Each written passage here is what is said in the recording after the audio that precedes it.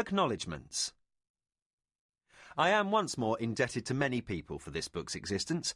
My deep thanks to the Friday Nighters, April and Stephen Abrams, Stephen Barrett, Anita and John Everson, Dave Guinasso, Conan Lamotte, Tim Lascelle, Ethan Munson, Bob Potter, Rich Sparl, Alan Springer, and Laurie and Jeff Felton, for too many reasons to list. Susan Avery, David Bryn, Kathy Buford and Janny Wirtz for giving me their thoughts on a work in progress. My friends at Granada, especially Nick Austin.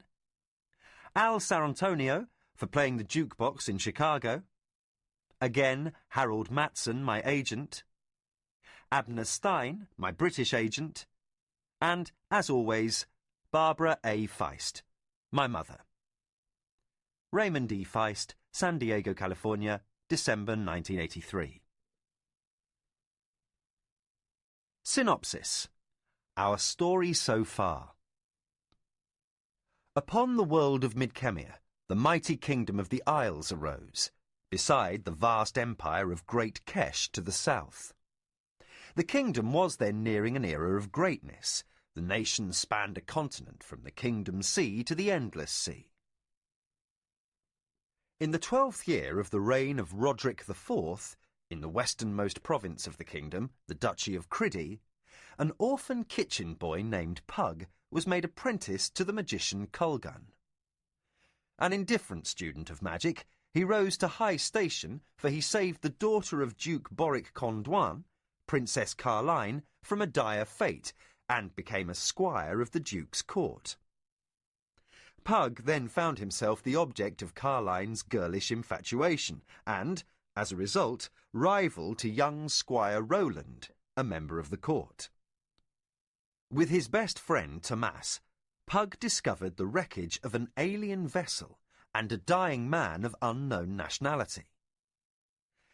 The Duke's priest, Father Tully, used his magic to learn that the dying man was from another world, Kelewan, dominated by a mighty empire of warriors, the Tsurani.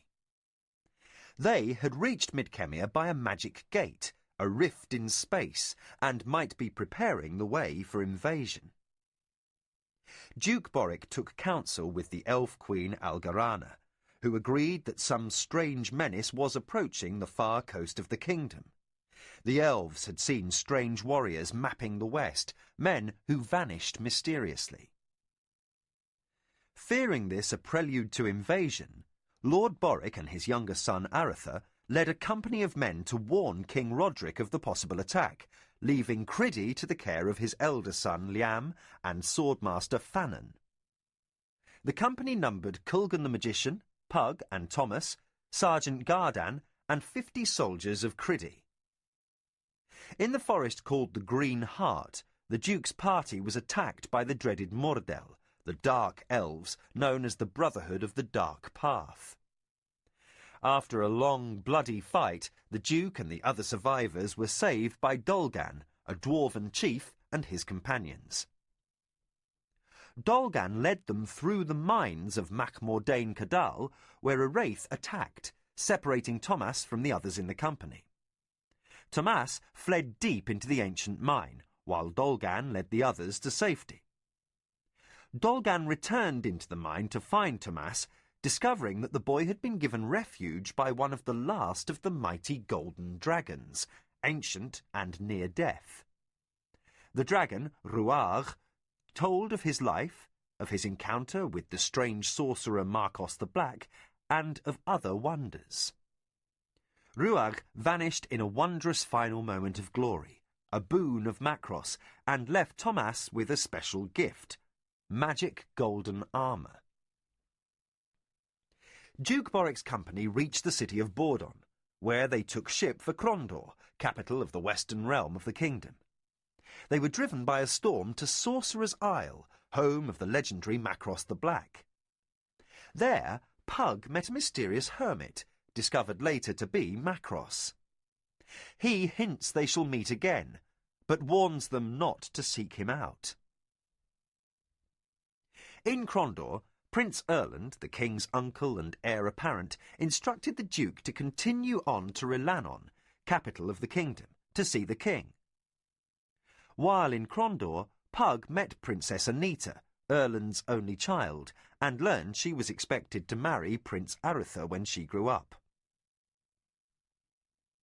In Rilanon, Duke Boric discovered the king to be a man of vision, also a man of doubtful sanity, given to outbursts of temper and rambling discourse. Duke Caldric of Rilanon, Boric's uncle by marriage, warned that the burden of repelling the Surani, should they come, would fall to the western lords. The king distrusted the Prince of Crondor, dreaming of plots against the crown, and was even leery of Boric, who followed after Erland in the succession. He refused to allow the armies of the East to leave the Eastern realm.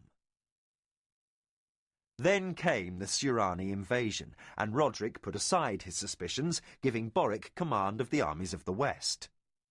Boric and his companions rushed westward as the Rift War began. During the early part of the war, a raid into Surani-held territory was mounted, and Pug was captured. Tomas was with Dolgan's force of dwarves among the first to resist the invaders. Something alien had manifested itself in Tomas's armour, and while wearing it, he became a warrior of awesome power. Haunted by strange visions, he was slowly changing in appearance. In a frantic battle in the dwarven mines, the Surani forced Tomas and Dolgan's company to flee into the forests. Having no safe haven, the dwarves struck out for Elvendar, home of the elves, seeking to ally themselves with the elves. Reaching the court of the elf queen, they were made welcome. Something in Tomas's appearance caused the old elven spellweavers to be fearful, though they would not speak of it.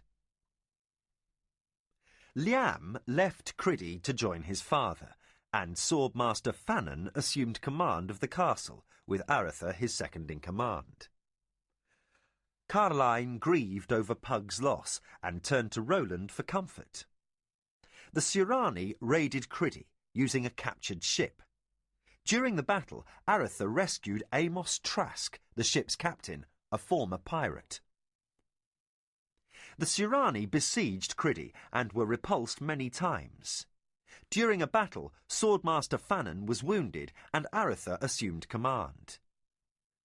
After a terrible underground battle between Arutha's men and Surani sappers, Arutha ordered the garrison surrounding Criddy to coordinate for a final battle against the Surani. But before that battle could commence, the Surani commander, Kasumi of the Shinzawai, received orders to return home with his command. 4 years passed, and Pug was working as a slave in a swamp camp on Kelawan, the Surani homeworld, with a newcomer, Laurie of Tir Sog, a minstrel. After trouble with the camp overseer, they were taken by Hukanu, the younger son of the Shinzawai, to his father's estate. They were ordered to train Kasumi in every aspect of kingdom, culture and language. There, Pug also met a slave girl, Katala, with whom he fell in love. The brother of the lord of the Shinzawai, Kamatsu, was one of the Great Ones, magicians of power, beings who were a law unto themselves.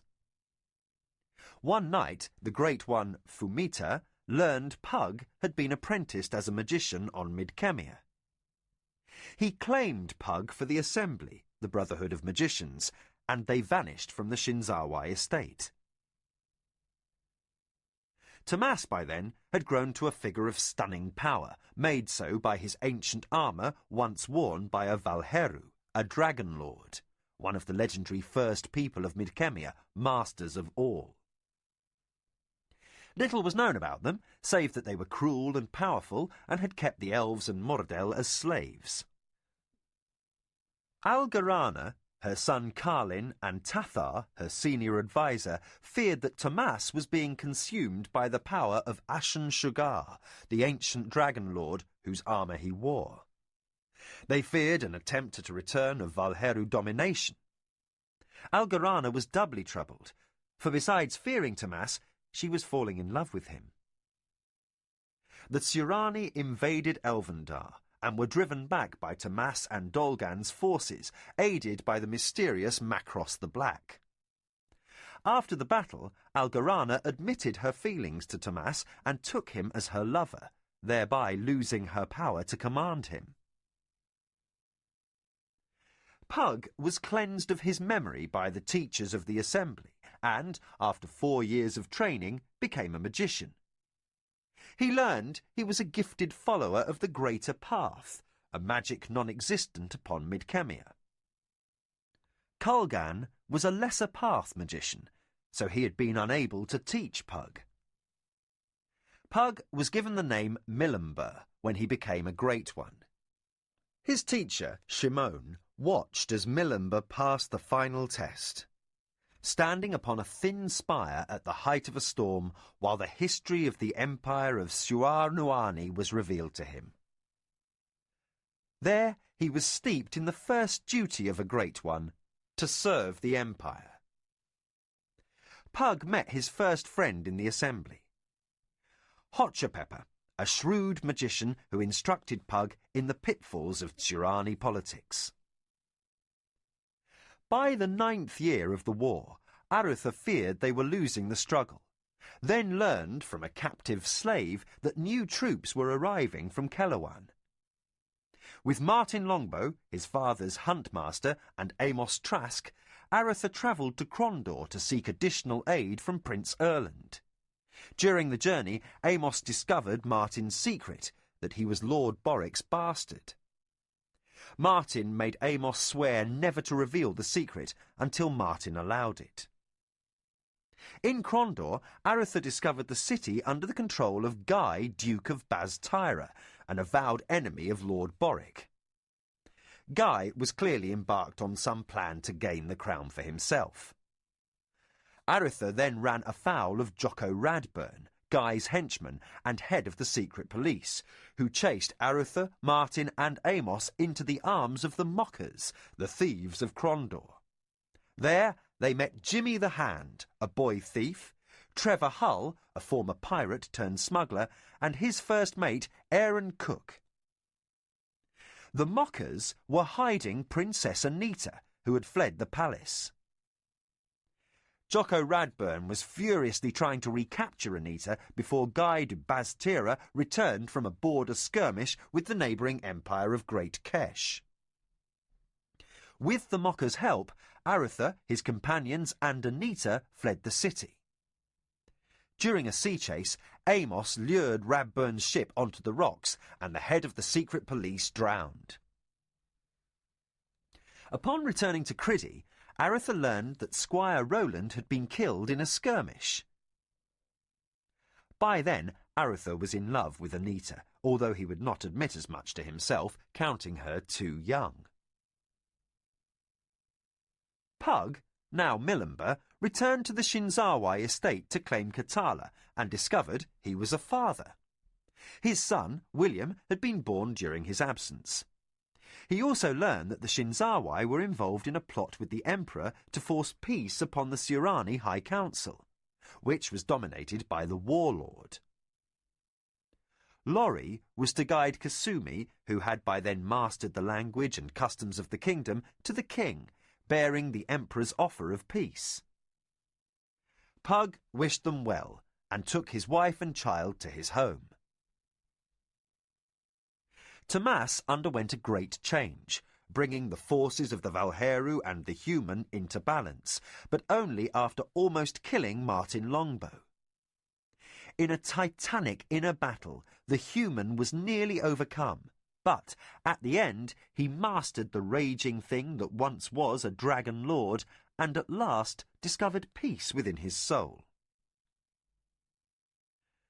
Kasumi and Lori came through the rift and made their way to Rilannon, where they discovered that the king had become thoroughly mad. He accused them of being spies, and they fled with the aid of Duke Caldric. The Duke advised them to seek out Lord Boric, for it seemed civil war would surely come. Reaching Boric's camp, Lorry and Kasumi met Liam, who informed them Boric was close to death from a wound. Milimber, as Pug was known, attended the Imperial Games, given by the warlord to commemorate his smashing victory over Lord Boric. Milimber became enraged at the wanton cruelty, especially the treatment of Midkemian prisoners.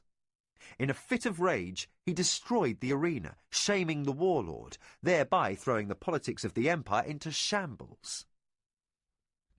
Milimber then fled with Katala and William back to Midkemia, a Surani great one no longer, but once again Pug of Criddy.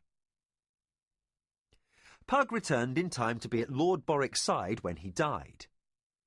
The Duke's last act was to legitimise Martin. The king then arrived, angered by his commander's inability to end the long war. He led a mad charge against the Surani and, against all odds, broke their front, driving them back into the valley where they held their rift machine, their means of travel between the worlds. The king was mortally wounded and, in a rare, lucid moment, named Liam, the eldest Condoin male, his heir. Liam sent word to the Surani he would accept the peace offer Roderick had spurned, and the date for the truce talks was set. Macross then went to Elvendar, warning Tomas to expect deception at the peace meeting. Tomas agreed to bring his warriors, as would the dwarves. At the peace meeting, Macross created an illusion, bringing chaos and battle where peace was the intent. Macross arrived, and he and Pug destroyed the rift, stranding 4,000 Surani under Kasumi's command on Midkemia. He surrendered them to Liam, who granted them freedom if they swore fealty. All returned to Rilannan for Liam's coronation, save Arutha, Pug and Kulgan, who visited Macross's isle. There, they discovered Gathis, a goblin-like servant of the sorcerer who gave them a message. Macross, it appeared, had died in the destruction of the rift. He left his vast library to Pug and Kulgan, who planned to start an academy for magicians. He explained his treachery by saying that a being known only as the Enemy, a vast and terrible power known to the Surani in ancient times, could find Midkemia by means of the rift. That was why he had forced a situation where the rift had to be destroyed. Arutha, Pug and Kulgan went on to Rilannan, where Arutha discovered the truth about Martin. Since he was the eldest of Boric's sons, Martin's birth clouded Liam's inheritance. But the former huntmaster renounced any claim to the throne, and Liam became king. Arutha was made Prince of Krondor, as Anita's father had died. Guy du Baz-Tira was in hiding, and in his absence was banished as a traitor. Lorry made the acquaintance of Princess Carline, who seemed to return his interest. Liam, Martin, who became Duke of Criddy, and Arutha left for a tour of the Eastern Realm, while Pug and his family, along with Kulgan, travelled to the island of Stardog to begin the construction of the Academy. For nearly a year, peace reigned in the kingdom. Book 3. Arutha and Jimmy. Their rising all at once was as the sound of thunder heard remote. Milton, Paradise Lost, Book 2, 1, 476.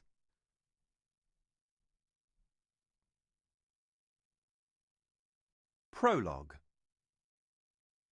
Twilight. The sun dropped behind the peaks. The last rays of warmth touched the earth, and only the rosy afterglow of the day remained. From the east, indigo darkness approached rapidly. The wind cut through the hills like a sharp-edged blade, as if spring were only a faintly remembered dream. Winter's ice still clung to shadow-protected pockets, ice that cracked loudly under the heels of heavy boots. Out of the evening's darkness, 3 figures entered the firelight. The old witch looked up, her dark eyes widening slightly at the sight of the three. She knew the figure on the left, the broad, mute warrior with the shaved head and single long scalp lock. He had come once before, seeking magic signs for strange rites. Though he was a powerful chieftain, she had sent him away, for his nature was evil, and, while issues of good and evil seldom held any significance for the witch, there were limits even for her. Besides, she had little love for any Mordell, especially one who had cut out his own tongue as a sign of devotion to dark powers. The mute warrior regarded her with blue eyes, unusual for one of his race. He was broader of shoulder than most, even for one of the mountain clans, who tended to be more powerful of arm and shoulder than their forest-dwelling cousins. The mute wore golden circle rings in his large, unswept ears, painful to affix as the Mordell had no lobes. Upon each cheek were 3 scars, mystic symbols whose meaning was not lost upon the witch. The mute made a sign to his companions, and the one to the far right seemed to nod. It was difficult to judge, for he was clothed in an all-concealing robe, with a deep hood revealing no features. Both hands were hidden in voluminous sleeves that were kept together. As if speaking from a great distance, the cloaked figure said, "We seek a reading of signs." His voice was sibilant, almost a hiss, and there was a note of something alien in it. One hand appeared, and the witch pulled away, for it was misshapen and scaled, as if the owner possessed talons covered with snakeskin. She then knew the creature for what it was, a priest of the Pantathian serpent people. Compared to the serpent people, the Mordell were held in high regard by the witch. She turned her attention from the end figures and studied the one in the centre. He stood a full head taller than the mute and was even more impressive in bulk. He slowly removed a bearskin robe, the bear's skull providing a helm for his own head, and cast it aside. The old witch gasped, for he was the most striking Mordell she had seen in her long life. He wore the heavy trousers, jerkin, and knee-high boots of the hill clans, and his chest was bare. His powerfully muscled body gleamed in the firelight, and he leaned forward to study the witch. His face was almost frightening in its near-perfect beauty. But what had caused her to gasp, more than his awesome appearance, was the sign upon his chest. "Do you know me?" he asked the witch. She nodded. "I know who you appear to be." He leaned even farther forward, until his face was lit from below by the fire, revealing something in his nature. "I am who I appear to be," he whispered with a smile. She felt fear, for behind his handsome features, behind the benign smile, she saw the visage of evil, evil so pure it defied endurance. "We seek a reading of signs," he repeated, his voice the sound of ice-clear madness. She chuckled. "Even one so mighty has limits." The handsome Mordell's smile slowly vanished. "One may not foretell one's own future."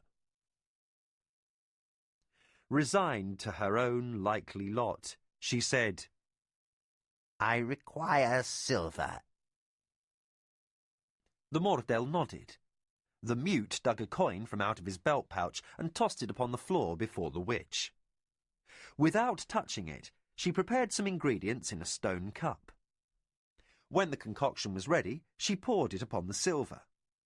A hissing came, both from the coin and from the serpent man. A green-scaled claw began to make signs, and the witch snapped, "None of that nonsense, snake! Your hotland magic will only cant my reading." The serpent man was restrained by a gentle touch and smile from the centre figure, who nodded at the witch. In croaking tones, her throat dry with fear, the witch said, "Say you then truly, what would you know?" She studied the hissing silver coin, covered now in bubbling green slime. Is it time? Shall I do now that which was ordained? A bright green flame sprang from the coin and danced. The witch followed its movement closely, her eyes seeing something within the flame none but she could divine. After a while she said, "The bloodstones form the cross of fire. That which you are, you are. That which you are born to do, do." The last word was a half gasp. Something in the witch's expression was unexpected, for the Mordell said, What else, crone? "You stand not unopposed, for there is one who is your bane. You stand not alone, for behind you I do not understand." Her voice was faint, weak. What? The Mordell showed no smile this time. Something vast, something distant, something evil." The Mordell paused to consider, turning to the serpent man. He spoke softly yet commandingly. Go then, Kathos. Employ your arcane skills, and discover where this seat of weakness lies. Give a name to our enemy. Find him. The serpent man bowed awkwardly and shambled out of the cave. The Mordell turned to his mute companion and said, Raise the standards, my general, and gather the loyal clans upon the plains of Isbandia, beneath the towers of Sargoth. Raise highest that standard I have chosen for my own, and let all know we begin that which was ordained. You shall be my battle master, Murad, and all shall know you stand highest among my servants. Glory and greatness now await. Then, when the mad snake has identified our quarry, lead forth the Black Slayers. Let those whose souls are mine serve us by seeking out our enemy. Find him! Destroy him! Go! The mute nodded once and left the cave. The Mordell, with the sign on his chest, faced the witch. Then, human refuse, do you know what dark powers move? "I, messenger of destruction, I know. By the Dark Lady, I know." He laughed, a cold, humourless sound. I wear the sign, he said, pointing to the purple birthmark upon his chest, which seemed to glow angrily in the firelight. It was clear that this was no simple disfigurement, but some sort of magic talisman, for it formed a perfect silhouette of a dragon in flight. He raised his finger, pointing upwards. I have the power. He made a circular motion with his upraised finger.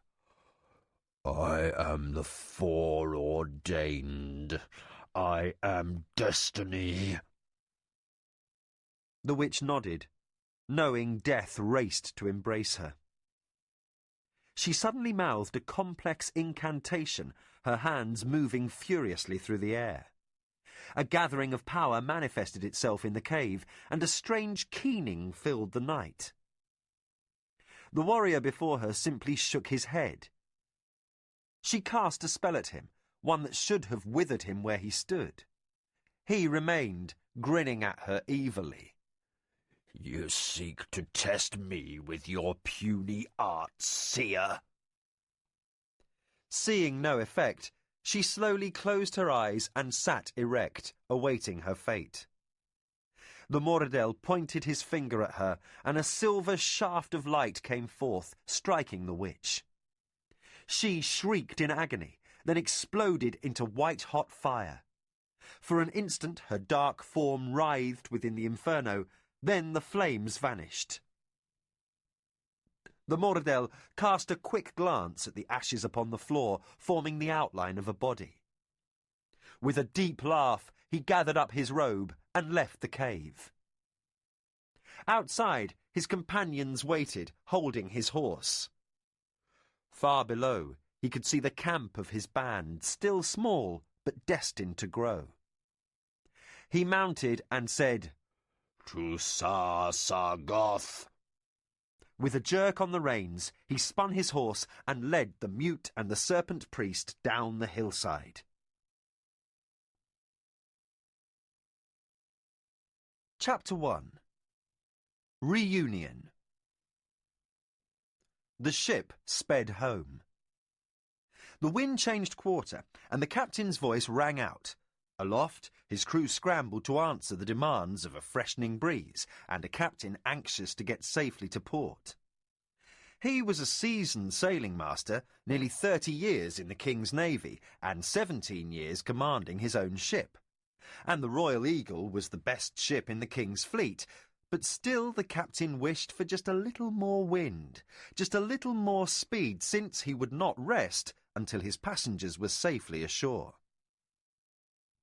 Standing upon the foredeck were the reason for the captain's concern. 3 tall men. 2, one blonde and one dark, were standing at the rail sharing a joke, for they both laughed. Each stood a full 4 inches over 6 feet, and each carried himself with the sure step of a fighting man or hunter.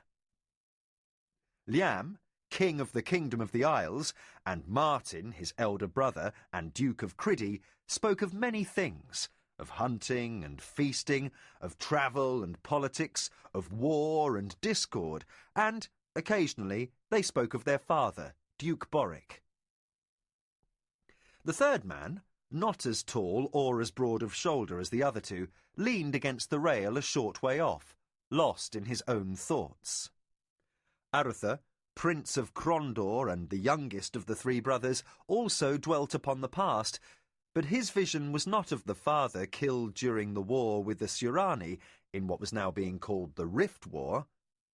Instead, he watched the bow wake of the ship as it sliced through emerald green waters, and in that green he saw 2 sparkling green eyes. The captain cast a glance aloft, then ordered the sails trimmed. Again he took note of the 3 men upon the foredeck, and again he gave a silent prayer to Killian, goddess of sailors, and wished Rilannon's tall spires were in sight. For those 3 were the 3 most powerful and important men in the kingdom, and the sailing master refused to think of the chaos that would befall the kingdom should any ill chance visit his ship. Arutha vaguely heard the captain's shouts and the replies of his mates and crew. He was fatigued by the events of the last year, so he paid little attention to what was occurring around him. He could keep his thoughts only upon one thing. He was returning to Rilannon and to Anita. Arutha smiled to himself. His life had seemed unremarkable for the first 18 years. Then the Surani invasion had come, and the world had been forever changed. He had come to be counted one of the finest commanders in the kingdom, had discovered an unsuspected eldest brother in Martin, and had seen 1,000 horrors and miracles. But the most miraculous thing that had happened to Arutha had been Anita. They had been parted after Liam's coronation. For nearly a year Liam had been displaying the royal banner to both eastern lords and neighbouring kings, and now they were returning home. Liam's voice cut through Arutha's reverie. "What see you in the waves sparkle, little brother?" Martin smiled as Arutha looked up, and the former huntmaster of Criddy, once called Martin Longbow, nodded towards his youngest brother. "I wager a year's taxes he sees a pair of green eyes and a pert smile in the waves." Liam said, "No wager, Martin. Since we departed Rilanon, I've had 3 messages from Anita on some matter or other of state business. All conspire to keep her in Rilanon while her mother returned to their estates a month after my coronation. Arutha, by rough estimate, has averaged better than 2 messages a week from her the entire time. One might draw a conclusion or 2 from that. I'd be more than anxious to return if I had someone of her mettle waiting for me," agreed Martin. Arutha was a private person, ill-humoured when it came to revealing deep feelings, and he was doubly sensitive to any question involving Anita. He was impossibly in love with the slender young woman, intoxicated with the way she moved, the way she sounded, the way she looked at him. And while these were possibly the only 2 men on all Mid-Kemia to whom he felt close enough to share his feelings, he had never, even as a boy, shown good grace when he felt he was the butt of a jest. As Arutha's expression darkened, Liam said, "Put away your black looks, little storm cloud. Not only am I your king, I'm still your older brother, and I can box your ears if the need arises." The use of the pet name their mother had given him, and the improbable image of the king boxing the ears of the Prince of Crondor, made Arutha smile slightly. He was silent a moment, then said, "I worry I misread her in this. Her letters, while warm, are formal and at times distant, and there are many young courtiers in your palace." Martin said, "From the moment we escaped from Crondor, your fate was sealed, Arutha. She's had you in her bowmark from the first, like a hunter drawing down on a deer. Even before we reached Criddy, when we were hiding out, she'd look at you in a certain way. No, she's waiting for you, have no doubt." "Besides," added Liam, "you've told her how you feel." "Well, not in so many words, but I have stated my fondest affection." Liam and Martin exchanged glances. "Arutha," said Liam, "you write with all the passion of a scribe doing year-end tax tallies." All 3 laughed. The months of travel had allowed a redefinition of their relationship. Martin had been both tutor and friend to the other 2 as boys, teaching hunting and woodcraft. But he had also been a commoner, though as huntmaster he stood as a highly placed member of Duke Boric's staff. With the revelation that he was their father's bastard, an elder half-brother, all 3 had passed through a time of adjustment. Since then, they had endured the false camaraderie of those seeking advantage, the hollow promises of friendship and loyalty from those seeking gain, and, during this time, they had discovered something more. In the others, each had found 2 men who could be trusted, who could be confided in, who understood what this sudden rise to preeminence meant, and who shared the pressures of newly inflicted responsibilities. In the other 2, each had found friends. Arutha shook his head, laughing at himself. "I guess I have known from the first as well, though I had doubts. She's so young." Liam said, "About our mother's age when she wed father, you mean?" Arutha fixed Liam with a sceptical look. "Do you have an answer for everything?" Martin clapped Liam on the back. "Of course," he said. Then softly he added, "That's why he's the king." As Liam turned a mock frown upon Martin, the eldest brother continued, "So, When we return, ask her to wed, dear brother. Then we can wake old Father Tully from before his fireplace, and we can all be off to Crondor and have a merry wedding. And I can stop all this bloody travel and return to Criddy." A voice from above cried out, "Land ho!" "Where away?" shouted the captain. "Dead ahead!" Gazing into the distance, Martin's practised hunter's eye was the first to perceive the distant shores. Quietly, he placed his hands upon his brother's shoulders. After a time, all three could see the distant outline of tall towers against an azure sky. Softly, Arutha said, "Rilanon." The sounds of the light tapping of footfalls and the rustles of a full skirt held above hurrying feet accompanied the sight of a slender figure marching purposefully down a long hallway. The lovely features of the lady rightly acknowledged the reigning beauty of the court were set in an expression of less than pleasant aspect. The guards posted along the hall stood face front, but eyes followed her passage. More than one guard considered the likely target of the lady's well-known temper and smiled inwardly. The singer was in for a rude awakening, literally. In a most unladylike fashion, Princess Carline, sister to the king, swept past a startled servant who tried to jump aside and bow to her at the same time, a feat that landed him on his backside as Carline vanished into the guest wing of the palace. Coming to a door, she paused. Patting her loose dark hair into place, she raised her hand to knock, then halted. Her blue eyes narrowed as she became irritated by the thought of waiting for the door to open.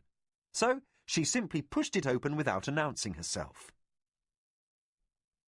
The chamber was dark, as the night curtains were still drawn. The large bed was occupied by a large lump beneath the blankets that groaned as Carline slammed the door behind her. Picking her way across the clothing-strewn floor, she yanked aside the curtains, admitting the brilliant mid-morning light. Another groan emitted from the lump as a head with two red-rimmed eyes peeked out over the bed-covers. "Carline," came the dry croak. "Are you trying to wither me to death?" Coming to stand over the bed, she snapped, "If you hadn't been carousing all night and had been to breakfast as expected, you might have heard that my brother's ship has been sighted. They'll be at the dock within 2 hours." Lorry of Tir Sog, troubadour, traveller, former hero of the Rift War, and lately court minstrel and constant companion to the princess, sat up, rubbing at tired eyes. "I was not carousing. The Earl of Dolph insisted on hearing every song in my repertoire. I sang until nearly dawn." He blinked and smiled up at Carline. Scratching at his neatly trimmed blonde beard, he said, "The man has inexhaustible endurance, but also excellent taste in music." Carline sat on the edge of the bed, leaned over and kissed him briefly. She deftly disengaged herself from arms that sought to entangle her. Holding him at bay with her hand upon his chest, she said, "Listen, you amorous nightingale. Liam, Martin and Arutha will be here soon, and the minute Liam holds court and gets all the formalities done with, I'm talking to him about our marriage." Laurie looked around as if seeking a corner in which to disappear. Over the last year, their relationship had developed in depth and passion, but Laurie had a near reflexive avoidance of the topic of marriage. "Now, Carline," he began. "Now, Carline, Indeed," she interrupted with a jab of her finger into his bare chest. "You buffoon! I've had Eastern princes, sons of half the dukes in the kingdom, and who knows how many others, simply begging for permission to pay court to me. And I have always ignored them. And for what? So some witless musician can trifle with my affections? Well, we shall have an accounting." Laurie grinned, pushing his tousled blonde hair back. He sat up, and before she could move, kissed her deeply. When he pulled away, he said, "Carline, love of my being, please, we've covered this ground." Her eyes, which had been half closed during the kiss, instantly widened. "Oh, we've covered this ground before," she said, infuriated. "We will be married, that is final." She stood up to avoid his embrace again. "It has become the scandal of the court. The princess and her minstrel lover. It's not even an original tale. I'm becoming a laughingstock. Damn it all, Laurie, I'm nearly 26. Most women my age are 8, 9 years married. Would you have me die a spinster?" "Never that, my love," he answered, still amused. Besides the fact of her beauty and the slim chance of anyone's calling her an old maid, she was 10 years his junior, and he regarded her as young, a perception constantly furthered by her outbursts of childish temper. He sat up, fully, and spread his hands in a gesture of helplessness as he stifled his mirth. "I am what I am, darling, no more or less. I've been here longer than I've been anywhere when I was a free man. I'll admit, though, this is a far more pleasant captivity than the last." He was speaking of the years he had been a slave on Kelowan, the Surani homeworld. "But you'll never know when I'll want to roam once more." He could see her temper rising as he spoke, and was forced to admit to himself that he was often what brought out the worst in her nature. He rapidly changed tack. "Besides, I don't know if I'd make a good... whatever the husband of the king's sister is called." "Well, you'd better get used to it. Now get up and get dressed." Laurie grabbed the trousers she tossed to him and quickly put them on. When he was finished dressing, he stood before her and put his arms around her waist. "Since the day we met, I have been your adoring subject, Carline. I have never loved, nor will I love anyone as I love you. But I know I have had months of the same excuses." She jabbed him in the chest again. "You've always been a traveller," she mocked. "You've always been free.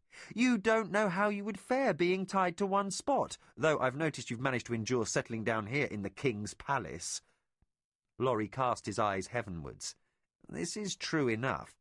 Well, lover mine, those excuses may serve you as you bid farewell to some poor tavern-keeper's daughter, but they'll do you little good here. We shall see what Liam thinks of all this. I should imagine there's some old law or other in the archives dealing with commoners becoming involved with nobles." Laurie chuckled. "There is. My father's entitled to a golden sovereign, a pair of mules, and a farm for your having taken advantage of me." Suddenly Carline giggled, tried to smother it, then laughed aloud. "You bastard!" Tightly hugging him, she rested her head upon his shoulder and sighed.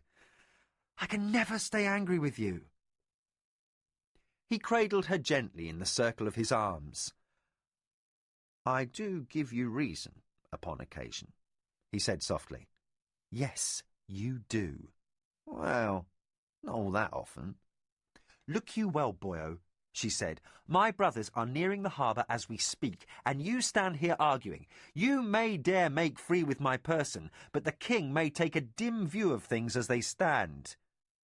"So I have feared," Laurie said, with obvious concern in his voice. Suddenly, Carline's mood softened. Her expression changed to one of reassurance. "Liam will do whatever I ask. He's never been able to say no to anything I've truly wished for since I was tiny. This is not Criddy. He knows things are different here, and that I'm no longer a child. So I've noticed. Rogue. Look, Laurie. You're no simple farmer or cobbler. You speak more languages than any educated noble I've known. You read and write. You've travelled widely, even to the Surani world. You have wits and talents. You're much more able to govern than many who were born to it. Besides, if I can have an older brother who was a hunter before becoming a duke, why not a husband who was a singer? Your logic is impeccable. I simply don't have a good answer. I love you without stint. But the rest, your problem is, you have the ability to govern, but you just don't want the responsibility. You're lazy. He laughed. That's why my father tossed me out of the house when I was 13, said I'd never make a decent farmer. She pushed away from him gently, her voice taking on a serious note. Things change, Laurie. I've given this much consideration. I thought I was in love before, twice, but you're the only man who could get me to forget who I am and act this shamelessly. When I'm with you, nothing makes sense, but that's all right, because then I don't care if the way I feel makes sense. But now I must care. You'd better make a choice, and make it soon. I'll bet my jewels Arutha and Anita will announce they are betrothed before my brothers are in the palace a day, which means we'll all be off to Krondor for their wedding. When they are wed, I'll return here with Liam. It will be up to you to decide if you'll be coming back with us, Laurie. She locked gazes with him. I have had a wonderful time with you. I have feelings I couldn't imagine possible when I dreamed my girl's dreams of Pug and then Roland. But you must get ready to choose. You are my first lover and will always be my dearest love, but when I return here, you will either be my husband or a memory. Before he could answer, she walked to the door. In all ways I love you, Rogue, but time is short, she paused. Now come along and help me greet the king. He came to her side and opened the door for her. They hurried to where carriages were waiting to take the reception committee to the docks. Laurie of Tir Sog, troubadour, traveller and hero of the Riftwar, was acutely aware of the presence of this woman at his side and wondered how it would feel to be denied that presence for good and all. He felt decidedly unhappy at the prospect. Rhiannon, capital of the Kingdom of the Isles, waited to welcome home her king. The buildings were bedecked in festive bunting and hothouse flowers. Brave pennants flew from the rooftops, and bold banners of every colour were strung between the buildings over the streets the king would travel. Called Jewel of the Kingdom, Rhiannon rested upon the slopes of many hills, a marvellous place of graceful spires, airy arches and delicate spans. The late king, Roderick, had embarked upon a restoration of the city, adding lovely marble and quartz stone facing to most of the buildings before the palace, rendering the city a sparkling wonderland in the afternoon sunlight. The Royal Eagle approached the King's Dock, where the welcoming party awaited. In the distance, upon those buildings and hillside streets affording a clear view of the dock, throngs of citizens were cheering the return of their young king. For many years, Rhiannon had abided under the black cloud of King Roderick's madness, and though Liam was still a stranger to most of the city's populace, he was adored, for he was young and handsome, his bravery in the Riftwar was widely known, and his generosity had been great. He had lowered taxes. With a master's ease, the harbour pilot guided the king's ship into its appointed place. It was quickly made secure, and the gangway run out. Arutha watched as Liam was the first to descend.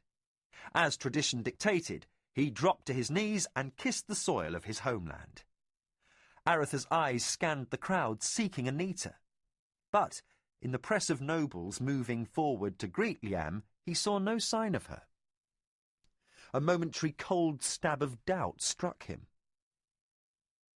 Martin nudged Arutha, who, protocol dictated, was expected to be the second to disembark. Arutha hurried down the gangway with Martin a step behind. Arutha's attention was caught by the sight of his sister, leaving the side of the singer Laurie to rush forward and fiercely hug Liam. While others in the reception committee were not as free with ritual as Carline, there was a spontaneous cheer from the courtiers and guards awaiting the king's pleasure. Then Arutha had Carline's arms about his neck as she bestowed a kiss and hug on him. "Oh, I've missed your sour looks," she said happily. Arutha had been wearing the dour expression he exhibited when lost in thought. He said, "What sour looks?" Carline looked up into Arutha's eyes and with an innocent smile said, "You look as if you'd swallowed something and it moved." Martin laughed aloud at that. Then Carline was hugging him in turn. He stiffened at first, for he was still less comfortable with a sister than with two brothers. Then he relaxed and hugged her back. Carline said, "I've grown bored without you three around." Seeing Laurie a short distance off, Martin shook his head. "Oh, not too bored, it seems." Carline playfully said, "There's no law that says only men can indulge themselves. Besides, he's the best man I've met who's not my brother." Martin could only smile at that, while Arutha continued looking for Anita. Lord Caldric, Duke of Rilannon, first adviser to the king and Liam's great-uncle, smiled broadly as the king's huge hand engulfed his own in a vigorous shake. Liam nearly had to shout over the cheers from those nearby. "Uncle, how stands our kingdom?" "Well, my king, now that you've returned." As Arutha's expression grew more distressful, Carline said, "Put away that long face, Arutha. She's in the eastern garden waiting for you." Arutha kissed Carline's cheek, hurried away from her and a laughing Martin, and, as he dashed past Liam, shouted, "With your Majesty's permission!" Liam's expression ran quickly from surprise to mirth, while Caldric and the other courtiers were amazed at the Prince of Crondor's behaviour. Liam leaned close to Caldric and said, "Anita." Caldric's old face beamed with a sunny smile as he chuckled in understanding. "Then you'll soon be off again, this time for Crondor and your brother's wedding?" "We'd sooner hold it here, but tradition dictates the prince weds in his own city, and we must bow before tradition. But that won't be for a few weeks yet. These things take time, and we have a kingdom to govern in the meantime, though it seems you've done well enough in our absence." "Perhaps, your Majesty, but now that there is a king again in Rilannon, many matters held in abeyance this last year will be unloosed for your consideration. Those petitions and other documents forwarded to you during your travels were but a 10th part of what you will see." Liam gave a mock groan. "We think we shall have the captain put to sea again at once." Caldric smiled. "Come, Majesty. Your city wishes to see its king." The eastern garden was empty save for one figure. She moved quietly between well-tended plants and flowers, not quite ready to send forth blooms. A few hardy varieties were already beginning to take on the bright green of spring, and many of the bordering hedges were evergreen, but the garden still seemed more the barren symbol of winter than the fresh promise of spring, which would manifest itself within a few weeks. Anita looked across the vista of Rilannon below. The palace sat atop a hill, once the site of a large keep that still served as its heart. 7 high-arched bridges spanned the river that surrounded the palace with the loops of its meandering course. The afternoon wind was chill, and Anita drew a shawl of fine silken material close about her shoulders. Anita smiled in remembrance.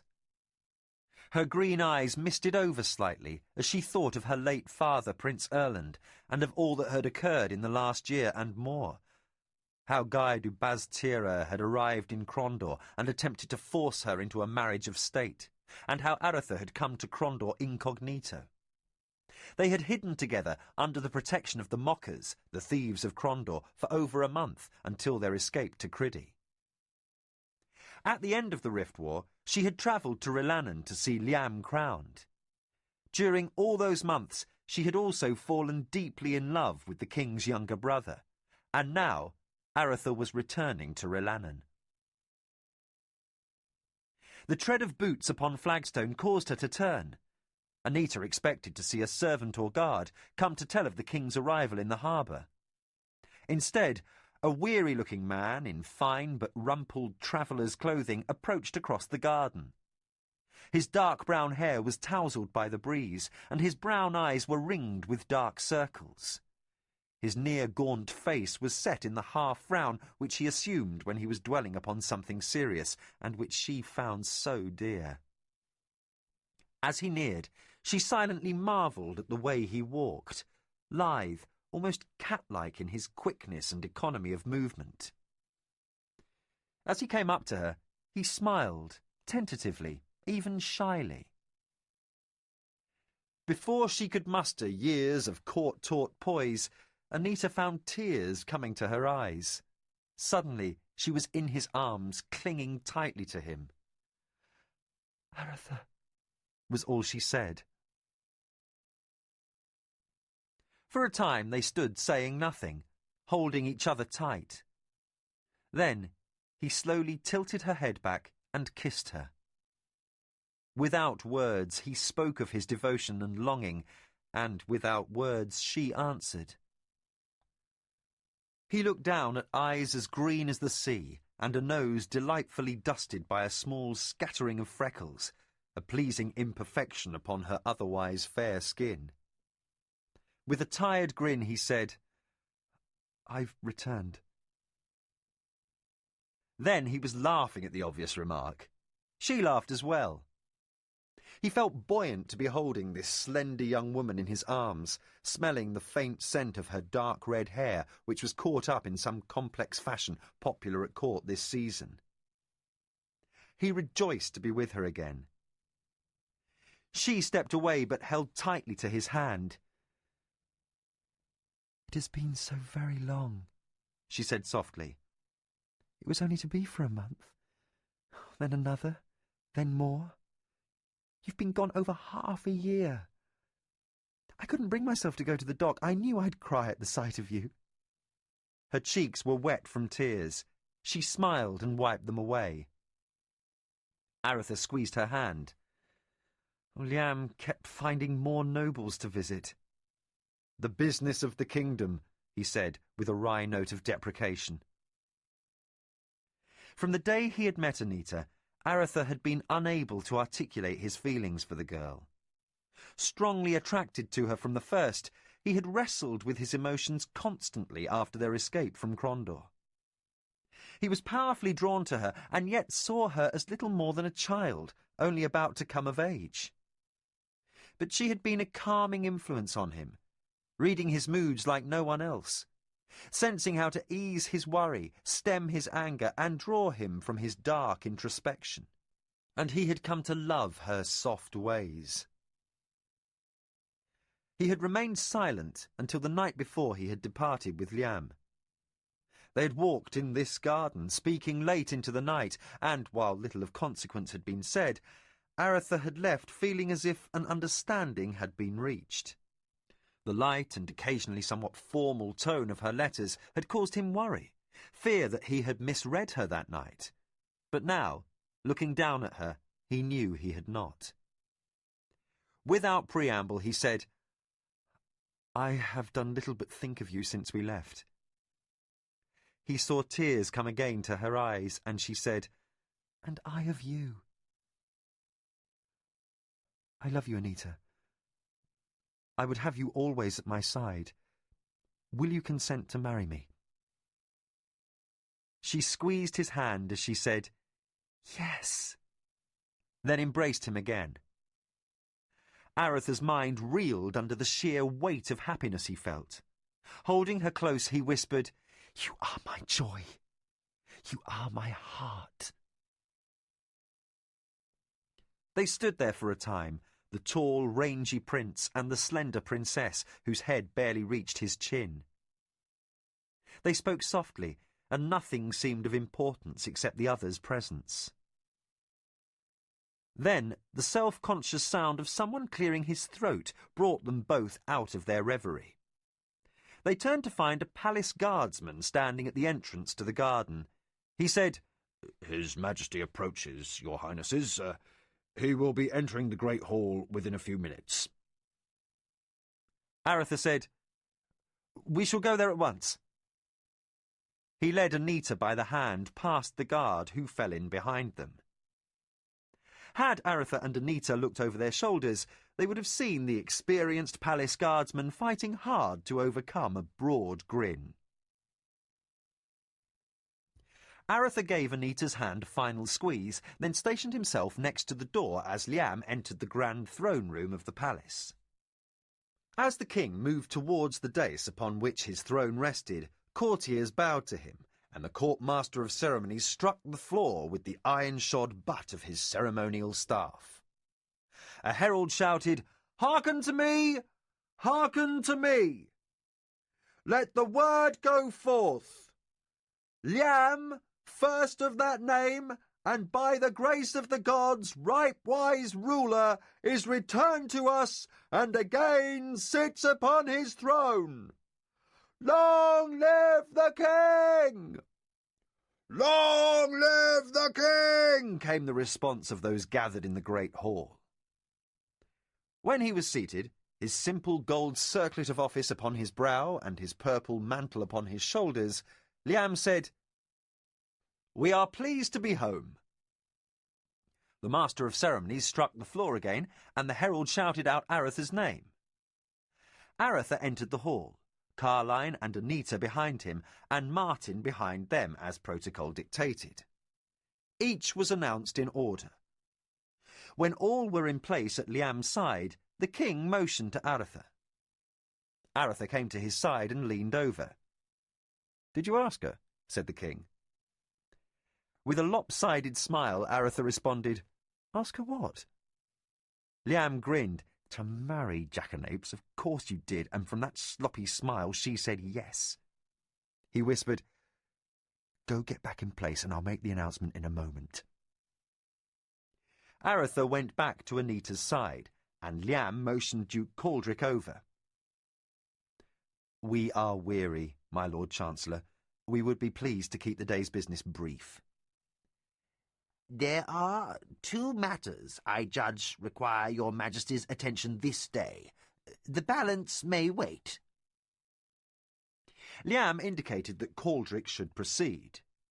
"First, from the border barons and Duke Vandross of Yarbon, we have reports of unusual goblin activity in the Western Realm." Arutha's attention was drawn from Anita at this. The Western Realm was his to govern. Liam looked over towards him, then Martin, indicating they should attend. Martin said, "What of Criddy, my lord?" Caldric said, "No word from the far coast, your grace. At this time, we have only reports from the area between High Castle to the east and the Lake of the Sky to the west. Steady sightings of goblin bands moving northward and occasional raids as they pass villages." "Northward?" Martin glanced at Arutha. Arutha said, "With your Majesty's permission." Liam nodded. "Martin, do you think the goblins moved to join the Brotherhood of the Dark Path?" Martin considered. "I would not dismiss such a possibility. The goblins have long served the Mordel, though I would have thought it more likely the Dark Brothers would be moving south, returning to their homes in the Grey Tower Mountains. The Dark Cousins to the Elves had been driven northward from the Grey Towers by the Surani invasion during the Rift War." Martin said to Caldric, "My lord, have there been reportings of the Dark Brotherhood?" Caldric shook his head. "There have been the usual sightings along the foothills of the Teeth of the World, Duke Martin, but nothing extraordinary. Lords Northwarden, Iron Pass, and High Castle send their usual reports. Nothing more regarding the Brotherhood." Liam said, "Arutha, we shall leave it to you and Martin to review these reports and determine what may be required in the west." He looked at Caldric. What else, my lord? A message from the Empress of Great Kesh, your majesty. And what has Kesh to say to Isles? The Empress has ordered her ambassador, one Abdur Rahman Memo Hazara Khan, to Isles for the purpose of discussing ending whatever contention may exist between Kesh and Isles. Liam said, "Well, that news pleases us, my lord. Overlong has the issue of the Vale of Dreams prevented our kingdom and Great Kesh from treating fairly with one another in other matters. It would prove doubly beneficial to our two nations if we could settle this matter for all time." Liam stood. "But send word that His Excellency will have to attend us in Krondor, for we have a wedding to celebrate. My lords and ladies of the court, it is with profound pleasure that we announce the forthcoming wedding of our brother Arutha to the Princess Anita." The king turned to Arutha and Anita, taking them each by the hand and presenting them to the assembled court, who applauded the announcement. From where she stood next to her brothers, Carline threw Laurie a dark frown and went to kiss Anita's cheek.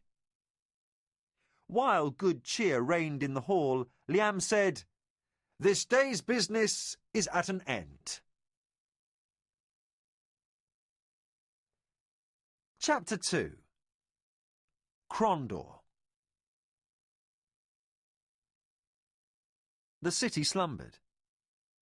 A mantle of heavy fog had rolled in off the bitter sea, enshrouding Krondor in dense whiteness. The capital of the western realm of the kingdom never rested, but normal night sounds were muffled by the nearly impenetrable haze cloaking the movements of those still travelling the streets. Everything seemed more subdued, less strident than usual, almost as if the city were at peace with itself. For one inhabitant of the city, the night's conditions were nearly ideal. The fog had turned every street into a narrow, dark passageway, each block of buildings into an isolated island. The unending gloom was punctuated slightly by street lamps at the corners, small way stations of warmth and brightness for passers-by before they once more plunged into the damp and murky night.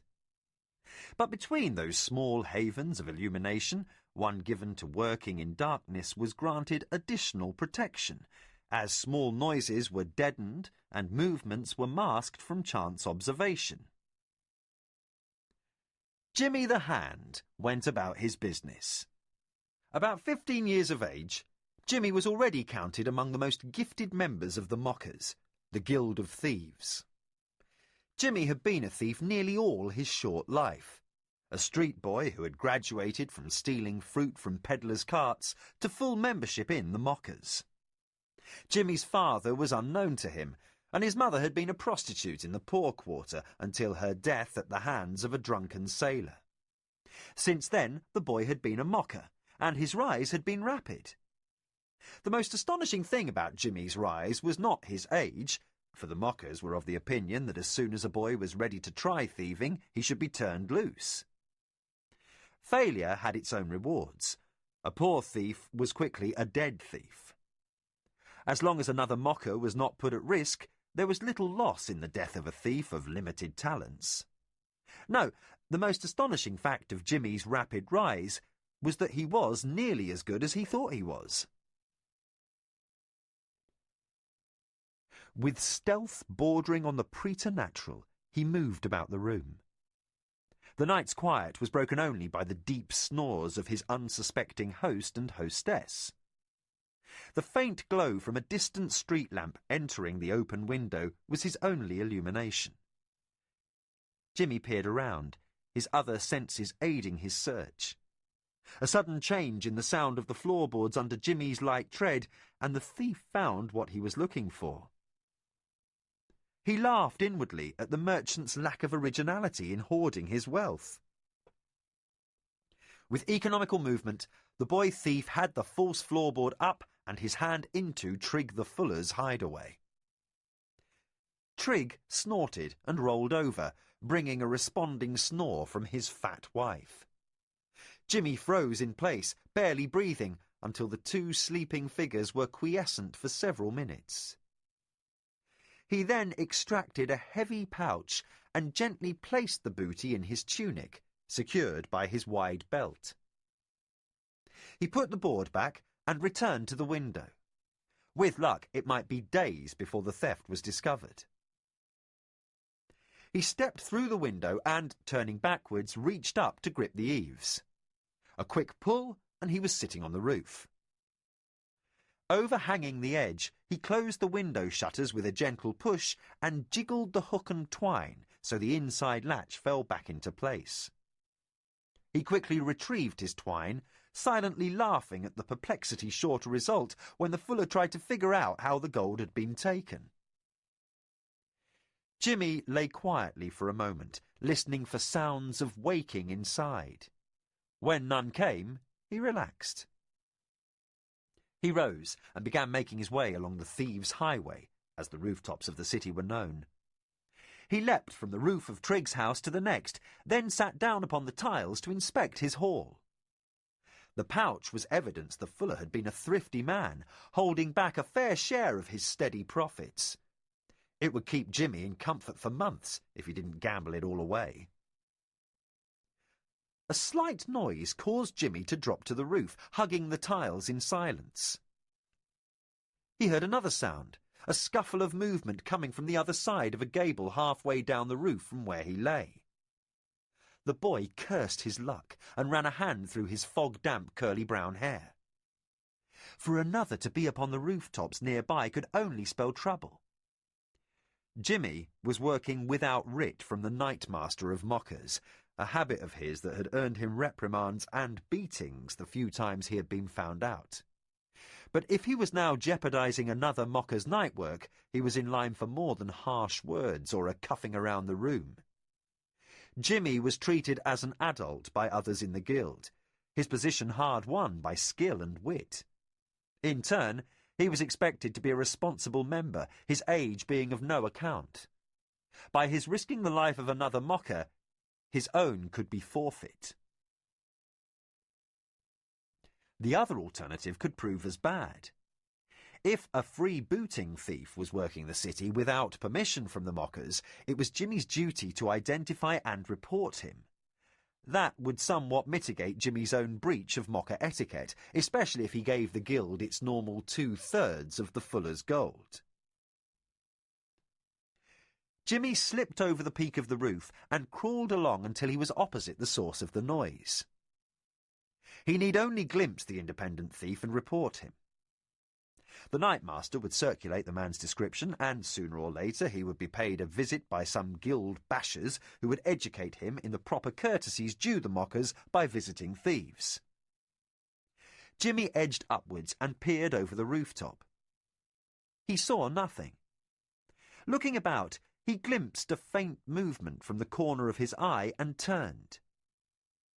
Again, he saw nothing. Jimmy the Hand settled down to wait. There was something here that provoked his sensitive curiosity. That acute curiosity was one of Jimmy's only weaknesses when it came to work. That and an occasional irritation with the need to divide his loot with the guild, which took a dim view of this reluctance. His upbringing by the Mockers had given him an appreciation of life, a scepticism bordering on cynicism, far beyond his years. He was uneducated, but canny. One thing he knew: sound does not issue from thin air, except when magic is in play. Jimmy settled down a moment to puzzle out what he didn't see before him. Either some invisible spirit was squirming about uncomfortably on the roof tiles, which, while possible, was highly unlikely, or something more corporeal was hidden deep within the shadows of the other side of the gable. Jimmy crawled along until he was opposite the gable and raised himself slightly to look over the peak of the roof. He peered into the darkness and when he heard another faint scuffling, was rewarded with a glimpse of movement. Someone was deep within the gloom, wearing a dark cloak. Jimmy could locate him only when he moved. Jimmy inched along below the peak to gain a better angle to watch until he was directly behind the figure. Again, he reared up. The lurker moved, adjusting his cloak around his shoulders. The hair on the back of Jimmy's neck stood up. The figure before him was dressed all in black and carried a heavy crossbow. This was no thief, but a nighthawk. Jimmy lay rock still. To stumble across a member of the Guild of Death at work was not likely to enhance one's prospects of old age. But there was a standing order among the mockers that any news of the Brotherhood of Assassins was to be reported at once, and the order had come down from the upright man himself, the highest authority in the mockers.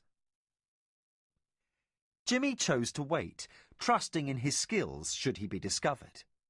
He might not possess the near-legendary attributes of a nighthawk, but he had the supreme confidence of a 15-year-old boy who had become the youngest master thief in the history of the mockers. If he was discovered, it would not be his first chase across the thieves' highway. Time passed, and Jimmy waited, with a discipline unusual for one his age. A thief who cannot remain still for hours, if needs be, does not remain a living thief long. Occasionally, Jimmy heard and glimpsed the assassin moving about.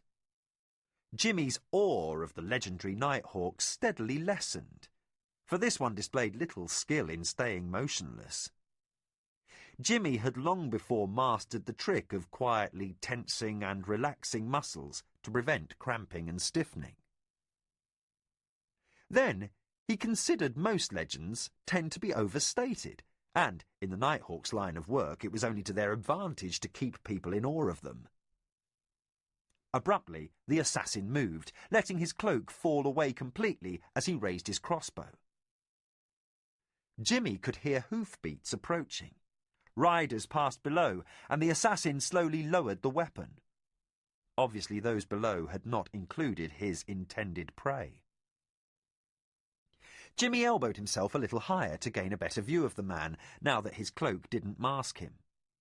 The assassin turned slightly, retrieving his cloak, exposing his face to Jimmy. The thief gathered his legs under him, ready to spring away should the need arise, and studied the man. Jimmy could make out little, except that the man had dark hair and was light-complexioned. Then, the assassin seemed to be looking directly at the boy. Jimmy's heart pounded loudly in his ears, and he wondered how the assassin could fail to hear such a racket. But the man turned back to his vigil, and Jimmy dropped silently below the roof peak. He breathed slowly, fighting back a sudden giddy urge to giggle. After it passed, he relaxed slightly and chanced another look. Again the assassin waited. Jimmy settled in. He wondered at the Nighthawk's weapon. The heavy crossbow was a poor choice for a marksman, being less accurate than any good bow. It would do for someone with little training, for it delivered a bolt with thundering force. A wound less than fatal from an arrow could kill, if from a bolt, because of the added shock of the blow. Jimmy had once seen a steel cuirass on display in a tavern. The metal breastplate had a hole in it the size of Jimmy's fist, punched through by a bolt from a heavy crossbow. It had been hung up not because of the size of the hole, which was usual for the weapon, but because the wearer had somehow survived. But the weapon had its disadvantages. Besides being inaccurate past a dozen yards, it had a short range. Jimmy craned his neck to watch the Nighthawk and felt a tick in his right arm. He shifted his weight slightly to his left. Suddenly, a tile gave way beneath his hand and, with a loud crack, it broke. It fell away, clattering over the roof to crash down on the cobbles below. To Jimmy, it was a thunder peal sounding his doom. Moving with inhuman speed, the assassin turned and fired. Jimmy's slipping saved his life, for he could not have dodged fast enough to avoid the bolt, but gravity had provided the necessary speed. He struck the roof and heard the quarrel pass over his head. For a brief instant, he imagined his head exploding like a ripe pumpkin and silently thanked Banath, patron god of thieves. Jimmy's reflexes saved him next, for rather than standing, he rolled to his right. Where he had lain a moment before, a sword came crashing down. Knowing he couldn't gain enough of a lead to outrun the assassin, Jimmy leapt up into a crouch, pulling his dirk from his right boot top in a single motion. He had little love for fighting, but he had realised early in his career that his life might depend upon his use of the blade. He had practised diligently whenever the opportunity had presented itself. Jimmy only wished his rooftop foray had not precluded his bringing along his rapier. The assassin turned to face the boy, and Jimmy saw him teeter for a brief instant. The Nighthawk might have quick reflexes, but he was not used to the precarious footing the rooftops offered. Jimmy grinned, as much to hide his fear as from any amusement at the assassin's unease. In a hissing whisper, the assassin said, "Pray to whatever gods brought you here, boy." Jimmy thought such a remark odd, considering it distracted only the speaker. The assassin lashed out, the blade slicing the air where Jimmy had been, and the boy thief was off. He dashed along the roof and leapt back to the building wherein lived Trigger the Fuller. A moment later, he could hear the assassin landing also. Jimmy ran nimbly until he was confronted by a yawning gap. In his hurry, he had forgotten there was a wide alley at this end of the building, and the next building was impossibly distant. He spun about. The assassin was slowly approaching, his sword point levelled at Jimmy. Jimmy was struck by a thought, and suddenly began a mad, stomping dance upon the roof. In a moment, the noise was answered by an angry voice from below. "Thief! I am undone!" Jimmy could picture Trig the Fuller leaning out of his window, rousing the city watch, and hoped the assassin had the same picture in mind. The racket below would surely have the building surrounded in short order.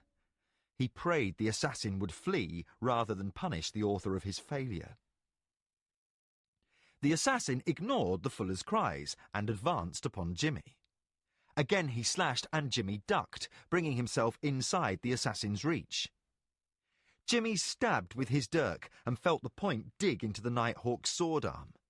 The assassin's blade went clattering to the street below. A howl of pain echoed through the night, silencing the Fuller's shouts. Jimmy heard the shutters slam closed and wondered what poor Trig must be thinking, hearing the shriek right over his head. The assassin dodged another thrust by Jimmy and pulled a dagger from his belt.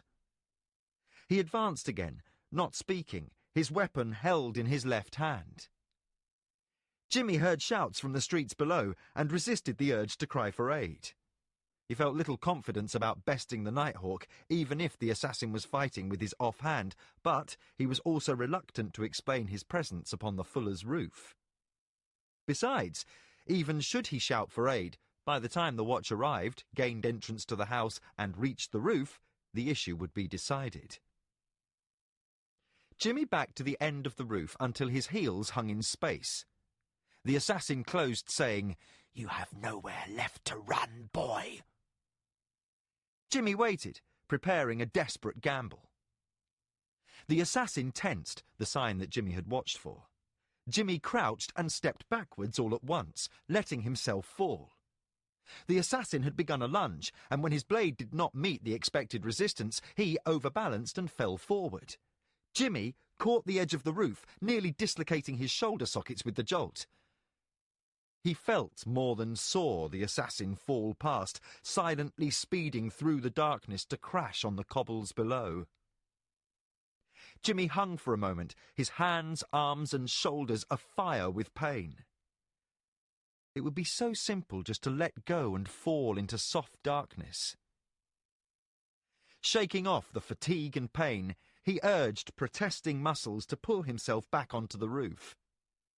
He lay gasping for a moment, then rolled over and looked down. The assassin lay still on the cobbles, his crooked neck offering clear evidence he was no longer alive.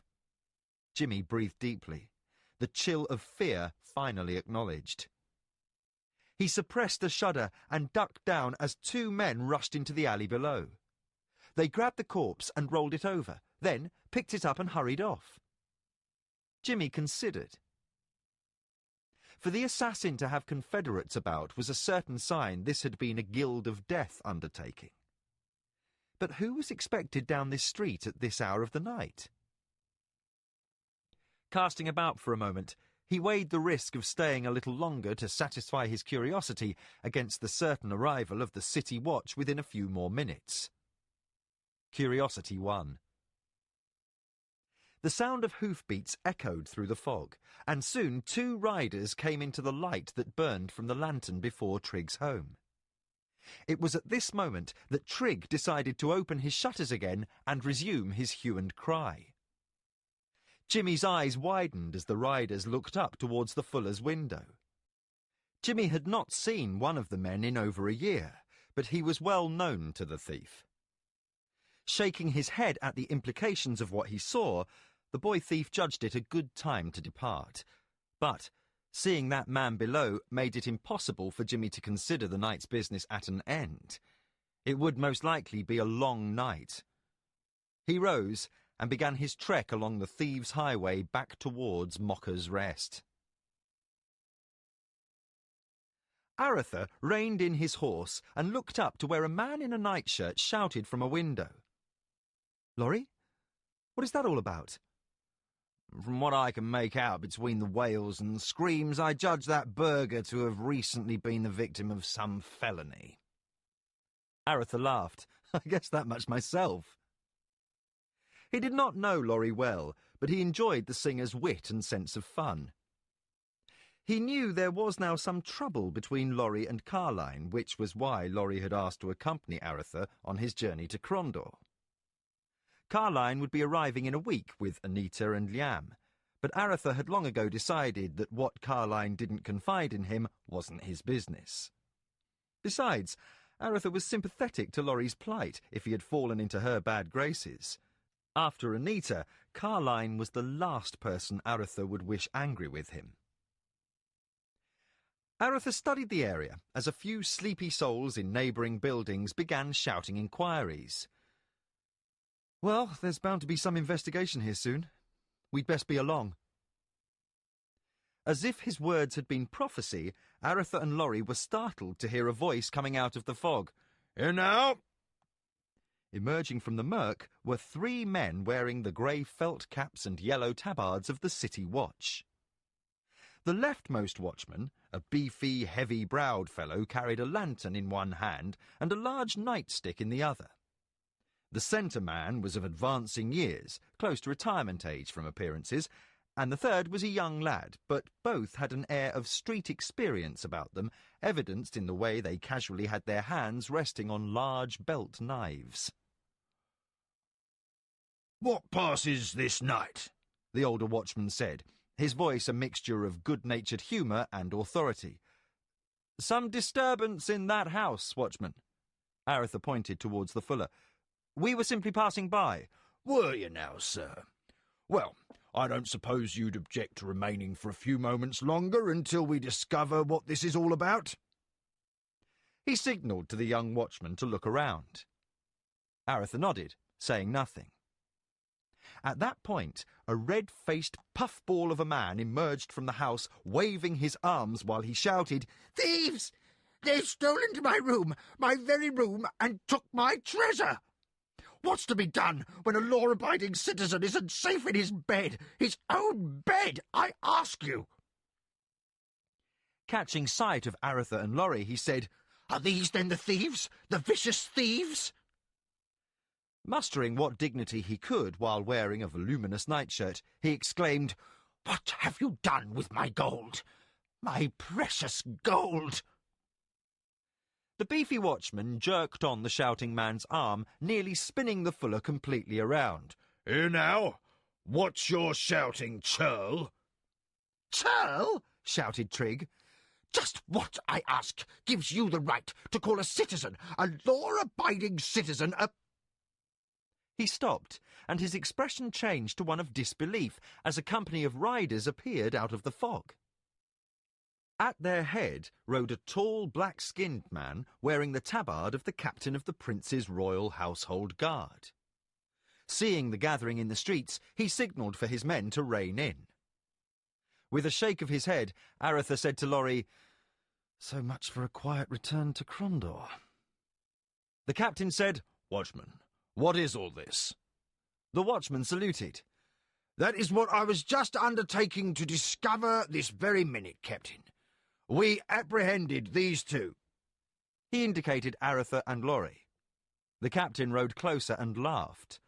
The watchman looked sideways at this tall captain, not knowing what to say.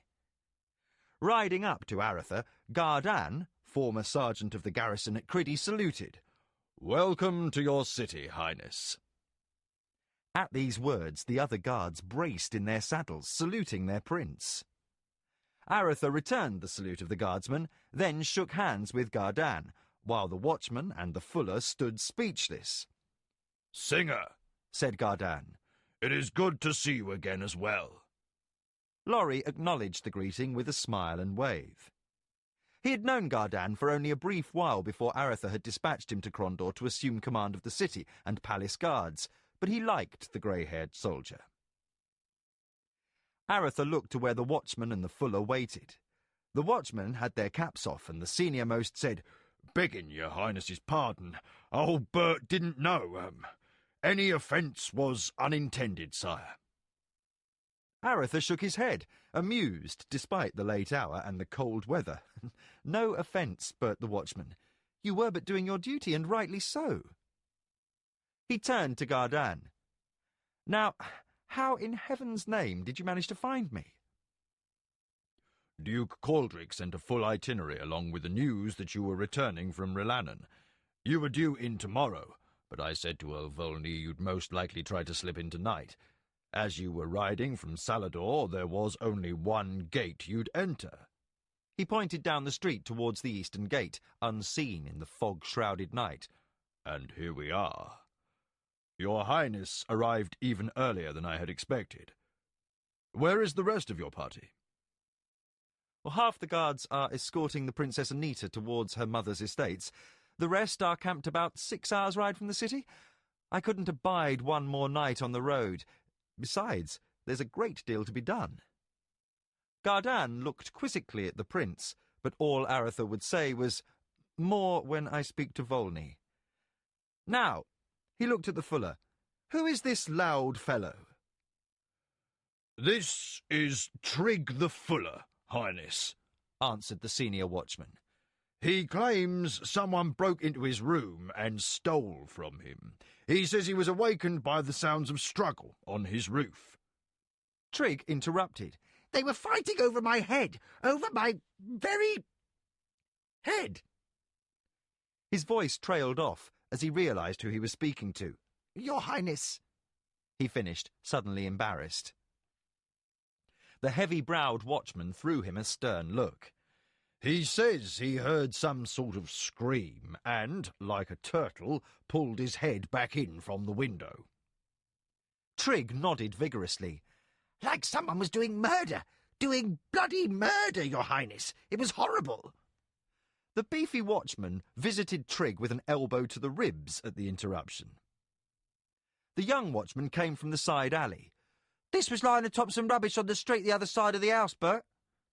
He held out the assassin's sword. "There was some blood on the grip, but none on the blade. And there's also a small pool of blood in the alley, but no body anywhere." Arutha motioned for Gardan to take the sword. The young watchman, observing the guards and the obvious position of command assumed by the newcomers, handed up the sword, then doffed his own cap. Arutha received the sword from Gardan, saw nothing significant in it, and returned it to the watchman. "Turn your guards around, Gardan. It is late, and there's little sleep left this night." "But what of the theft?" cried the fuller, shaken loose from his silence. "It was my savings! My life savings! I'm ruined! What shall I do?" The prince turned his horse and came alongside the watchman. To Trig he said, "I offer my sympathies, good fuller, but rest assured the watch will do their utmost to retrieve your goods." "Now," said Bert to Trigg, "I suggest you turn in for what's left of the night, sir. In the morning you may enter a complaint with the duty sergeant of the watch. He'll want a description of what was taken." "What was taken? Gold, man! That's what they took! My hoard! My entire hoard!" "Gold, is it? Then," said Bert with the voice of experience, "I suggest you turn in and tomorrow begin to rebuild your treasure, for as sure as there's fog in Crondor you'll not see one coin again. But do not be too disconsolate, good sir. You are a man of means, and gold quickly accrues to those of your station, resources, and enterprise." Arutha stifled a laugh, for despite the man's personal tragedy, he stood a comic figure in his nightshirt of linen, his nightcap tipping forward to almost touch his nose. "Good Fuller, I will make amends." He pulled his dagger from his belt and handed it down to Bert the watchman. "This weapon bears my family crest. The only others like it are worn by my brothers, the King and the Duke of Criddy. Return it to the palace tomorrow, and a bag of gold will be placed in its stead. I'll have no unhappy Fullers in Crondor on the day of my homecoming. Now I bid you all good night." Arutha spurred his horse and led his companions towards the palace. When Arutha and his guards had vanished into the gloom, Bert turned to Trigg. "Well then, sir, there's a happy end to it," he said, passing the prince's dagger over to the Fuller. "And you may take some added pleasure in knowing you are one of the few of common birth who may claim to have spoken with the Prince of Crondor, albeit under somewhat strange and difficult circumstances." To his men he said, "Let us back to our realms. There'll be more than this one little bit of fun in Crondor on a night like this." He signalled for his men to follow and led them off into the white murk. Trigg stood alone. After a moment, his expression brightened, and he shouted up to his wife and any others who still looked out of their windows, "I've spoken to the prince! I, Trigg the Fuller!" Feeling emotions somewhat akin to elation, the Fuller trudged back into the warmth of his home, clutching Arutha's dagger. Jimmy made his way through the narrowest of tunnels. The passage was part of the maze of sewers and other underground constructions common to that part of the city, and every foot of those underground passages was controlled by the mockers. Jimmy passed a toffsman, one who made his living gathering up whatever of use could be found in the sewers. He used a stick to halt a jumble of debris carried along on the waters of the sewer. The floating mass was called a toff, that which toffleets in a corruption of language. He picked at it, looking for a coin or anything else of value. He was, in fact, a sentry. Jimmy signalled to him, ducked under a low-hanging timber, apparently a fallen brace in an abandoned cellar, and entered a large hall carved out among the tunnels. Here was the heart of the Guild of Thieves, Mocker's Rest. Jimmy retrieved his rapier from the weapons locker. He sought out a quiet corner in which to sit, for he felt troubled by the conflict he faced. By rights, he should own up to his unauthorised pilfering of the Fuller's house, split the gold, and take whatever punishment the Knightmaster meted out. By tomorrow afternoon, the Guild would know the Fuller had been boosted anyway. Once it was clear that no freebooting thief was at work, suspicion would fall upon Jimmy and the others known to occasionally go for a night's foray without leave. Any punishment forthcoming then would be doubly harsh for his not having confessed now. Still, Jimmy couldn't consider only his own interests, since he knew the assassin's target had been none other than the Prince of Crondor himself, and Jimmy had spent enough time with Arutha when the mockers had hidden the Prince and Princess Anita from Dubaz-Tira's men to have developed a liking for the Prince. Arutha had given Jimmy the very rapier the boy thief wore at his side. No, Jimmy couldn't ignore the assassin's presence, but he was not clear where his best course lay. After long moments of quiet consideration, Jimmy decided. He would first attempt to get warning to the Prince. Then pass along the information about the assassin to Alvani the Quick, the Daymaster. Alvani was a friend and allowed Jimmy a little more latitude than Gaspard de Vey, the Nightmaster. Alvani would make no mention to the upright man of Jimmy's tardiness in reporting if the boy didn't take too long to come forth. Which meant Jimmy would have to reach Arutha quickly, then return at once to speak with the Daymaster before sundown tomorrow at the latest. Any later than that, and Jimmy would be compromised beyond even Alvani's ability to look the other way. Alvani might be a generous man, now that he was in his twilight, but he was still a mocker. Disloyalty to the guild was something he would not permit. Jimmy! Jimmy looked up and saw Golden Dace approaching. While young, the dashing thief was already experienced in parting rich older women from their wealth. He relied more on his blonde good looks and charm than on stealth. Dace made a display of the valuable clothing he wore. What think you? Jimmy nodded in approval. Taking to Robin Taylor's? Golden aimed a playful, half-hearted cuff at Jimmy, who ducked easily, then sat next to the boy. No, you misbegotten son of an alley cat, I have not. My current benefactor is the widow of the famous master brewer Fallon. Jimmy had heard of the man. His ales and beers had been so highly prized they had even graced the table of the late Prince Erland. And given her late husband's and now her far-reaching business concerns, she has received an invitation to the reception. Reception? Jimmy knew Golden had some tidbit of gossip he wished to unfold in his own good time. Ah, said Golden. Did I fail to mention the fact of a wedding? Jimmy rolled his eyes upwards but played along. What wedding, Golden? Why, the royal wedding, of course. Though we shall be seated away from the king's table, it will not be at the table most remote. Jimmy sat bolt upright. The king? In Crondor? Of course. Jimmy gripped Golden by the arm. Start at the beginning.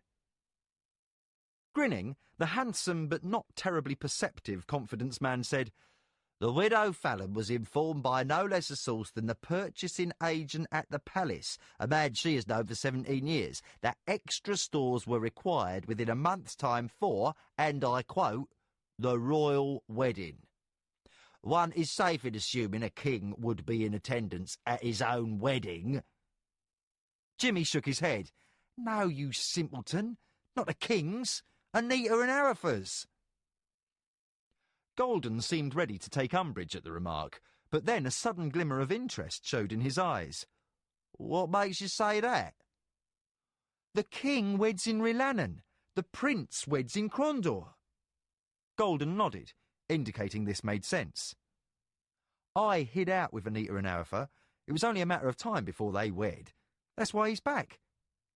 Seeing a reaction at that, Jimmy quickly added, or we'll be back soon. Jimmy's mind raced. Not only would Liam be in Crondor for the wedding, but so would every noble of importance in the west, and no small number from the east. And if Dace knew of the wedding, then half of Crondor did as well, and the other half would know of it before the next sundown. Jimmy's reverie was interrupted by the approach of Laughing Jack, the Night Warden, senior lieutenant to the Nightmaster. The thin-lipped man came to stand before Jimmy and Dace, and, with hands upon hips, said, "You look like you've something on your mind, boy." Jimmy had no affection for Jack. He was a dour, tight-jawed man, given to violent tempers and unnecessary cruelty. The only reason for his high place in the guild was his ability at keeping the guild's bashers and other hotheads in line. Jimmy's dislike was returned in kind by Jack, for it had been Jimmy who had appended Laughing to Jack's name. In the years Jack had been in the guild, no one could remember hearing him laugh.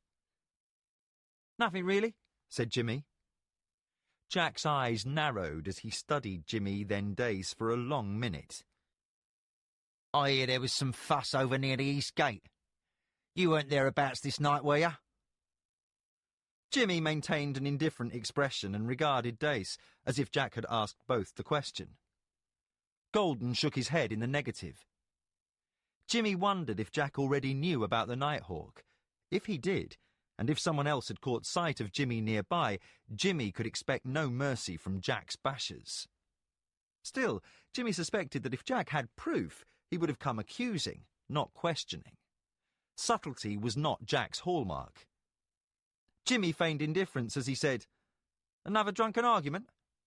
"No, I was asleep most of the night." "Good. Then you'll be fresh," said Jack. With a jerk of his head, he indicated Dace should absent himself. Golden rose and left without comment, and Jack placed his boot upon the bench next to Jimmy. "We've got a job this night." "Tonight?" said Jimmy, already counting the night half done. There were barely 5 hours left until sunrise. "It's special. From himself," he said, meaning the upright man. "There's a royal do on at the palace, and the Kessian ambassador's coming. A load of gifts arrived late tonight, gifts for a wedding. They'll be straight off for the palace by midday next at latest, so tonight's our only chance to boost them. It's a rare chance." His tone left no doubt in Jimmy's mind that his presence was not requested, but required. Jimmy had hoped to get some sleep tonight before heading for the palace, but now there was no chance of that. With a note of resignation in his voice, he said, "When and where?" "An hour from now, at the big warehouse 1 street over from the Fiddler Crab Inn near Dockside." Jimmy knew the place.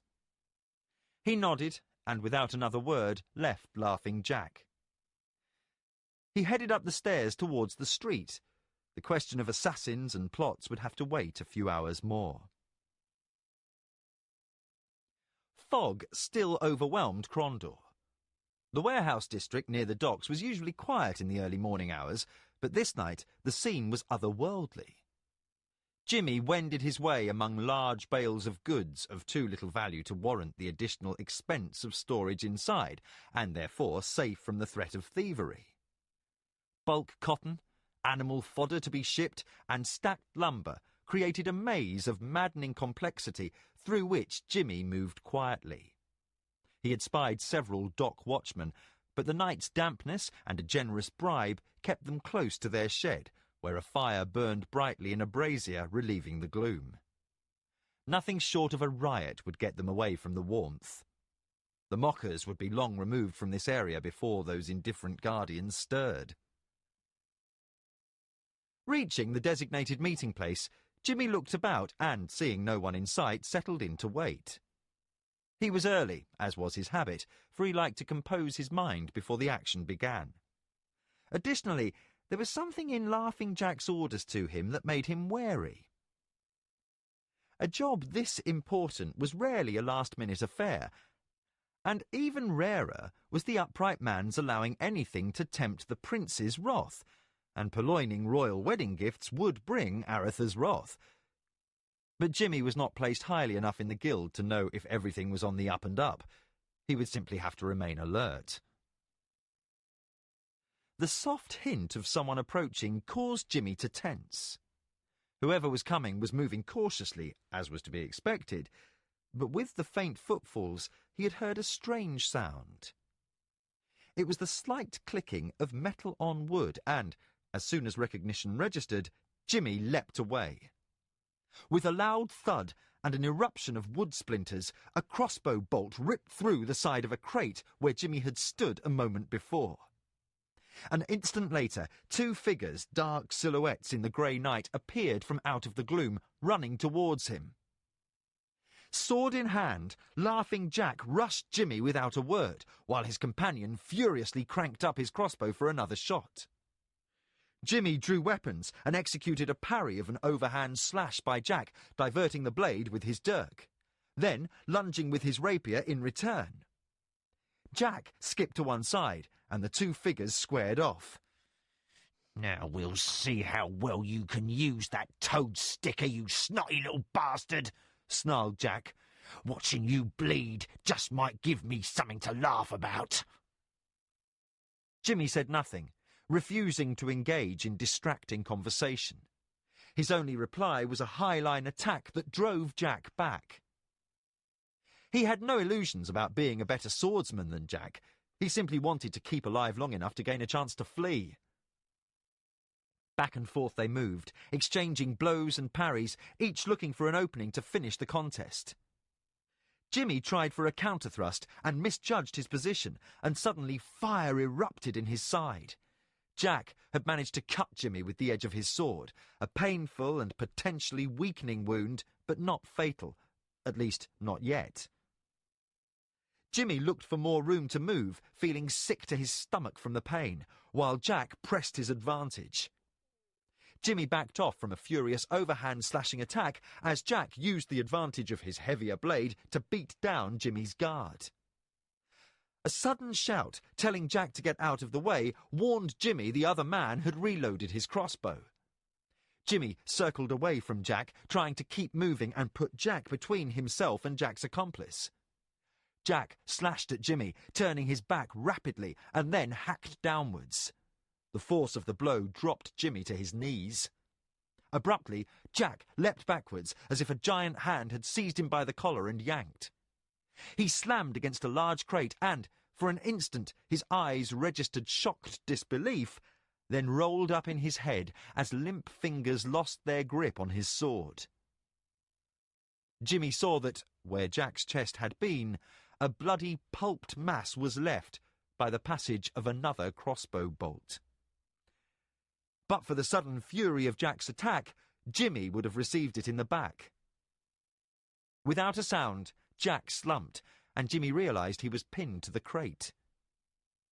Jimmy rose from his crouch, spinning to confront the nameless man, who had tossed away the crossbow with a curse. He pulled his sword and rushed Jimmy. The man aimed a blow at Jimmy's head, and the boy ducked, catching his heel. He fell heavily backwards into a sitting position, while the man's swing took him off balance slightly. Jimmy tossed his dirk at the man. The man took the point of the long dagger in the side and looked down at the wound, more an inconvenience than an injury. But the brief distraction was all Jimmy needed. An expression of uncomprehending surprise crossed the nameless man's face as Jimmy got to one knee and ran him through. Jimmy yanked away his blade as the man fell. He pulled his dirk from the dead man's side, then wiped off and resheathed his blades. Slowly examining himself, he found he was bleeding but would live. Fighting off nausea, he walked to where Jack hung against the crate. Looking at the night warden, Jimmy tried to gather his thoughts. He and Jack had never cared a whit for each other, but why this elaborate trap? Jimmy wondered if this was somehow tied up with the matter of the assassin and the prince. It was something he could dwell on after he spoke to the prince, for if there was a direct relationship, it boded ill for the mockers. The possibility of a betrayal by one as highly placed as Laughing Jack would shake the guild to its foundation. Never losing his perspective, Jimmy relieved Jack and his companion of their purses, finding them both satisfactorily full. As he finished looting Jack's companion, he noticed something around the man's neck. Reaching down, Jimmy came away with a gold chain, upon which hung an ebony hawk. He studied the charm for a few moments, then stuck it away in his tunic. Looking around, he spied a likely-looking place to deposit the bodies. He plucked Jack off the bolt, dragged him and the other man over to a nook formed by crates, and tipped some heavy sacks down on top of them. He turned 2 damaged crates so the intact sides were revealed. It might be days before someone uncovered the corpses. Ignoring his angry side and fatigue, Jimmy looked around to make sure he was still unobserved, then vanished into the foggy gloom. Chapter 3. Plots. Arutha attacked furiously. Laurie exhorted Gardan to better efforts as the prince forced his duelling companion into a retreat. The singer had willingly surrendered the honour of the first bout to Gardan, for he had been Arutha's partner every morning upon the journey from Salador to Crondor. While the practice had sharpened sword skills grown rusty in the king's palace, he had tired of always losing to the lightning-quick prince. At least this morning he would have someone with whom to share his defeat. Still, the old campaigner wasn't without a trick or two, and suddenly Gardan had Arutha backing up. Laurie whooped when he realised the captain had been lulling the prince into a false sense of control. But, after a furious exchange, the prince was again on the offensive, and Gardan was crying, "Hold!" The chuckling Gardan backed away. "In all my years, there have been only 3 men who could best me with the blade, Highness. Swordmaster Fannon, your father, and now yourself." Laurie said, "A worthy trio." Arutha was about to offer a bout to Laurie when something caught his eye. A large tree was situated in the corner of the palace exercise yard, where it overhung a wall separating the palace grounds from an alley and the city beyond. Something was moving along the branches of the tree. Arutha pointed. One of the palace guardsmen was already moving towards the tree, his attention drawn there by the prince's stare. Suddenly, someone dropped from the branches, landing lightly on his feet. Arutha, Laurie and Gardan all stood with swords held ready. The guardsmen took the youth, as they now clearly saw him to be, by the arm and led him towards the prince. As they approached, a flicker of recognition crossed Arutha's face.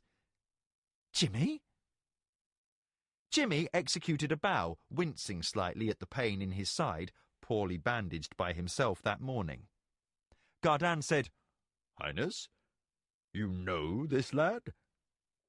With a nod, Arutha said, "Yes, he may be a little older and a bit taller, but I know this young rogue. He's Jimmy the Hand, already a legend among brigands and cut-purses in the city. This is the boy thief who helped Anita and me flee the city." Laurie studied the boy, then laughed. "I never saw him clearly, for the warehouse was dark when Kasumi and I were taken from Crondor by the mockers. But by my teeth, it's the same lad. There's a party at Mother's." Jimmy grinned. "And a good time will be had by all." Arutha said, "So you know each other as well?" "I told you once that when Kasumi and I were carrying the peace message from the Surani Emperor to King Roderick, there was a boy who had guided us from the warehouse to the city gate and led away the guards while we escaped Crondor.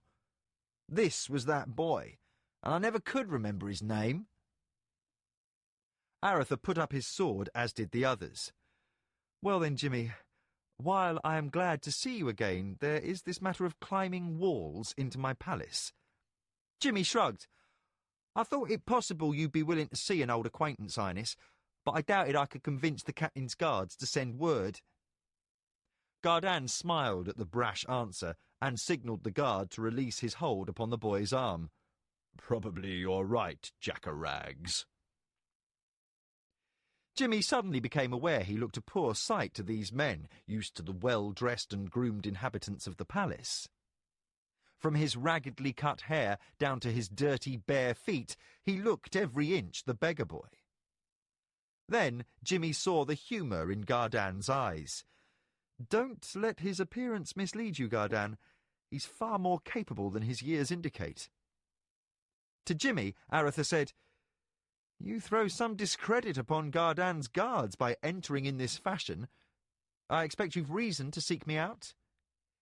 "Yes, Highness. Business most serious and urgent." Arutha nodded. "Well then, what is this most serious and urgent business?" "Someone has placed a price on your head." Gardan's face registered shock. Laurie said, "What? How?" "What leads you to think so?" asked Arutha. "Because someone has already tried to collect." Besides Arutha, Laurie and Gardan, 2 others listened to the boy's story in the prince's council chambers.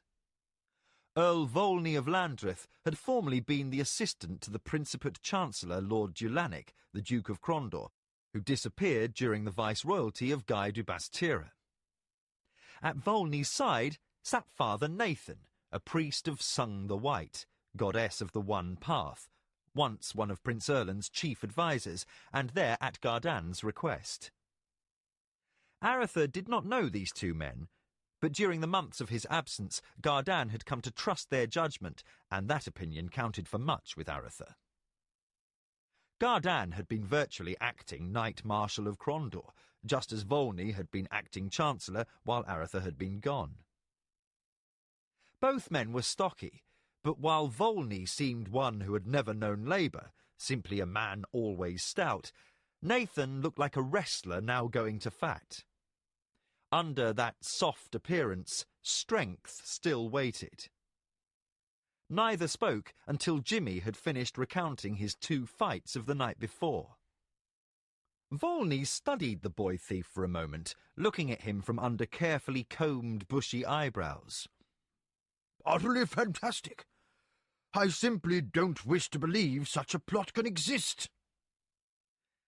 Arutha had sat with his hands forming a tent before his face, the fingers restlessly flexing. "I'd not be the first prince targeted for an assassin's blade, Earl Volney." He said to Gardan, "Double the guard at once, but quietly, with no explanation given. I do not want rumours flying about the palace. Within 2 weeks we'll have every noble in the kingdom worth mention in these halls, as well as my brother." Volney said, "Perhaps you should warn His Majesty." "No," said Arutha flatly. "Liam will be travelling with a full company of his royal household guard. Have a detachment of Crondorian lancers meet them at Malak's Cross, but no word that it is other than a formal honour company. If 100 soldiers can't protect him while he rides, he can't be protected. No, our problem lies here in Crondor. We have no choice in our options." "I'm not sure I follow, Highness," said Father Nathan. Laurie threw his eyes heavenward while Jimmy grinned. Arutha smiled grimly. "I think our 2 streetwise companions have a clear understanding of what must be done." Turning to face Jimmy and Laurie, Arutha said, "We must catch a nighthawk." Arutha sat quietly while Volney paced the dining hall. Laurie, who had seen years enough of hunger to take food when it was available, ate, while the stout Earl of Landreth stalked the hall. After watching Volney make another circuit before the table, Arutha, in weary tones, said, "My Lord Earl, must you pace so?" The Earl, who was caught up in his own thoughts, stopped abruptly. He bowed towards Arutha slightly, but his expression was one of irritation. "Highness, I'm sorry to have disturbed you." His tone showed he wasn't in the least bit sorry, and Laurie smiled behind a joint of beef. "But to trust that thief is sheer idiocy." Arutha's eyes widened, and he looked at Laurie, who returned his amazed expression. Laurie said, "My dear Earl, you should cease being so circumspect. Come, just speak your mind to the prince. Be direct, man." Volney flushed as he realised his gaffe. "I beg your pardon. He seemed genuinely embarrassed. Arutha smiled his crooked half-smile. Pardon granted, Volney, but only for the rudeness. He studied Volney for a quiet moment, then added, "I find the candour rather refreshing. Say on." "Highness," Volney said firmly, "for all we know, this boy is but a part of some confidence game designed to capture you or destroy you, as he claims others intend." "And what would you have me do?" Volney paused and shook his head slowly. "I don't know, Highness, but sending the boy alone to gather intelligence is... I don't know." Arutha said, "Laurie, tell my friend and counsellor the Earl that all is well." Gulping down a mouthful of fine wine, Laurie said, "All is well, Earl." When Arutha threw the minstrel a black look, Laurie added, "In truth, sir, all possible is being done. I know the ways of the city as well as any man can who is not one of the upright man's own. Jimmy's a mocker. He may discover a lead to the Nighthawks where a dozen spies will find none. Remember, said Arutha, I met Guy's captain of secret police, Jocko Radburn, and he was a cunning, ruthless man who stopped at nothing to try to recapture Anita. The mockers proved his match. Volney seemed to sag a little, then indicated he required the prince's permission to sit. Arutha waved him to a chair, and as he sat, he said, "Perhaps you are right, Singer. It is just that I have no means to answer this threat. The thought of assassins running loose gives me little ease." Arutha leaned across the table. Less than myself. Remember, Volney, it appeared I was the intended target. Laurie nodded. It could have been me they were after. Perhaps a music lover, Arutha countered dryly. Volney sighed. "Oh, I'm sorry if I'm acting poorly in all this. I have wished upon more than one occasion to be done with this business of administering the principality." "Nonsense, Volney," said Arutha. "You have done a capital job here.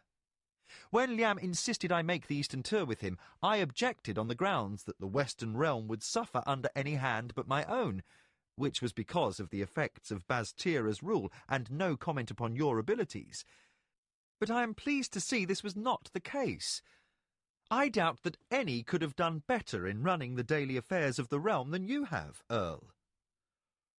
"I thank His Highness," said Volney, somewhat less agitated for the compliment. "In fact, I was going to ask you to stay on. With Dulanic mysteriously gone, we've no Duke of Krondor to act on behalf of the city. Liam cannot announce the office vacant without dishonouring Dulanic's memory by stripping him of the title for another 2 years.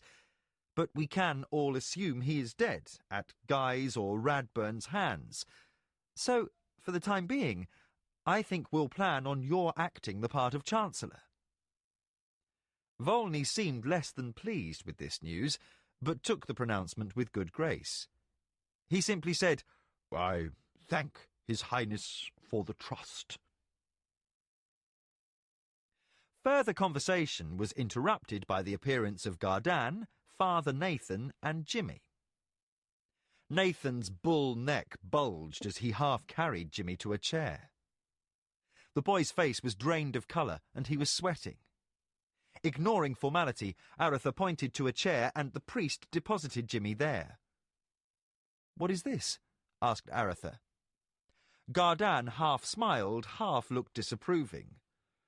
"This young bravo has been running around since last night with a nasty cut in his side. He bandaged it himself and botched the job." "It had begun to fester," added Nathan. "So I was forced to clean and dress it. I insisted on treating it before we came to see you, as the boy was turning feverish. It takes no magic to keep a wound from putrefaction, but every street boy thinks he is a chirurgeon, so the wound sours." He looked down at Jimmy. "He's a little pale from the lancing, but he'll be fine in a few hours, as long as he doesn't reopen the wound," he added pointedly to Jimmy. Jimmy looked abashed. "Sorry to put you to the trouble, Father, but under other circumstances I would have had the wound tended." Arutha looked at the boy thief. "What have you discovered?" "This business of catching assassins may be even more difficult than we thought, Highness. There is a way to make contact, but it's varied and roundabout." Arutha nodded for him to continue. "I had to cadge a lot with the street people, but here is what I've gleaned. Should you wish to employ the services of the Guild of Death, you must take yourself away to the Temple of Limbs Cragma." Nathan made a sign of protection at mention of the death goddess. "A devotion is said, and a votive offering placed in the urn marked for such, but with the gold sewn into a parchment giving your name. You will be contacted at their convenience within 1 day's time. You name the victim, they name the price. You pay or you don't. If you do, they tell you when and where to drop the gold. If you don't, They vanish and you can't reach them again. Simple, said Laurie. They dictate when and where, so laying a trap will not be easy. Impossible, I should think, said Gardan. Nothing is impossible, said Arutha, his expression showing he was deep in thought. After a long moment, Laurie said, I have it. Arutha and the others looked at the singer. Jimmy, you said they will contact whoever leaves the gold within the day. Jimmy nodded. Then what we need to do is have whoever leaves the gold stay in one place, a place we control. Arutha said, a simple enough idea once it's thought of, Laurie, but where? Jimmy said, there are a few places we might take over for a time, Highness, but those who own them are unreliable. I know a place, said Laurie. If friend Jimmy the Hand is willing to say devotions, so the Nighthawks will be less likely to think it a trap. I don't know, said Jimmy. Things are funny in Crondor. If I'm under suspicion, we might never get another opportunity. He reminded them of Jack's attack and of his unknown companion with the crossbow. It may have been a grudge thing. I've known men to go crazy over something even more trivial than a nickname, but if it wasn't, if Jack was somehow involved with that assassin, then, said Laurie, the Nighthawks have turned an officer of the Mockers to their cause. Jimmy looked upset as he suddenly dropped his mask of bravado. That thought has troubled me as much as the thought of someone sticking his Highness with a crossbow bolt. I've been neglecting my oath to the Mockers. I should have told all last night, and certainly I must now. He seemed ready to rise. Volney placed a firm hand upon Jimmy's shoulder. Presumptuous boy! Are you saying some league of cutthroats merits even a moment's consideration in light of the danger to your prince and possibly your king? Jimmy seemed on the verge of a retort when Arutha said, I think that's exactly what the boy said, Volney. He has given oath. Laurie quickly stepped over to where the boy sat. Moving Volney to one side, he leaned down so his face was level with Jimmy's. You have your concerns, we know, lad, but things seem to be moving rapidly. If the Mockers have been infiltrated, then speaking too soon could make those who have been placed there cover tracks. If we can get one of these Nighthawks... He left the thought unfinished. Jimmy nodded. If the upright man will only follow your logic, I may survive, Singer. I come close to past the time when I may cover my actions with a facile story. Soon I will be at an accounting. Very well. I'll take a note to the drawer of Net's temple, and I will play no mummery when I ask her to make a place for me should it be my time. And, said Laurie, I must be off to see an old friend about the loan of an inn. Good, said Arutha. We will spring the snare tomorrow. While Volney, Nathan and Gardan watched, Laurie and Jimmy departed, deep in conversation as they made plans.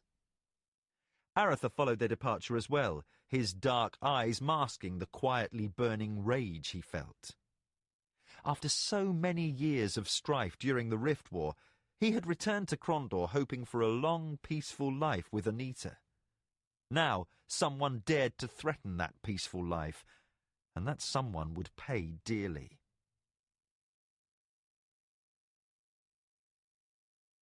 The Rainbow Parrot Inn was quiet. The storm windows had been closed against a sudden squall off the bitter sea, so the tap room lay blanketed in haze, blue smoke from the fireplace and a dozen patrons' pipes. To any casual observer, the inn looked much as it would have on other rainy nights. The owner, Lucas, and his two sons stood behind the long bar, one of them occasionally moving through the door to the kitchen to get meals and carry them to the tables. In the corner near the fireplace opposite the stairs to the second floor, a blonde minstrel sang softly of a sailor who is far from home. Close inspection would have revealed that the men at the tables barely touched their ale.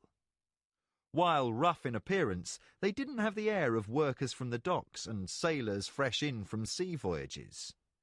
They all possessed a certain hard-eyed look, and their scars were earned in past battles rather than tavern brawls. All were members of Gardan's company of household guard, some of the most seasoned veterans of the armies of the West during the Rift War. In the kitchen, 5 new cooks and apprentices worked. Upstairs, in the room closest to the head of the stairway, Arutha, Gardan and 5 soldiers waited patiently. In total, Arutha had placed 24 men in the inn. Arutha's men were the only ones present, as the last local had left when the storm commenced. In the corner farthest from the door, Jimmy the Hand waited. Something had troubled him all day, though he couldn't put his finger on it. But he knew one thing. If he himself had entered this room this night, his experience-bred caution would have warned him away. He hoped the Nighthawk's agent wasn't as perceptive. Something here just wasn't right. Jimmy sat back and absently nibbled at the cheese, pondering what was askew. It was an hour after sundown, and still no sign of anyone who might be from the Nighthawks. Jimmy had come straight from the temple, making sure he had been seen by several beggars who knew him well. If any in Krondor wished to find him, word of his whereabouts could be easily purchased and cheaply. The front door opened, and 2 men came in from the rain, shaking water from their cloaks. Both appeared to be fighting men, perhaps bravos who had earned a fair purse of silver protecting some merchants' caravans. They wore similar attire, leather armour, calf-length boots, broadswords at their sides, and shields slung over their backs under the protective cloaks. The taller fellow, with a grey streak through his dark hair, ordered ales. The other, a thin, blonde man, looked about the room. Something in the way his eyes narrowed alarmed Jimmy.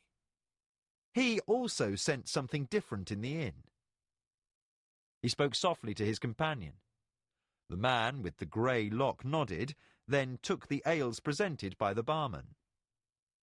Paying with coppers, the 2 men moved to the only available table, the one next to Jimmy's.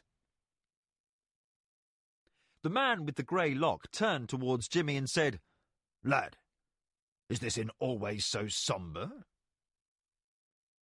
Jimmy then realised what the problem had been all day.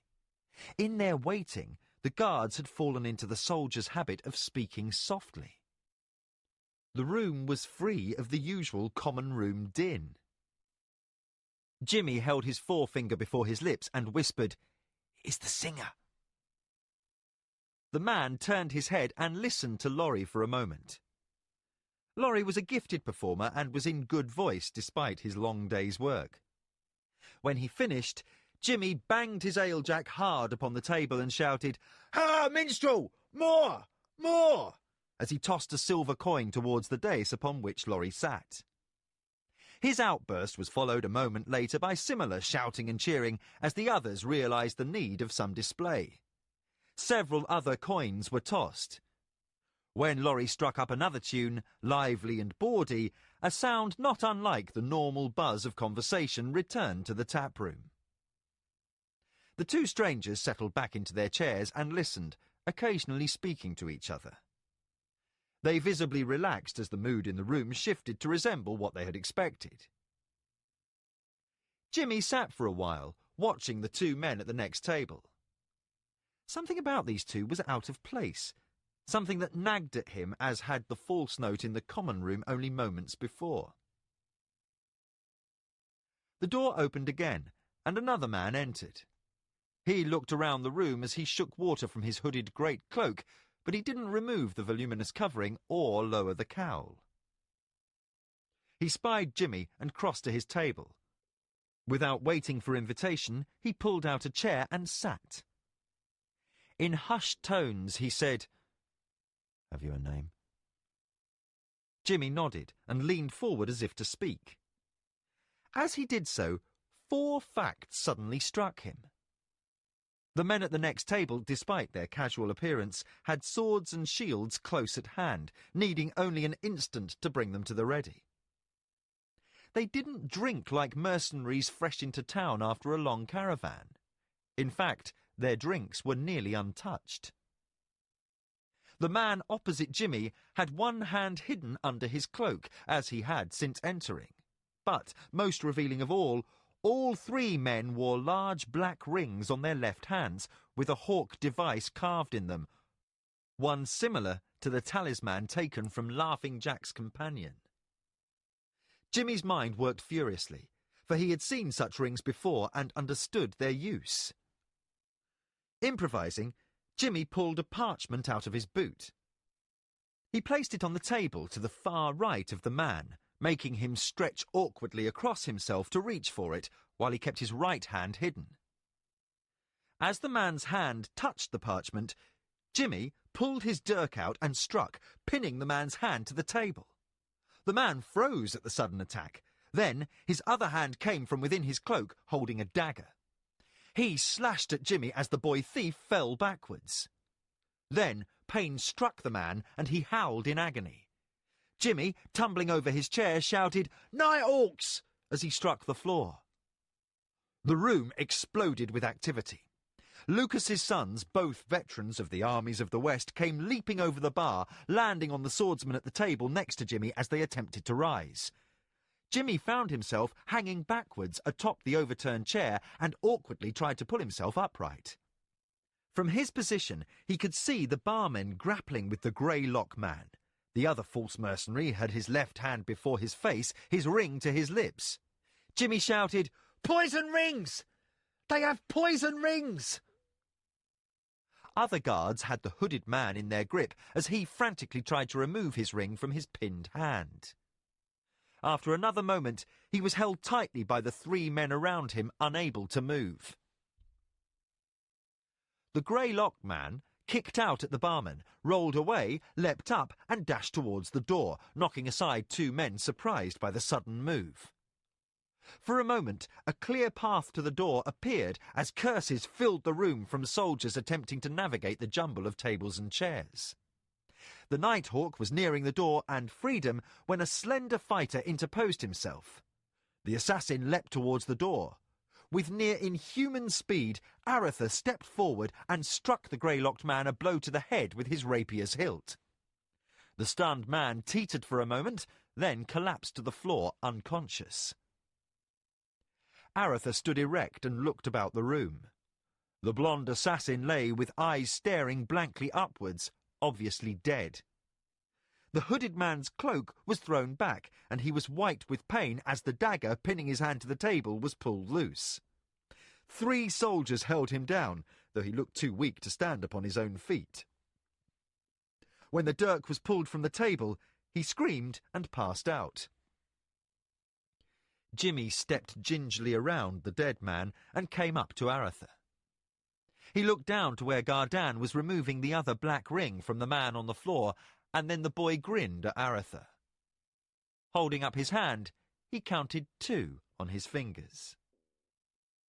The prince, still flushed from the struggle, smiled and nodded. None of his men appeared wounded, and he had 2 assassins in tow.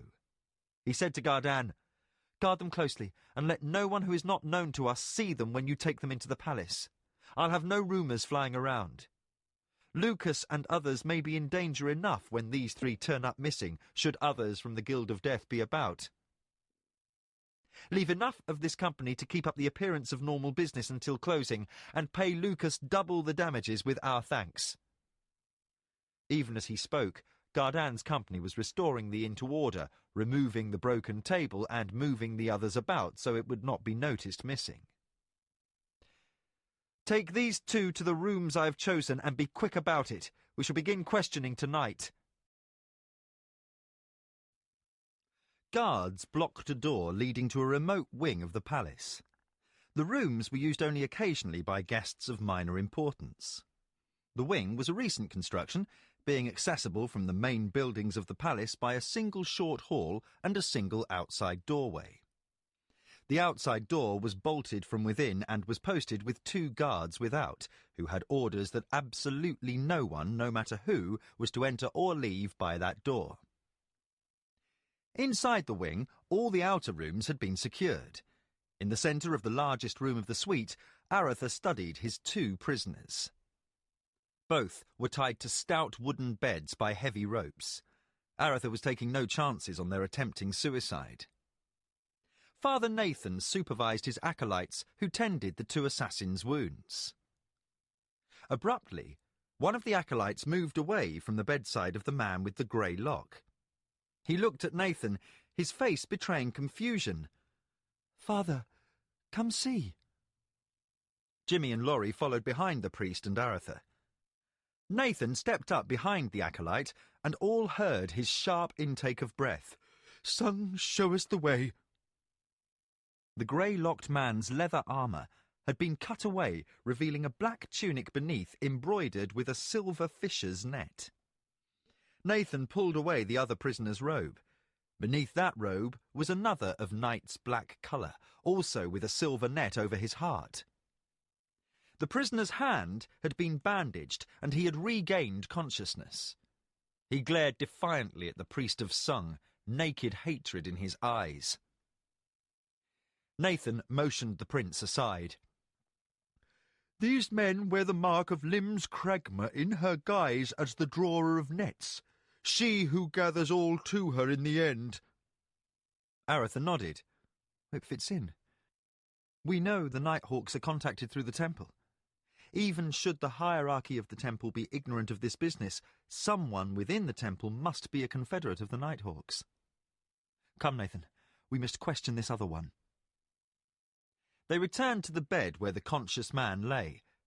Looking down upon him, Arutha said, "Who offers the price for my death?"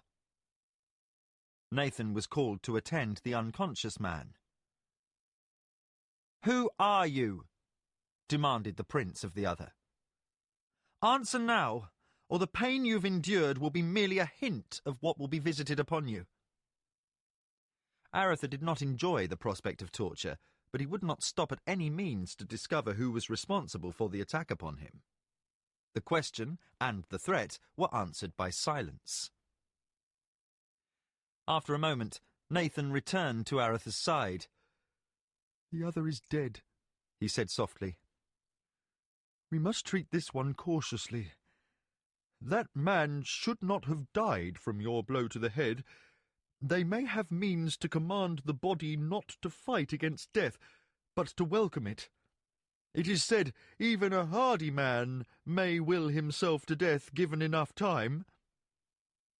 Arutha noticed sweat beading upon the brow of the wounded man as Nathan examined him. With concern on his face, the priest said, "He is fevered, and it rises apace. I will have to tend him before there can be an accounting."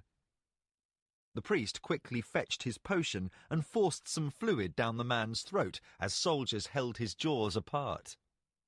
Then the priest began to intone his clerical magic. The man on the bed began to writhe frantically, his face a contorted mask of concentration. Tendons stood out on his arm, and his neck was a mass of ropey cords as he struggled against his confinement. Suddenly, he let forth a hollow-sounding laugh and fell back, eyes closed. Nathan examined the man. "He is unconscious, Highness," the priest added. "I have slowed the fever's rise, but I don't think I can halt it. Some magic agency works here. He fails before our eyes. It will take time to counter whatever magic is at work upon him. If I have the time—" There was doubt in Nathan's voice. "And if my arts are equal to the task." Arutha turned to Gardan. "Captain, take 10 of your most trusted men and make straight for the Temple of Lim's Cragma. Inform the High Priestess I command her attendance at once. Bring her by force if needs be, but bring her." Gardan saluted, but there was a flicker in his eyes. Laurie and Jimmy knew he disliked the thought of bearding the priestess in her own halls. Still, the staunch captain turned and obeyed his prince without comment. Arutha returned to the stricken man who lay in fevered torment. Nathan said, Highness, the fever rises, slowly, but it rises. How long will he live? If we can do nothing, through the balance of the night, no longer. Arutha struck his left hand with his bald right fist in frustration. There was less than 6 hours before dawn. Less than 6 hours to discover the cause for the attack upon him. And should this man die, they would be back to where they started, and worse, for his unknown enemy would not likely fall into another snare. Is there anything else you can do? Asked Laurie softly. Nathan considered. Perhaps. He moved away from the ill man and motioned his acolytes away from the bedside. With a gesture, he indicated that one of them should bring him a large volume of priestly spells. Nathan instructed the acolytes, and they quickly did his bidding, knowing the ritual and their parts in it. A pentagram was chalked upon the floor, and many runic symbols laid within its boundary, with the bed at the centre. When they were finished, everyone who stood within the room was encompassed by the chalk marks upon the floor. A lighted candle was placed at every point of the design, and a 6th given to Nathan, who stood studying the book. Nathan began waving the light in an intricate pattern while he read aloud in a language unknown to the non-clerics in the room. His acolytes stood quietly to one side, responding in unison at several points during the incantation. The others felt a strange stilling of the air, and as the final syllables were uttered, the dying man groaned, a low and piteous sound. Nathan snapped shut the book. Nothing less powerful than an agent of the gods themselves may pass through the boundaries of the pentagram without my leave. No spirit, demon, or being sent by any dark agency can trouble us now. Nathan then directed everyone to stand outside the pentagram, opened the book again, and began reading another chant. Quickly, the words tumbled from the stocky priest. He finished the spell and pointed at the man upon the bed. Arutha looked at the ill man, but could see nothing amiss. Then, as he turned to speak to Laurie, noticed a change. Seeing the man from the corner of his eye, Arutha could discern a nimbus of faint light around him, filling the pentagram, not visible when viewed directly. It was a light, milky quartz in colour. Arutha asked, "What is this?" Nathan faced Arutha. I have slowed his passage through time, Highness. To him, an hour is now a moment. The spell will only last until dawn, but to him less than a quarter of an hour will have passed. Thus we gain time. With luck, he will now linger until midday. Can we speak to him? No, for we would sound like buzzing bees to him, but if we need, I can remove the spell. Arutha regarded the slowly writhing, fevered man. His hand seemed poised a scant inch above the bed, hanging in space. Then, said the prince impatiently, we must wait upon the pleasure of the High Priestess of Limbs Cragma. The wait was not long, nor was there much pleasure evident in the manner of the High Priestess. There was a commotion outside, and Arutha hurried to the door. Beyond it, he found Gardan waiting with a woman in black robes. Her face was hidden behind a thick, gauzy black veil, but her head turned towards the prince. A finger shot out towards Arutha, and a deep, pleasant-sounding feminine voice said, "Why have I been commanded here, Prince of the Kingdom?" Arutha ignored the question as he took in the scene. Behind Gardan stood a quartet of guards, spears held across their chests, barring the way to a group of determined-looking temple guards wearing the black and silver tabards of Limbs Cragma. "What passes, Captain?" Gardan said, "The lady wishes to bring her guards within, and I have forbidden it." In tones of icy fury, the priestess said, "I have come as you bid, though never have the clergy acknowledged temporal authority. But I will not come as a prisoner, not even for you, Prince of Krondor." Arutha said, 2 guards may enter, but they will stand away from the prisoner.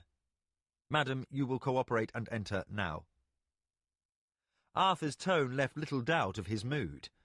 The High Priestess might be commander of a powerful sect, but before her stood the ruler of the kingdom absolute, save the king, a man who would brook no interference in some matter of paramount importance. She nodded to the 2 foremost guards, and they entered. The door was closed behind them, and the 2 guards were taken off to one side by Gardan. Outside, the palace guards kept watchful eyes upon the remaining temple guards and the wicked curved swords carried at their belts. Father Nathan greeted the High Priestess with a stiffly formal bow, their 2 orders having little affection for each other. The High Priestess chose to ignore the priest's presence. Her first remark upon seeing the pentagram upon the floor was, "Do you fear otherworld interference?" Her tone was suddenly analytical and even. It was Nathan who answered, "Lady, we are not sure of many things, but we do seek to prevent complications from whatever source, physical or spiritual." She did not acknowledge his words, but stepped as close to the 2 men, one dead and the other wounded, as she could. Seeing the black tunics, she faltered a step, then turned to face Arutha. Through the veil he could almost feel her malevolent gaze upon him. "These men are of my order. How do they come to lie here?" Arutha's face was a mask of controlled anger. "Madam, it is to answer that question that you have been fetched. Do you know these 2? She studied their faces.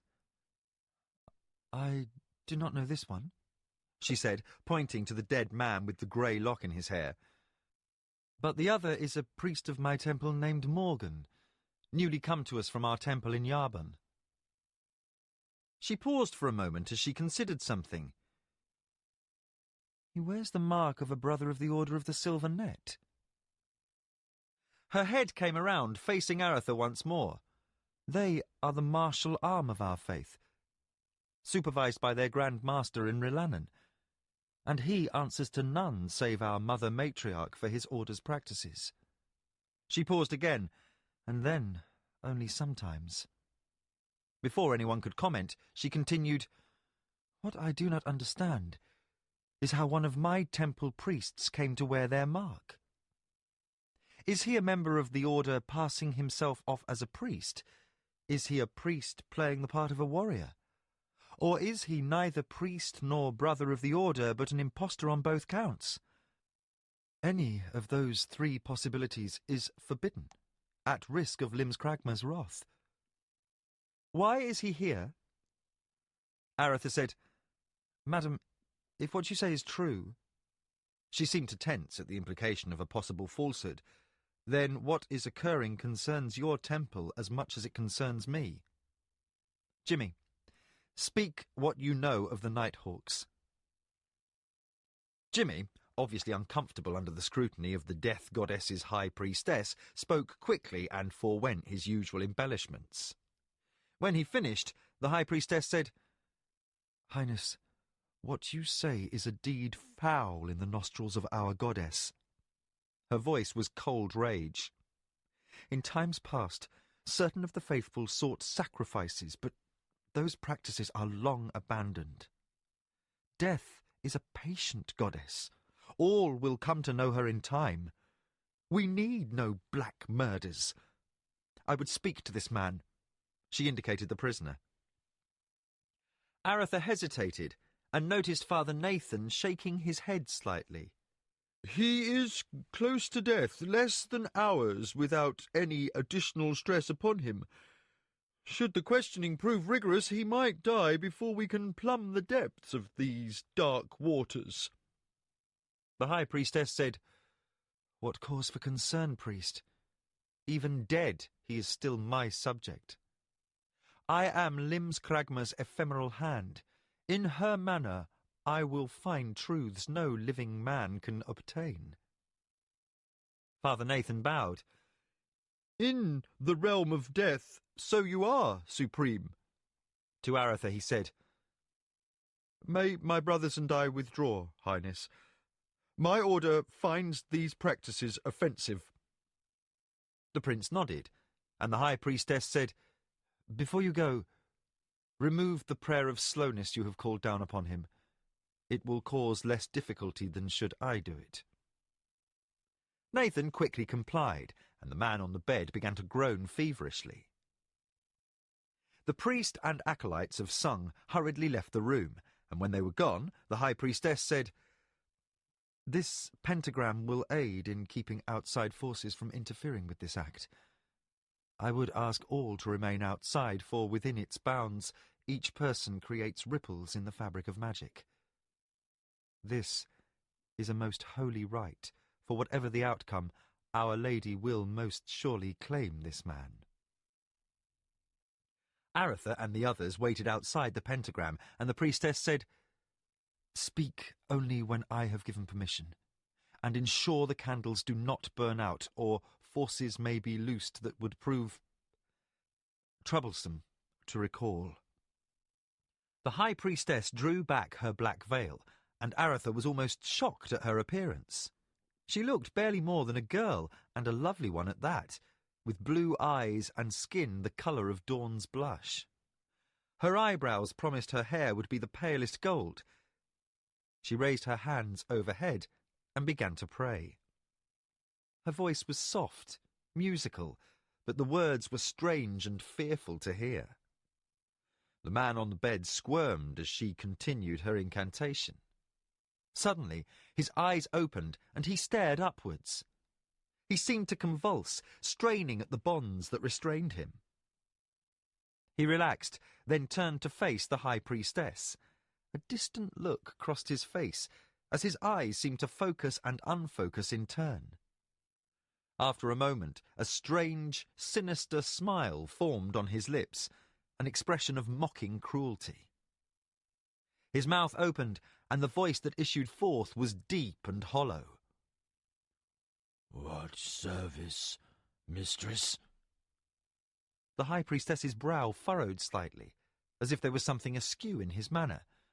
But she maintained her poise and said in commanding tones, "You wear the mantle of the Order of the Silver Net, yet you practice in the temple. Explain this falsehood." The man laughed, a high, shrieking cackle that trailed off. "I am he who serves." She stopped, for the answer was not to her liking. "Answer, then. Who do you serve?" There came another laugh, and the man's body tensed once more, pulling against the restraining ropes. Beads of sweat popped out upon his brow, and the muscles of his arms corded as he drew himself against the ropes. Then he relaxed and laughed again. "I am he who is caught." "Who do you serve?" "I am he who is a fish. I am in a net." Again came the mad laughter and the near-convulsive straining at the ropes. As the man strained, sweat poured off his face in rivulets. Shrieking, he pulled again and again at the restraints. As it seemed he would break his own bones with exertion, the man screamed, "Mandamus, aid your servant!" Abruptly, one of the candles blew out as a wind from some unknown place swept across the room. The man reacted with a single convulsive spasm, bowing his body in a high arch, with only his feet and head touching the bed, pulling against the ropes with such force that his skin tore and bled. Suddenly, he collapsed upon the bed. The High Priestess fell back a step, then crossed to look down on the man.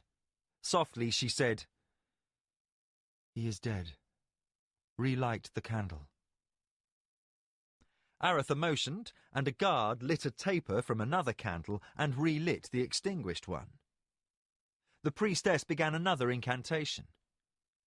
While the first had been mildly discomforting, this one carried a feeling of dread, a chill from the farthest corner of some lost and frozen land of wretchedness. It carried the echo of the cries of those without comfort or hope. Yet within it was another quality, powerful and attractive, an almost seductive feeling that it would somehow be wonderful to lay aside all burdens and rest. As the spell continued, the feelings of foreboding increased, and those who waited fought against the desire to run far from the sound of the High Priestess's spell-casting. Suddenly, the spell was over, and the room lay as quiet as a tomb. The High Priestess spoke in the king's tongue. "You, who are with us in body, but are now subject to the will of our mistress Limskragma, hearken to me. As Our Lady of Death commands all things in the end, so do I now command you in her name. Return!" The form on the bed stirred, but lay silent once more. The High Priestess shouted, "Return!" and the figure moved again. With a sudden movement, the dead man's head came up and his eyes opened. He seemed to be looking around the room, but while his eyes were open, they remained rolled back up in his head, only the whites showing. Still, there was some feeling that the corpse could yet see, for his head stopped moving, as if he was looking at the High Priestess. His mouth opened, and a distant hollow laugh issued from it. The High Priestess stepped forward. "Silence!" The dead man quieted, but then the face grinned, a slowly broadening, terrible and evil expression. The features began to twitch, moving as if the man's face was subject to some strange palsy. The very flesh shivered, then sagged, as if turned to heated wax. The skin colour subtly shifted, becoming fairer, almost pale white. The forehead became higher, and the chin more delicate, the nose more arched, and the ears pointed. The hair darkened to black. Within moments, the man they had questioned was gone, and in his place lay a form no longer human. Softly, Laurie spoke. "By the gods, a brother of the dark path." Jimmy shifted his weight uncomfortably. "Your brother Morgan is from a lot farther north than Yarbon City, lady," he whispered. There was no humour in his tone, only fear. Again came the chill wind from some unknown quarter, and the High Priestess turned towards Arutha. Her eyes were wide with fear, and she seemed to speak, but none could hear her words. The creature on the bed, one of the hated dark cousins of the elves, shrieked in maniacal glee. With a shocking and sudden display of strength, the Mordel ripped one arm free of its bond, then the other. Before the guards could react, it tore free the bonds holding its legs. Instantly, the dead thing was on its feet, leaping towards the High Priestess. The woman stood resolute, a feeling of power radiating from her. She pointed her hand at the creature. "Halt!" The Mordel obeyed. "By the mistress's power, I command obedience from you who are called. In her domain do you dwell, and subject you are to her laws and ministers. By her power do I order you back." The Mordel faltered a moment, then, with startling quickness, reached out and with one hand seized the High Priestess by the throat. In that hollow, distant voice it screamed, "Trouble not my servant lady. If you love your mistress so dearly, then to her go!" The High Priestess gripped its wrist, and blue fire sprang to life along the creature's arm. With a howl of pain, it picked her up as if she weighed nothing and hurled her against the wall near Arutha, where she crashed and slid to the floor. All stood motionless. The transformation of this creature and its unexpected attack upon the High Priestess robbed all in the room of volition. The temple guards were rooted by the sight of their priestess humbled by some dark otherworld power. Gardan and his men were equally stunned. With another booming howl of laughter, the creature turned towards Arutha. "Thou Lord of the West, we are met, and it is your hour. The Moradel swayed upon its feet a moment, then stepped towards Arutha. The temple guards recovered an instant before Gardan's men. The two black and silver-clad soldiers leapt forward, one interposing himself between the advancing Moradel and the stunned priestess, the other attacking the creature. Arutha's soldiers were only a step behind in preventing the creature from reaching Arutha. Lorry sprang for the door, shouting for the guards without. The temple guard thrust his scimitar and impaled the Moradel.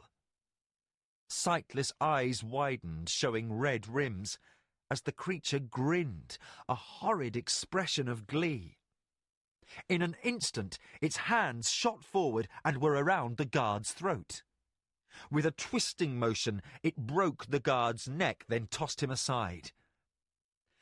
The first of Arutha's guards to reach the creature struck from the side a blow that gouged a bloody furrow along its back. With a backhand slap, it knocked the guard down. It reached down and pulled the scimitar out of its own chest and, with a snarl, tossed it aside. As it turned away, Gardan hit it low and from behind. The huge captain encircled the creature with his powerful arms, lifting it from the ground. The creature's claws raked Gardan's arms, but still he held it high, preventing its progress towards Arutha. Then the creature kicked backwards, its heel striking Gardan in the leg, causing both to fall. The creature rose. As Gardan tried to reach it again, he stumbled over the body of the fallen temple guard. The door flew open as Lorry tossed aside the inner bar, and palace and temple guards raced past the singer. The creature was within a sword's thrust of Arutha when the first guard tackled it from behind, followed an instant later by two more. The temple guards joined their lone fellow in forming a defence around the unconscious high priestess. Arutha's guards joined in the assault upon the Moradel. Gardan recovered from his fall and rushed to Arutha's side. "Leave, Highness. We can hold it here by weight of numbers." Arutha, with sword ready, said, "How long, Gardan? How can you stop a creature already dead?" Jimmy the Hand backed away from Arutha's side, edging towards the door. He couldn't take his eyes from the knot of writhing bodies. Guards hammered at the creature with hilts and fists, seeking to bludgeon it into submission. Hands and faces were sticky red as the creature's claws raked out again and again. Lorry circled around the melee, looking for an opening, his sword pointed like a dagger. Catching sight of Jimmy as the thief bolted towards the door, Lorry shouted, "Arutha! Jimmy shows uncommon good sense. Leave!" Then he thrust with his sword, and a low, chilling moan came from within the jumble of bodies. Arutha was gripped by indecision. The mass seemed to be inching towards him, as if the weight of the guard served only to slow the creature's progress. The creature's voice rang out, "Flee, if you will, Lord of the West, but you shall never find refuge from my servants." As if gifted by some additional surge of power, the Moradel heaved mightily, and the guards were cast aside. They crashed into those standing before the high priestess, and, for a moment, the creature was free to stand upright. Now it was covered in blood, its face a mask of bleeding wounds. Torn flesh hung from one cheek, transforming the Moradel's face into a permanent, baleful grin. One guard managed to rise and shatter the creature's right arm with a sword blow. It spun and tore the man's throat out with a single rake of its hand. With its right arm dangling uselessly at its side, the Moradel spoke through loose, rubbery lips, its voice a bubbling, wet noise. "I'll feed on death. Come, I shall feed on yours." Two soldiers jumped upon the Moradel from behind, driving it to the floor once more before Arutha. Ignoring the guards, the creature clawed towards the prince, its good arm outstretched, fingers hooked like a claw. More guards leapt upon it, and Arutha darted forward, driving his sword through the creature's shoulder, deep into its back. The monstrous figure shuddered briefly, then resumed its forward motion. Like some giant, obscene crab, the massive bodies inched slowly towards the prince. The activities of the guards increased, as if they would protect Arutha by literally tearing the creature to shreds. Arutha took a step back, his reluctance to flee slowly overbalanced by the refusal of the Moradel to be stopped. With a cry, a soldier was tossed away to land hard, his head striking the stone floor with an audible crack. Another shouted, "Highness, it grows in strength!" A third screamed as he had an eye clawed out by the frantic creature. With a titanic heave, it tossed the remaining soldiers away and rose, with no one between itself and Arutha. Lorry tugged at Arutha's sleeve, leading the prince slowly towards the door. They walked sideways, never taking their eyes from the loathsome creature, while it stood swaying upon its feet. Its sightless eyes followed the two men, glaring from a skull rendered a pulpy red mask devoid of recognizable features. One of the High Priestess's guards charged the creature from behind and, without looking, the Moradel lashed backwards with its right hand and crushed the man's skull with a single blow. Lorry cried, "It has the use of its arm once more! It's healing itself!" The creature was upon them in a leap. Suddenly, Arutha felt himself going down as someone shoved him aside. In a blur of images, Arutha saw Lorry ducking away from the blow that would have torn Arutha's head from his shoulders. Arutha rolled away and came to his feet beside Jimmy the Hand. The boy had knocked him out of harm's way. Beyond Jimmy, Arutha could see Father Nathan. The bull-necked priest approached the monster, his left hand held upright, palm forward. The creature somehow sensed the priest's approach, for it turned its attention from Arutha and spun to face Nathan. The centre of Nathan's hand began to glow, then shine with a fierce white light that cast a visible beam upon the Moradel, which stood transfixed. From its torn lips a low moan was emitted. Then Nathan began to chant. A high shriek erupted from the Moradel, and it cowered, covering sightless eyes from the glare of Nathan's mystic light. Its voice could be heard, low and bubbling, "It burns! It burns!" The stocky cleric took a step forward, forcing the creature to shamble backwards. The thing looked nothing mortal, bleeding thick, nearly coagulated blood from 100 wounds, large pieces of flesh and clothing dangling from its form. It hunkered lower and cried out, "I burn!" Then a cold wind blew in the room, and the creature shrieked, loud enough to startle even seasoned, battle-ready soldiers. Guards looked furiously about, seeking the source of some nameless horror that could be felt on every side. The creature suddenly rose up, as if new power had come into it. Its right hand shot out, grabbing at the source of the burning light, Nathan's left hand.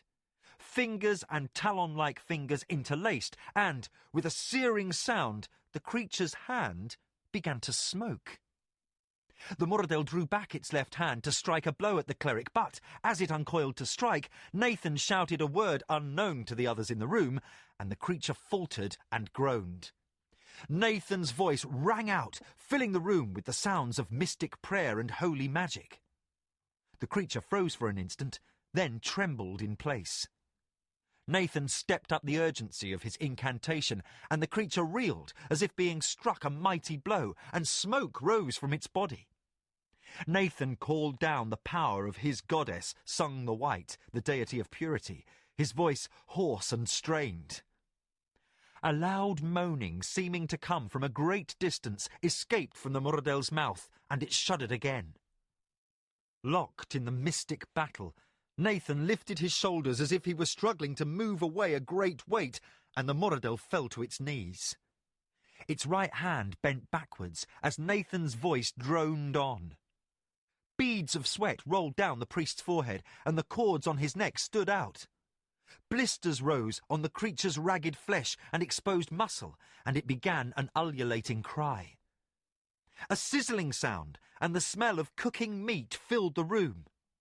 Thick, oily smoke poured off its body, and one guard turned his head and vomited.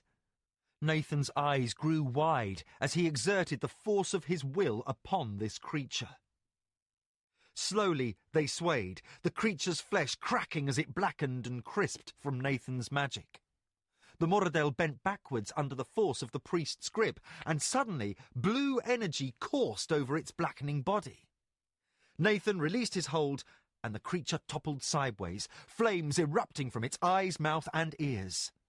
Soon, flames engulfed the body and reduced it quickly to ashes, choking the room with a foul, greasy odour.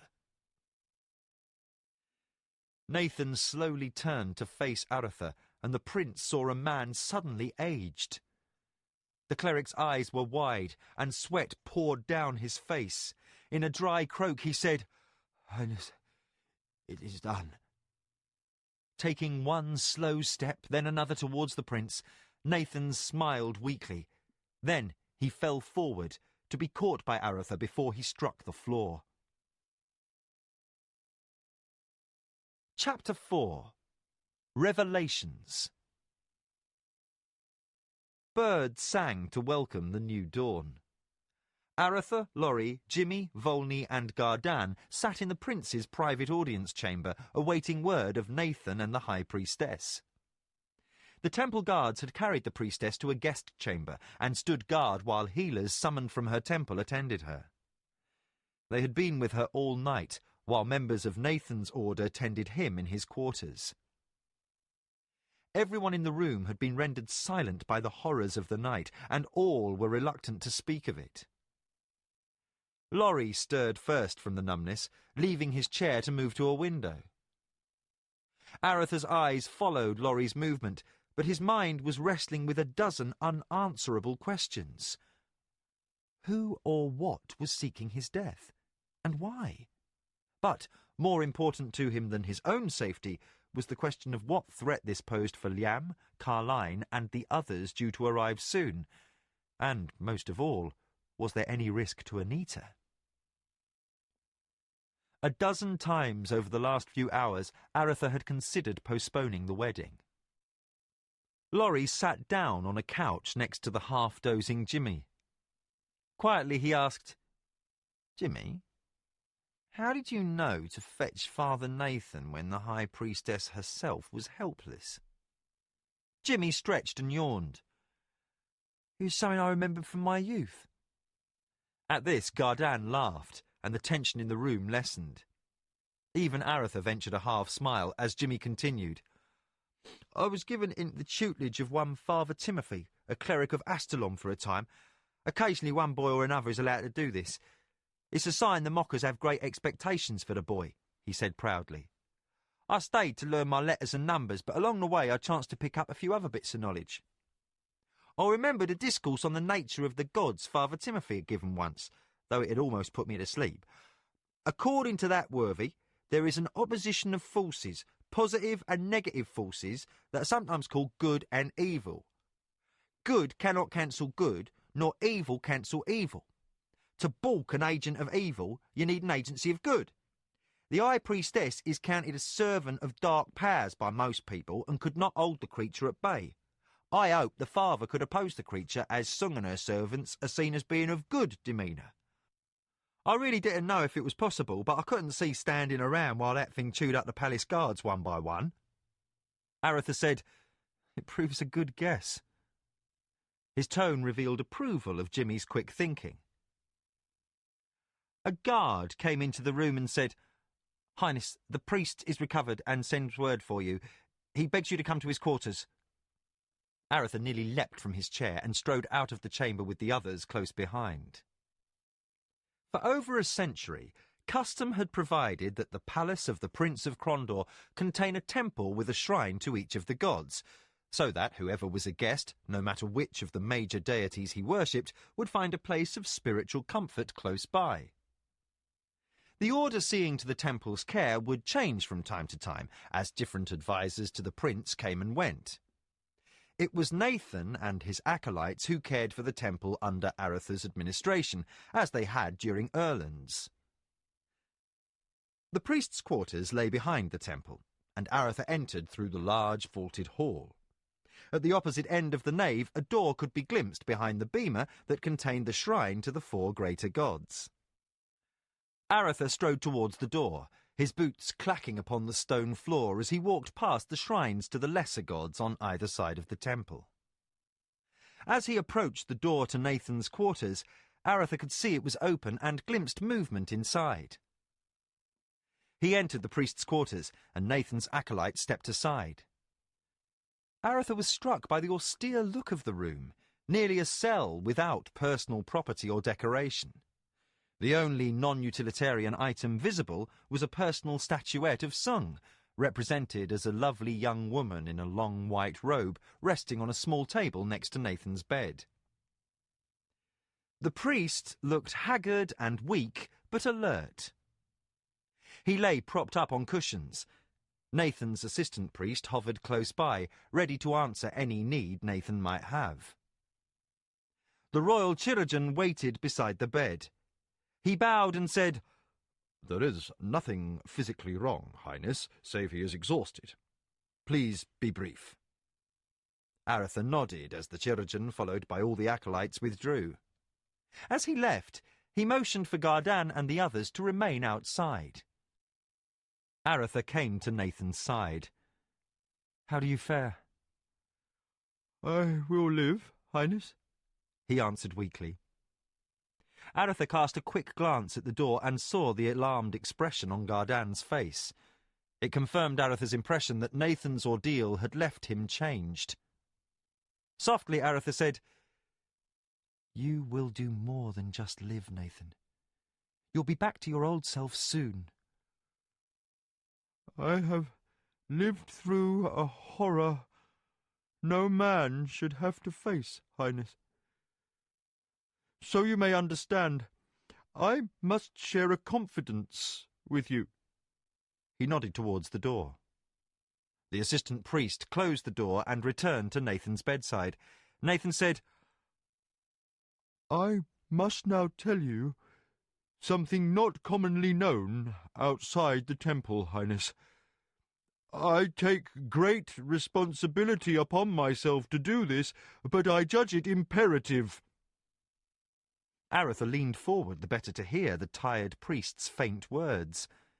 Nathan said, "There is an order to things, Arutha. A balance imposed by Ishap, the one above all.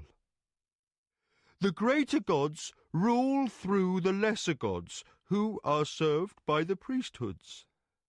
Each order has its mission. An order may seem to be in opposition to another, but the higher truth is that all orders have a place in the scheme of things.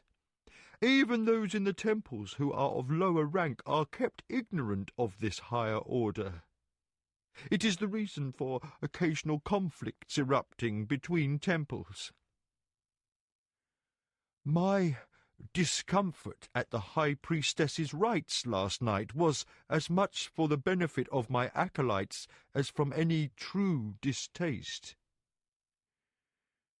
What an individual is capable of understanding determines how much of the truth is revealed to him by the temples. Many need the simple concepts of good and evil, light and dark, to govern their daily lives. You are not such a one. I have trained in the following of the single path, the order I am best suited for by my nature.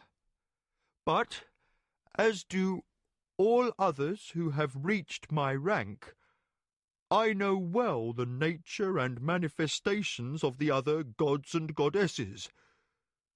What appeared in that room last night was nothing I have ever known." Arutha seemed lost. "What do you mean?" "As I battled against the force that drove the Mordel, I could sense something of its nature. It is something alien, dark and dread, something without mercy. It rages, and it seeks to dominate or destroy. Even those gods called dark, Limskragma and Gwiswa, are not truly evil when the truth is understood. But this thing is a blotting out of the light of hope. It is despair incarnate. The assistant priest indicated it was time for Arutha to leave. As he moved towards the door, Nathan called out, "Wait!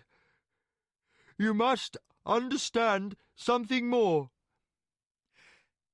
It left not because I had bested it, but because I had robbed it of the servant it inhabited. It had no physical means of continuing the attack. I only defeated its agent. It revealed something of itself in that moment. It is not ready yet to face my Lady of the One Path, but it holds her and the other gods in contempt." His face revealed his alarm. "Arutha, it feels contempt for the gods." Nathan sat up, his hand outstretched, and Arutha returned and took it. "Highness, it is a force that deems itself supreme. It hates and it rails, and it means to destroy any who oppose it. If—" Arutha said, "Softly, Nathan." The priest nodded and lay back. "Seek greater wisdom than mine, Arutha. For one other thing did I sense. This foe, this encompassing darkness, is growing in strength." Arutha said, "Sleep, Nathan. Let this all become just another bad dream." He nodded to the assistant priest and left the room. As he passed the royal chirurgeon, he said, "Aid him," a plea more than a command. Hours went by as Arutha awaited word of the High Priestess of Limskragma. He sat alone while Jimmy slept on a low settee. Gardan was off seeing to the deployment of his guards. Volney was busy with running the principality, as Arutha was preoccupied with the mysteries of the previous night. He had decided against informing Liam of exactly what had occurred until the king was in Krondor. As he had observed before, with Liam's retinue numbering in excess of 100 soldiers, it would take something in the order of a small army to imperil him. Arutha paused for a moment in his deliberation to study Jimmy. He looked still a child as he breathed slowly. He had laughed off the severity of his wound, but once things had finally quieted down, he had fallen asleep almost instantly. Gardan had gently lifted him onto the couch. Arutha shook his head slightly.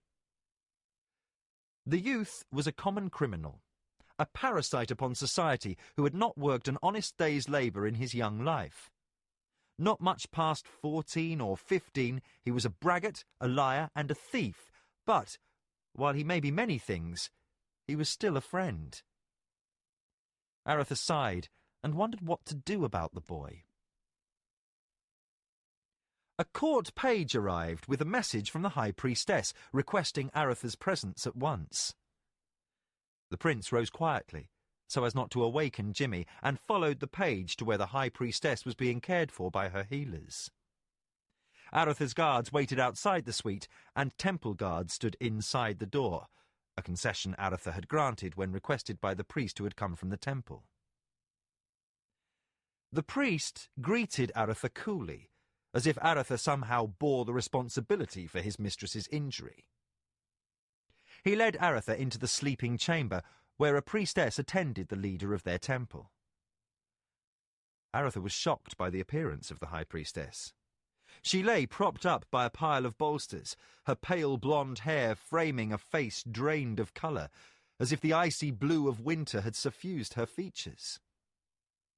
She looked as if she had aged 20 years in a day. But, as she fixed her gaze upon Arutha, there was still an aura of power about her. "Have you recovered, madam?" Arutha's tone showed concern as he inclined his head towards her. "My mistress has work for me yet, Highness. I will not join her for some time. I am pleased to hear that news. I have come, as you required." The woman drew herself upright until she sat with her back against the pillows. Without conscious thought, she brushed back her nearly white hair, and Arutha could see that, despite the grim demeanour, the High Priestess was a woman of unusual beauty, albeit a beauty without a hint of softness. In a voice still strained, the priestess said, "Arutha Quandwan, there is peril to our kingdom and more. In the realm of the Mistress of Death, only one stands higher than I. She is our mother matriarch in Rilannon. Other than herself, none should challenge my power in the domain of death. But now, there comes something that challenges the very goddess herself. Something that, while still weak, while still learning its powers, can overcome my control over one in my mistress's realm. Have you any understanding of the importance of my words? It is as if a baby, fresh from her mother's teat, has come to your palace, nay, the palace of your brother, the king, and turned his retinue, his guards, even the very people against him, rendering him helpless in the very seat of his power. That is what we face. And it grows. As we stand speaking, it grows in strength and rage, and it is ancient." Her eyes grew wide, and suddenly Arutha saw a hint of madness. "It is both new and old. I don't understand." Arutha nodded towards the healer and turned to the priest. The priest indicated the door, and Arutha started to leave. As he reached the door, the High Priestess's voice broke into sobbing. When they reached the outer room, the priest said, "Highness, I am Julian, chief priest of the Inner Circle. I have sent word to our mother temple in Rilannon of what has happened here. He appeared troubled by what he was about to say. "Most likely, I will be High Priest of Limbs Cragmar within a few months' time. We shall care for her," he said, facing the closed door, "but she will never again be able to guide us in our mistress's service." He returned his attention to Arutha. "I have heard from the temple guards of what occurred last night, and I have just heard the High Priestess's words. If the temple can help, we will." Arutha considered the man's words. It was usual for a priest of one of the orders to be numbered among the counsellors of the nobility. There were too many matters of mystic importance to be faced for the nobility to be without spiritual guidance. That was why Arutha's father had been the first to include a magician in his company of advisers. But active cooperation between temple and temporal authority, between ruling bodies themselves, was rare. Finally, Arutha said, "My thanks, Julian. When we have a better sense of what we are dealing with, we shall seek out your wisdom. I have just come to understand that my view of the world is somewhat narrow. I expect you will provide valued assistance." The priest bowed his head. As Arutha made to leave, he said, "Highness." Arutha looked back to see a concerned expression on the priest's face. "Yes?" "Find whatever this thing is, Highness. Seek it out and destroy it utterly." Arutha could only nod. He made his way back to his chamber. Entering, He sat quietly lest he disturb Jimmy, who still lay sleeping upon the settee. Arutha noticed that a plate of fruit and cheese and a decanter of chilled wine had been placed upon the table for him. Realising he had had nothing to eat all day, he poured himself a glass of wine and cut a wedge of cheese, then sat down again. He put his boots on the table and leaned back, letting his mind wander. The fatigue of 2 nights with little sleep washed over him, but his mind was too caught up in the events of the last 2 days to let sleep be considered for even a moment. Some supernatural agent was loose in his realm, some magic thing that threw fear into priests of 2 of the most powerful temples in the kingdom. Liam would arrive in less than a week. Nearly every noble in the kingdom would be in Crondor for the wedding, in his city. And he could think of nothing he could do to guarantee their safety. Arutha sat for an hour, his mind miles away as he absently ate and drank. He was a man who often descended into dark brooding when left alone, but when given a problem, he never ceased to work on it, to attack it from every possible side, to worry it, tossing it about as a terrier does a rat. He conjured up dozens of possible approaches to the problem and constantly re-examined every shred of information he had. Finally, after discarding a dozen plans, he knew what he must do.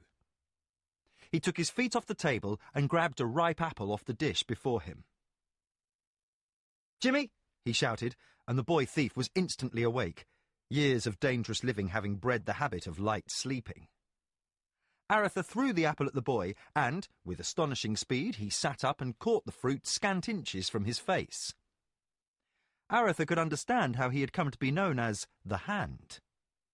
"What?" inquired the boy as he bit into the fruit. "I need you to carry a message to your master." Jimmy stopped in mid-bite. "I need you to arrange a meeting between myself and the upright man." Jimmy's eyes widened in utter disbelief.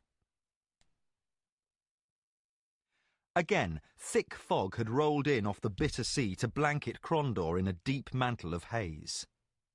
2 figures moved quickly past the few taverns still open for business. Arutha followed as Jimmy led him through the city, passing out of the merchants' quarter into rougher environs, until they were deep within the heart of the poor quarter. Then, a quick turn down an alley, and they stood before a dead end. Emerging from the shadows, 3 men appeared as if by magic. Arutha had his rapier out in an instant, but Jimmy only said, "We are pilgrims who seek guidance." "Pilgrims, I am the guide," came the answer from the foremost man. "Now tell your friend to put up his toad sticker or we'll deliver him up in a sack." If the men knew Arutha's identity, they were giving no sign. Arutha slowly put away his sword. The other 2 men came forward holding out blindfolds. Arutha said, "What business is this?" "This is the way you will travel," answered the spokesman. "If you refuse, you will go not 1 step further." Arutha fought down irritation and nodded once. The men came forward, and Arutha saw Jimmy blindfolded an instant before he was roughly denied light himself. Struggling against the urge to pull the blindfold away, Arutha heard the man speak.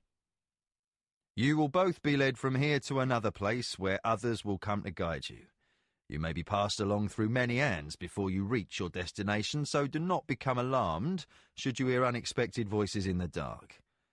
I do not know what your ultimate destination is, for I do not need to know. I also do not know who you are, man, but orders have come down from one most highly placed that you are to be led quickly and delivered unharmed. But be warned. Remove your blindfold only at grave risk. You may not know where you are from this moment henceforth." Arutha felt a rope being tied around his waist and heard the speaker say, "Hold tightly to the rope and keep a sure foot. We travel at good pace." Without further word, Arutha was jerked around and led off into the night. For more than an hour, or so it seemed to the prince, he had been led about the streets of Crondor. He had twice stumbled and had bruises to show for the casual care given by his guides. At least 3 times he had changed guides, so he had no idea whom he would see when the blindfold was removed. But at last he climbed a flight of stairs. He heard several doors open and shut before strong hands forced him to sit. At last the blindfold was removed, and Arutha blinked as he was dazzled by the light. Arrayed along a table was a series of lanterns with a polished reflector behind each, all turned to face him. Each cast a brilliant illumination into the prince's eyes, preventing him from seeing anyone who stood behind that table. Arutha looked to his right and saw Jimmy sitting upon another stool. After a long moment, a deep voice rumbled from behind the lights. "Greetings, Prince of Krondor." Arutha squinted against the light but could catch no glimpse of who spoke from behind the glare. "Am I speaking to the upright man?" A long pause preceded the answer. "Be satisfied that I am empowered to reach any understanding you may desire. I speak with his voice." Arutha considered for a moment. "Very well. I seek an alliance." From behind the glare came a deep chuckle. "What would the Prince of Krondor need of the upright man's aid?" "I seek to learn the secrets of the Guild of Death." A long silence followed on the heels of this statement. Arutha couldn't decide if the speaker was consulting another person or simply thinking. Then the voice behind the lantern said, "Remove the boy and hold him outside." 2 men appeared from out of the dark and roughly grabbed Jimmy, hauling him from the room. When he was gone, the voice said, "The Nighthawks are a source of concern for the upright man, Prince of Krondor. They trespass upon the thieves' highway, and their black murders stir up the populace, casting unwelcome light upon the mockers' many activities. In short, they are bad for business. It would serve us to see them ended. But what cause have you beyond that which normally occupies a ruler when his subjects are being wantonly murdered in their sleep?" "They pose a threat to my brother and myself." Again there was a long silence. "Then they set their sights high. Still, royalty often needs killing as much as the commons, and a man must earn a living howsoever he may, even though he be an assassin." "It should be apparent to you," said Arutha dryly, "that murdering princes would be especially bad for business. The mockers would find things a little cramped working in a city under martial law." "This is true. Name your bargain." "I ask no bargain. I demand cooperation. I need information. I wish to know where lies the heart of the Nighthawks." "Altruism accrues little benefit to those lying cold in the gutter. The arm of the Guild of Death is long." "No longer than mine," said Arutha in a voice devoid of humour. "I can see that the activities of the mockers suffer greatly. You know as well as I what would happen to the mockers should the Prince of Krondor declare war upon your guild." "There is little profit in such contention between the guild and your highness." Arutha leaned forward, his dark eyes gleaming from the brilliant lights. Slowly, biting off each word, he said, "I have no need of profit." A moment of silence was followed by a deep sigh. "Yes, there is that," said the voice thoughtfully. Then it chuckled. "That is one of the advantages to inheriting one's position. It would prove troublesome to govern a guild of starving thieves. Very well, Arutha of Krondor, but for this risk, The guild needs indemnity. You've shown the stick. Now what of the carrot? Name your price. Arutha sat back. Understand this. The upright man is sympathetic to your highness regarding the problems posed by the Guild of Death. The Night Hawks are not to be endured. They must be eliminated root and branch. But many risks are involved, and great expense will be incurred. This will be a costly venture. Your price? Arutha repeated flatly. For the risk involved to all, should we fail, 10,000 golden sovereigns.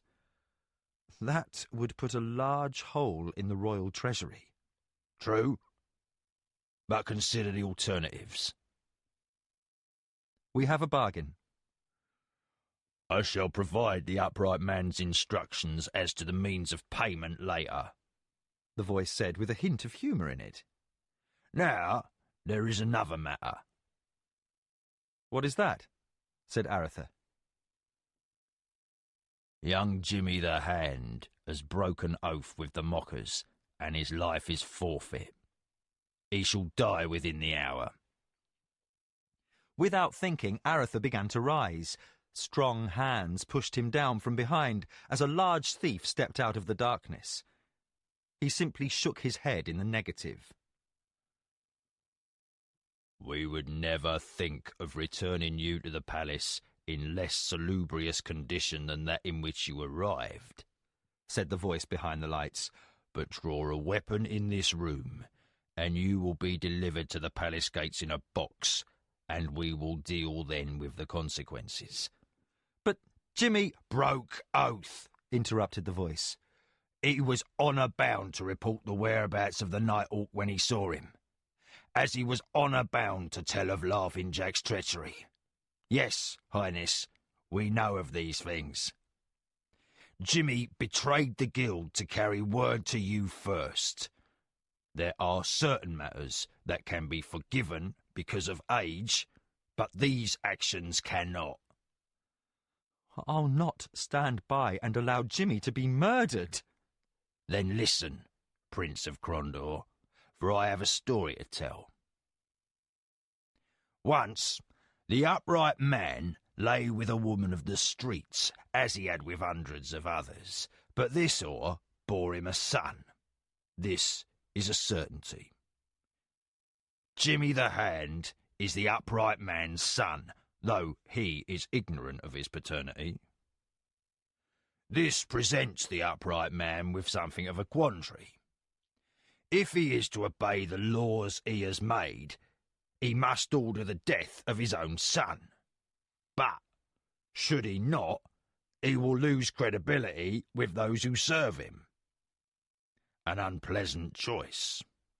Already the Guild of Thieves is in turmoil from Jack's being shown as an agent of the Nighthawks. Trust is a thin enough commodity at most times. It is nearly non-existent now. Can you think of another way? Arutha smiled, for he knew another way. In times not far past, it was not unheard of to buy pardon. Name your price. For treason? No less than another 10,000 gold sovereigns. Arutha shook his head. His treasury would be gutted. Still, Jimmy must have known the risks of betraying the mockers to bring him warning, and that was worth much. Done, said Arutha sourly. Then you must keep the boy with you, Prince of Crondor, for he'll never be one with the mockers again, though we will not attempt to harm him, unless he again transgresses against us. Then we shall deal with him as we would any freebooter, harshly. Arutha rose. Is our business then done? Except for one last thing. Yes? Also, in times not far past, it was not unheard of to buy a patent of nobility for a price in gold. What price would you ask of a father to have his son named Squire of the Prince's court?" Arutha laughed, suddenly understanding the course of negotiations. 20,000 golden sovereigns. "Done. The upright man is fond of Jimmy. Though he has other bastards around, Jimmy is special. The upright man wishes Jimmy to remain ignorant of the relationship, but he will be pleased to think his son shall have a brighter future for this night's negotiations." "He will be placed within my service without knowing who his father is. Shall we meet again?" "I think not, Prince of Crondor. The upright man guards his identity jealously, and even to come close to one who speaks with his voice brings him dangers. But we will carry clear messages to you when we know where hide the Night Hawks, and we will welcome news of their obliteration." Jimmy sat nervously. For over 3 hours, Arutha had been closeted with Gardan, Volney and Lorry, as well as other members of his privy staff. Jimmy had been invited to remain in a room set aside for his use. The presence of 2 guards at the door and 2 more below the balcony outside his window gave ample support to the notion that he was, for whatever reason, a prisoner. Jimmy had little doubt he could leave undetected during the night if he had been in fit condition, but after the events of the last few days he felt abused. Also, he was at something of a loss to understand being returned to the palace with the prince. The boy thief was uneasy. Something in his life had changed, and he wasn't sure what or why. The door to the room opened, and a guard sergeant stuck his head in, waving to Jimmy to come. "His Highness wants you, boy." Jimmy quickly followed the soldier down the hall to the long passage to the council chambers. Arutha looked up from reading something. About the table sat Gardan, Lorry, and some other men Jimmy didn't know, while Earl Volney stood near the door. "Jimmy, I have something for you here." Jimmy simply looked around the room, not knowing what to say. Arutha said, "This is a royal patent naming you Squire to the Prince's court." Jimmy was speechless, his eyes wide. Lorry chuckled at his reaction, while Gardan grinned. Finally, Jimmy found his voice. "This is a jest, right?" When Arutha shook his head, the boy said, "But me? A squire?" Arutha replied, "You have saved my life, and you are to be rewarded." Jimmy said, "But Highness, thank you, but there's the matter of my oath to the mockers." Arutha leaned forward. "That matter has been disposed of, Squire. You are no longer a member of the Guild of Thieves. The upright man has agreed. It is done." Jimmy felt trapped. He had never taken much pleasure in being a thief, but he had taken great pleasure in being a very good thief. What appealed to him was the chance to prove himself at every turn, to show all that Jimmy the Hand was the best thief in the guild, or at least would be someday. But now he was to be bound to the prince's household, and with the office came duties. And if the upright man had agreed, Jimmy was forever denied access to the society of the streets. Seeing the boy's lack of enthusiasm, Lorry said, "May I, Highness?" Arutha permitted, and the singer came over to place a hand on the boy's shoulder. "Jimmy, His Highness is simply keeping your head above water, literally. He had to bargain for your life. If he had not, you'd be floating in the harbour this hour. The upright man knew you'd broken oath with the guild." Jimmy visibly sagged, and Lorry squeezed his shoulder reassuringly. The boy had always thought himself somehow above the rules, free of the responsibilities that bound others. Jimmy had never known why he had been granted special consideration so many times, while others were forced to pay their way, but now he knew that he had stretched privilege too far once too often. There was no doubt in the boy's mind that the singer told the truth, and conflicting emotions surged up within him as he considered how close to being murdered he had come. Laurie said, "Palace life isn't so bad. The building's warm, your clothing will be clean, and there's ample food. Besides, there'll be plenty to hold your interest." He looked at Arutha and added dryly, "Especially of late." Jimmy nodded, and Laurie led him around the table. Jimmy was instructed to kneel. The Earl quickly read the patent. "To all within our domain, whereas the youth Jimmy, an orphan of the city of Crondor, has rendered worthy service in preventing injury to the royal person of the Prince of Crondor, and whereas the youth Jimmy is considered to hold us forever in his debt, it is my wish that he be known to all in the realm as our beloved and loyal servant, and it is furthermore wished that he be given a place in the court of Crondor with the rank of squire, with all rights and privilege pertaining thereunto.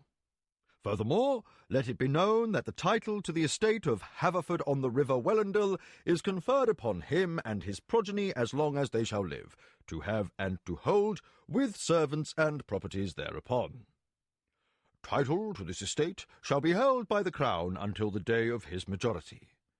Set this day by my hand and seal, Arutha Condwan, Prince of Crondor, Knight Marshal of the Western Realm, and of the King's armies of the West, heir apparent to the throne of Relanan." Volney looked at Jimmy. "Do you accept this charge?" Jimmy said, "Yes."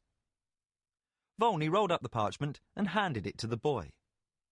That, apparently, was all that was needed to turn a thief into a squire. The boy didn't know where Haverford on the river Wellendale was, but land meant income, and immediately he brightened. As he stepped away, he studied Arutha, who was obviously preoccupied. Chance had twice thrown them together, and twice Arutha had proved the only person who hadn't wanted anything from him. Even his few friends among the mockers had tried to gain advantage over the boy at least once, until he had shown that to be a difficult task. Jimmy found his relationship with Arutha a novel one. As Arutha read some papers silently, Jimmy decided that if fate was again taking a hand, he'd just as soon stay with the prince and his lively bunch as go anywhere else he could think of. Besides, he would have income and comfort as long as Arutha lived, though this, he thought somberly, might prove a bit of a problem. While Jimmy glanced at his patent, Arutha in turn studied him. He was a street boy, tough, resilient, resourceful, and occasionally ruthless. Arutha smiled to himself. He'd get along just fine in court. Jimmy rolled up the paper as Arutha said, "Your former master works with alacrity." To the entire group he said, "Here I have his word that he has nearly uncovered the nest of the Nighthawks. He states he will send a message at any moment, and he regrets he must withhold any direct aid in stamping them out. Jimmy, what do you think of this?" Jimmy grinned. "The upright man knows how to play. Should you destroy the Nighthawks, business returns to normal. Should you fail, there's no suspicion he took a hand in your attempt. He cannot lose." In more serious tones he added, "He also worries about additional infiltration of the mockers. Should that be the case, any mocker participation places the raid in jeopardy." Arutha took the boy's meaning. "It has come to that serious a pass?" "Most likely, Highness. There are no more than 3 or 4 men with access to the upright man himself. These are the only ones he can fully trust. I would guess he has a few agents of his own outside the guild, unknown to any but his most trusted aides, perhaps not even to them. He must be using these to ferret out the Nighthawks. There are over 200 mockers, and twice that number of beggars and urchins, any of whom could be eyes and ears for the Guild of Death." Arutha smiled his crooked smile. Volney said, "You have wits, Squire James. You should prove a boon to His Highness's court." Jimmy looked as if something tasted bad as he muttered, "Squire James." Arutha seemed unaware of Jimmy's sour tone. "We could all do with some rest. Until we hear from the upright man, The best we can do is recover from the rigours of the last few days. He rose. I bid you all good night. Arutha quickly left the chamber, and Volney gathered up the papers from the conference table and hurried along on his own errands. Laurie said to Jimmy, "Well, I'd better take you in tow, youngster. Someone should teach you a thing or two about quality folk." Gardan came over to them. "Then the boy is as good as damned for ever to be an embarrassment to the prince." Laurie sighed. "It just shows you," he rejoined to Jimmy. "You can put a badge of rank on the man, but once a barrack sweeper, always a barrack sweeper." "Barrack sweeper!" snapped Gardan, mock outrage on his dark face. "Singer, I'll have you know I come from a long line of heroes."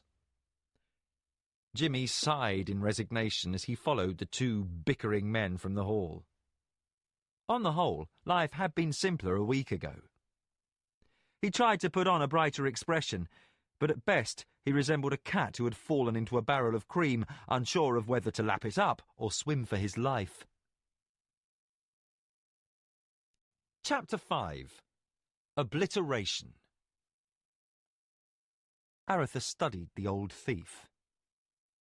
The upright man's messenger had waited while the prince read the missive.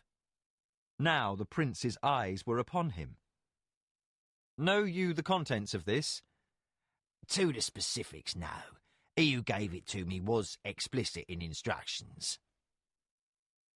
The old thief, now robbed of his agility by age, rubbed absently at his bald pate as he stood before Arutha. "He said to tell you the boy could bring you easily to the place named within your highness.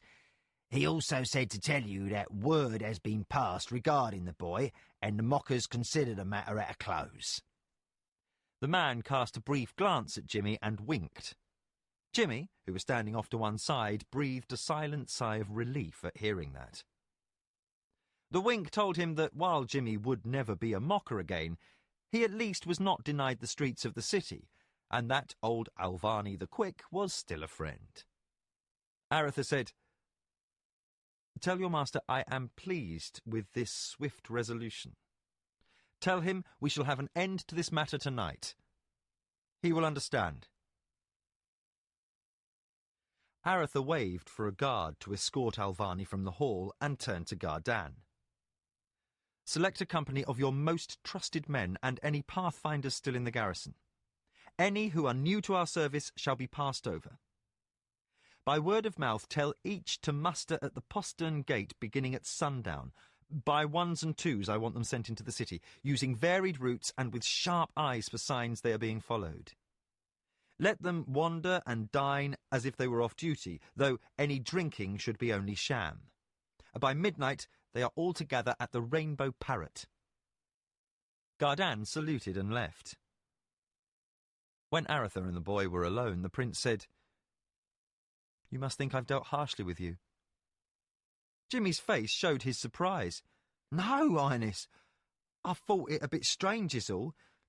If anything, I owe you my life." "I worried you'd resent being taken from the only family you knew." Jimmy shrugged off the remark. "And as for owing a life..." He leaned back, finger against his cheek as he smiled. "We are even, Squire James. For had you not acted quickly the other night, I'd be shorter by a head." They both smiled at that.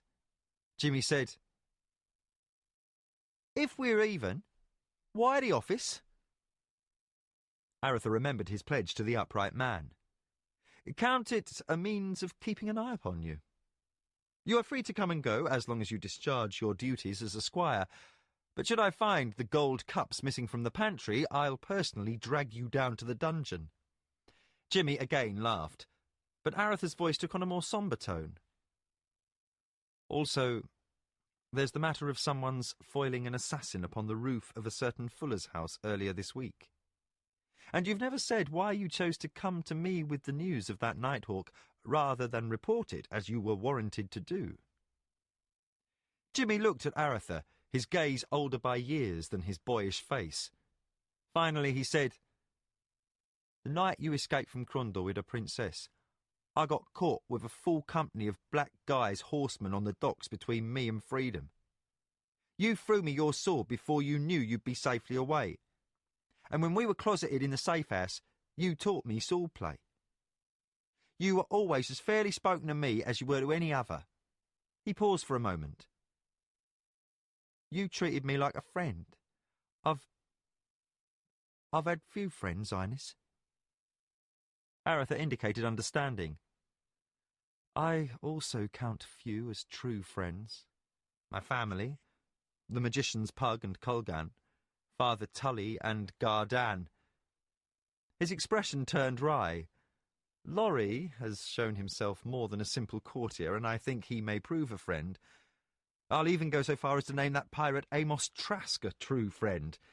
Now, if Amos can be the friend of the Prince of Crondor, why not Jimmy the Hand? Jimmy grinned, and there was a hint of moisture in his eyes. Why not indeed? He swallowed hard and raised his mask again. Whatever happened to Amos? Arutha sat back. The last I saw of him, he was stealing the king's ship. Jimmy guffawed. We've not had word of him since. I'd give much to have that cutthroat by my side this night. Jimmy lost his smile. I hate to bring this up, but what if we run into another of those damn things that won't die? Nathan thinks it unlikely. He thinks it happened only because the priestess called that thing back. Besides, I can't wait upon the temple's pleasure to act. Only that death priest Julian has offered to help. And we've seen how much help those who serve Limbs Cragma can provide, Jimmy added dryly. Let's hope Father Nathan knows of what he speaks. Arutha rose. Come, let's get what rest we may, for the night should provide bloody work. Throughout the night, bands of soldiers dressed in the common garb of mercenaries had been wending their way through the streets of Crondor, passing one another without a flicker of acknowledgement, until, at 3 hours after midnight, over 100 men were in the Rainbow Parrot. Several were dispensing uniform tabards from large sacks, so the soldiers would again be in the prince's colours during the raid. Jimmy entered in the company of 2 men dressed in simple forester's garb, members of Arutha's elite company of army scouts, the Royal Pathfinders. The senior Pathfinder saluted. This youngster has the eyes of a cat, Highness. He spotted our men being followed to the inn 3 times. When Arutha looked at them questioningly, Jimmy said, 2 of them were beggars known to me, and they were easy to intercept and chase off, but the third, it may have been he simply followed to see if something was up. Anyway, when we blocked his way down the street, subtly, you may be sure, he simply moved off in another direction. It could have been nothing. It also could have been something, Arutha said. Still, there is nothing more we can do. Even if the Nighthawks know we are doing something, they will not know what. Look you here, he said to Jimmy, pointing to a map on a table before him. This was given to me by the Royal Architect. It is old, but he thinks it a fair accounting of the sewers. Jimmy studied it for a moment. Oh, perhaps a score of years ago it was. He pointed to one spot on the map and another. Here there's been a collapse of a wall, and while the sewage still flows, the passage is too narrow for a man. And here there's a new tunnel dug by a tanner requiring a more rapid disposal of his waste. Jimmy studied the map a little bit longer, then said, Is there a quill and ink or charcoal? A piece of charcoal was forthcoming, and Jimmy made marks upon the map. Friend Lucas has a slipped me out of the sewers in his basement. Behind the bar, the old owner's mouth dropped at hearing that piece of news. What? Well, how do you know? Jimmy grinned. The rooftops aren't the only thieves' highway. From here, he pointed at the map, companies of men can move to these 2 points. The exits from the basement of the Nighthawk stronghold are cleverly located.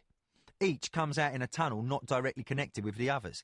The doors may be only scant yards apart, but it's yards of solid walls of brick and stone with miles of twisting sewers to travel to gain one from the next. It'd take an hour to find your way from one exit to another. It's this third one that's the problem. It empties out near a large landing with a dozen tunnels to flee down, too many to block. Gardan, who was looking over the boy's shoulder, said, Which means a coordinated assault. Jimmy, Can you hear if someone is breaking in one of the doors and you're at the other? Jimmy said, I should think. If you slip someone to the top of the stairs, for certain. Especially this time of night. You'd be surprised how many little noises filter down the streets during the day, but at night... Arutha said to the two pathfinders, Can you find these locations from this map? Each nodded. Good. Each of you will guide a third of the men to one of these two entrances. The other third will come with Gardan and myself. Jimmy will guide us. You will position men but not enter the basement of that building unless you are discovered first or you hear our party assaulting those within. Then come with all speed. Gardan, those on the streets should be in position. They have their orders? Gardan said, Each has been instructed. At first hint of trouble, no one is allowed to leave that building unless he wears your tabard and is known by sight. I have 30 archers in place on the rooftops on all sides to discourage any seeking quick exit. A herald with a trumpet will sound alarm, and 2 companies of horsemen will exit the palace at the bugle. They will reach us within 5 minutes. Any in the streets not of our company will be ridden down. That is the order. Arutha quickly put on a tabard and tossed one each to Jimmy and Laurie. When all were wearing the prince's purple and black, Arutha said, It is time. The Pathfinders led the first 2 groups into the cellar below the inn. Then it was time for Jimmy to lead the prince's group.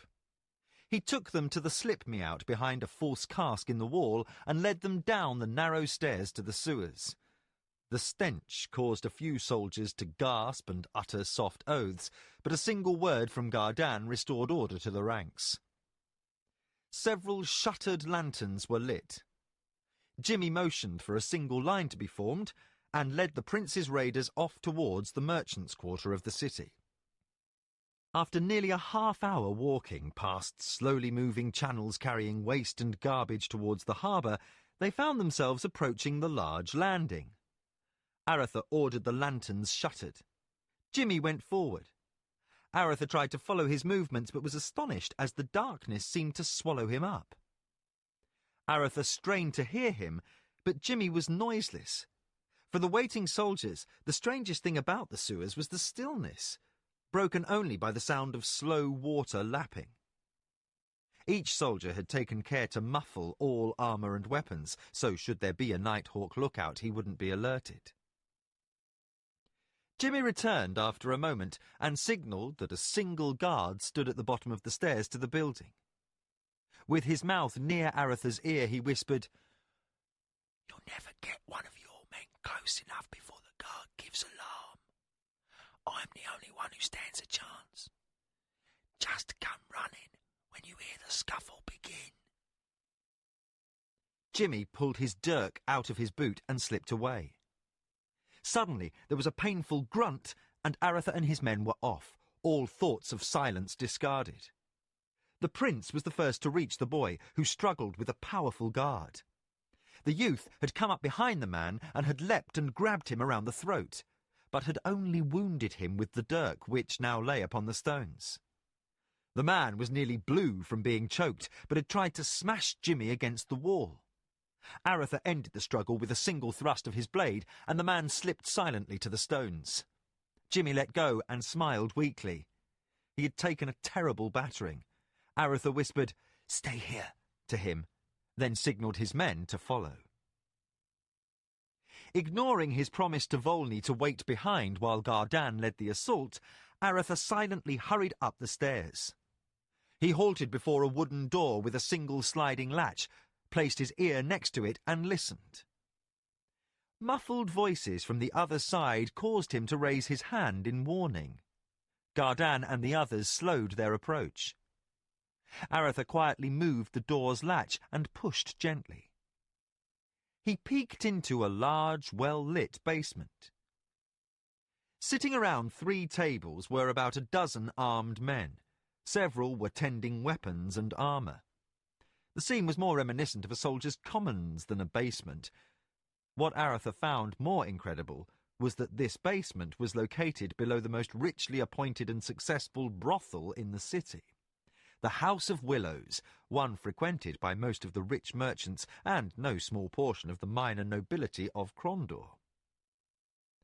Arutha could well understand how the Nighthawks could gain access to so much information about the palace and his own comings and goings. Many a courtier would boast of his knowledge of some secret or other to impress his whore. It would not have taken more than a chance mention from someone in the palace that Gardan had planned to ride out to the east gate to meet the prince for the assassin to know Arutha's route that night earlier in the week. Abruptly, a figure entered Arutha's view that made the prince catch his breath. A Mordel warrior approached a man who sat oiling a broadsword and spoke quietly to him. The man nodded while the dark brother continued his discourse. Then suddenly he spun. He pointed directly towards the door and opened his mouth to speak. Arutha didn't hesitate. He shouted, "Now!" and charged into the room. The basement erupted into a riot of action. Those who had moments before been sitting idly by now grabbed up weapons and answered the assault. Others bolted outdoors leading up to the brothel or down to other parts of the sewers. From above, screams and shouts told of customers alarmed by the fleeing assassins. Those who attempted to leave via the exits to the sewers were quickly pushed back up the stairs into the cellar by the other units of Arutha's invading force. Arutha ducked a blow by the Mordel warrior and leapt to the left as soldiers fought their way into the centre of the room, separating the prince from the dark brother.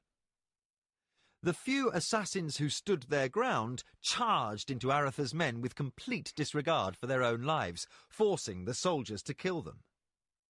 The sole exception was the Mordel, who seemed to be in a frenzy trying to reach Arutha. Arutha shouted, "Take him alive!" The Mordel was soon the only Nighthawk standing in the room, and he was forced back to the wall and held. Arutha came up to him. The dark elf locked gazes with the prince, naked hatred upon his face. He allowed himself to be disarmed as Arutha put up his own sword. Arutha had never been this close to a living Mordel before. There was no doubt they were elven kin, though elves tended to be fairer of hair and eyes. As Martin had remarked more than once, the Mordel were a handsome race, if one dark of soul. Then, as one soldier bent to examine the Mordel's boot top for weapons, the creature kneed the guard in the face, pushed away the other, and leapt at Arutha. Arutha had barely an instant to duck away from hands outstretched for his face. He moved to his left and saw the Mordel stiffen as Lori's blade took him in the chest. The Mordel collapsed to the floor, but with a final spasm tried to reach out and claw at Arutha's leg. Lori kicked the creature's hands, deflecting the weak clawing motion. "Look well at the nails. I saw them gleam as he let himself be disarmed," said the singer. Arutha grabbed a wrist and inspected the Mordel's hand closely. "Careful how you handle it," warned Lori. Arutha saw tiny needles embedded in the dark brother's nails, each with a dark stain at the end. Lori said, "It's an old whore's trick, though only those with some gold and a friendly chirurgeon can get it done. If a man tries to leave without paying, or is given to beating his whores, a simple scratch, and the man is no longer a problem." Arutha looked at the singer. "You have my debt." "Banaf preserve us!" Arutha and Gardan turned to see that Jimmy had crossed to a fallen man, fair and well-dressed. He was staring at the dead assassin. "Golden," he said softly. "You knew this man?" asked Arutha. "He was a mocker," said Jimmy. "In my life I would not have suspected him." "Is there not a one left alive?" demanded the prince. He was in a fury, for his orders had been to capture as many as possible. Gardan, who had been taking reports from his men, said, "Highness, there were full 35 assassins in this basement and the rooms above. All either fought so our men had no choice but to kill, or turned and slew one another, then threw themselves upon their own weapons. Gardan held out something to the prince. They all wore these, Highness. In his hand was an ebony hawk on a gold chain. Then there was an abrupt silence. Not as if the men had stopped their movements, but rather as if something had been heard and all had instantly halted to listen. Yet there was no sound. An odd dampening of sound occurred, as if a heavy, oppressive presence had entered the room, and an eeriness descended upon Arutha and his men for a brief moment. Then a chill fell over the room. Arutha felt his neck hair rise as some primordial dread filled him. Something alien had entered the room, an unseen but palpable evil. As Arutha turned to say something to Gardan and the others, a soldier shouted, "Highness, I think this one is alive! He moved!" He sounded eager to please his prince. Then a second soldier said, "This one too!" Arutha saw the two soldiers lean over the fallen assassins. All in the basement gasped in horror as one of the corpses moved, his hand shooting upwards to seize the kneeling soldier by the throat. The corpse sat up, forcing the soldier upwards. The terrible, wet, cracking sound of the soldier's throat being crushed echoed in the room. The other corpse sprang upwards, sinking his teeth in the neck of the second guard, ripping open his throat, while Arutha and his men were rooted in shocked silence. The first dead assassin tossed away the choking soldier and turned. Fixing milk-white eyes upon the prince, the dead man smiled. As if from a great distance, a voice sounded from the grinning Moor. "Again we meet, Lord of the West. Now shall my servants have you, for you have not brought your meddling priests. Rise! Rise, O my children! Rise and kill!" Around the room the corpses began to twitch and move, and soldiers gasped and offered prayers to Tith, the soldiers' god. One, thinking quickly, hacked the head off the second corpse as it started to rise. The headless corpse shuddered and fell, but began to rise once more, while the rolling head mouthed silent curses. Like grotesque marionettes manipulated by a demented puppeteer, the bodies rose in jerks and spasms. Jimmy, his voice almost quavering, said, "I think we should have waited on the temple's pleasure." Gardan shouted, "Protect the prince!" and men leapt at the animated corpses. Like crazed butchers in a cattle pen, soldiers began madly chopping in all directions. Gore spattered the walls and all who stood in the room, but the bodies continued to rise. Soldiers slipped in the blood and found themselves overwhelmed by cold, slimy hands that gripped arms and legs. Some managed throttled cries as dead fingers closed around their throats or teeth bit hard into their flesh. Soldiers of the Prince of Krondor hacked and slashed, sending limbs flying through the air, but the hands and arms only flopped madly about the floor like bleeding fish out of water. Arutha felt a tugging at his leg and looked down to see a severed hand gripping at his ankle. A frantic kick sent the hand flying across the room to strike the opposite wall. Arutha shouted, "Get out and hold closed those doors!" Soldiers swore as they cut and kicked their way through the blood and pulped flesh before them. Many of the soldiers, hardened veterans, were coming close to panic. Nothing in their experience had prepared them for the horror they faced in that basement. Each time a body was knocked down, it would but try to rise once more. And each time a comrade fell, he stayed down. Arutha led the way towards the door leading upstairs, the closest exit. Jimmy and Laurie followed. Arutha paused to cut apart another rising corpse, and Jimmy dashed past the prince. Jimmy reached the door first and swore as he looked up. Stumbling down the stairs towards them came the corpse of a beautiful woman wearing a diaphanous gown torn half away, with a spreading bloodstain at the waist. Her blank white eyes fastened on Arutha at the bottom of the stairs, and she shrieked in delight. Jimmy ducked under a clumsy slash and drove his shoulder into her bloody stomach, shouting, "Where are the stairs?" They both went down, and he was first to his feet, scrambling past her. Arutha looked back into the basement and saw his men being pulled down. Gardan and several other soldiers had reached the safety of the far doors and were attempting to close them, while stragglers, who were frantically attempting to reach them, were being pulled down. A few valiant men were pushing closed the door from inside, ignoring a sure sentence of death. The floor was a sea of gore, wet and treacherous, and many soldiers slipped and fell, never to rise again. Detached body parts seemed somehow to gather together, and corpses would stand once more. Remembering the creature in the palace and how it had gained in strength as time passed, Arutha shouted, "Bar the doors!" Laurie leapt up the stairs and struck at the grinning whore, once more on her feet. Her blonde head rolled past Arutha as he raced up the stairs after Jimmy and the singer. Reaching the ground floor of the House of Willows, Arutha and his companions were greeted with the sight of soldiers struggling with more animated corpses. The horse companies had arrived, cleared the streets and entered the building, but they, like those below, were unprepared to fight dead opponents. Outside the main door, several bodies, impaled with dozens of arrows, were trying to rise. Each time one would gain its feet, a flight of bow shafts would strike it from the dark, knocking it over again. Jimmy glanced around the room and made a leap atop a table.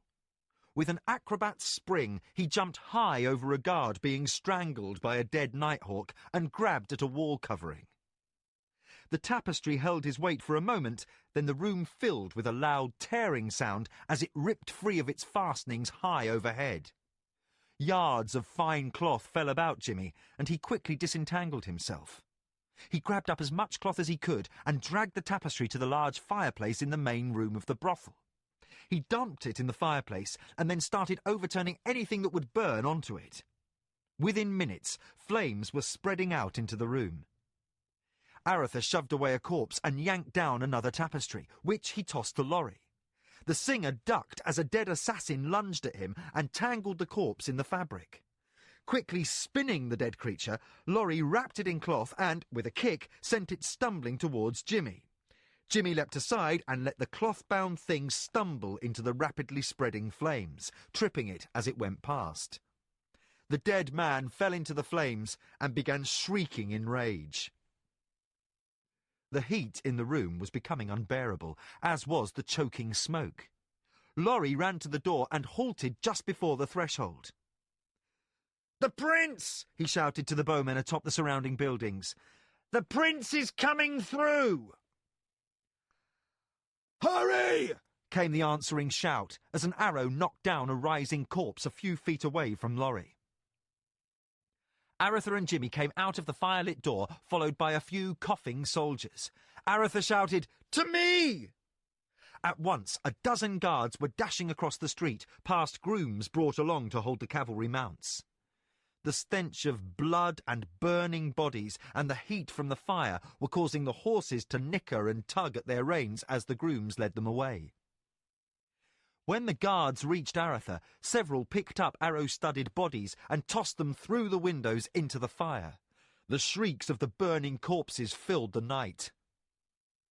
A dead nighthawk stumbled out of the door, its left side ablaze, its arms outstretched as if to embrace Arutha.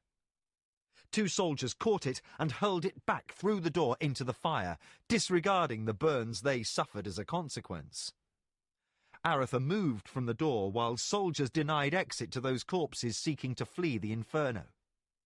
He crossed the street as the most exclusive brothel in the city went up in flames. To a soldier he said, "Send word to those in the sewers to make sure nothing gets out of the basement." The soldier saluted and ran off. In short order, the house was a tower of fire, the surrounding area lit like day. Neighbouring buildings spilled their inhabitants into the street as the heat threatened to ignite the block. Arutha called for the soldiers to form bucket lines and douse buildings on both sides of the House of Willows. Less than a half hour after the blaze began, There came a loud crash and a billowing explosion of smoke as the main floor caved in and the building collapsed. Laurie said, "So much for those things in the basement." Arutha's face was set in a grim expression as he said, "Some good men remain down there." Jimmy had stood transfixed by the sight, his face smudged with soot and blood. Arutha placed his hand upon the boy's shoulder. "Again, you did well." Jimmy could only nod. Laurie said, "I need strong drink. Gods, I'll never get that stench out of my nose." Arutha said, "Let's return to the palace. This night's work is done." Chapter 6. Reception. Jimmy tugged at his collar. Master of Ceremonies Brian de Lacy struck the floor of the audience hall with his staff, and the boy snapped eyes forward.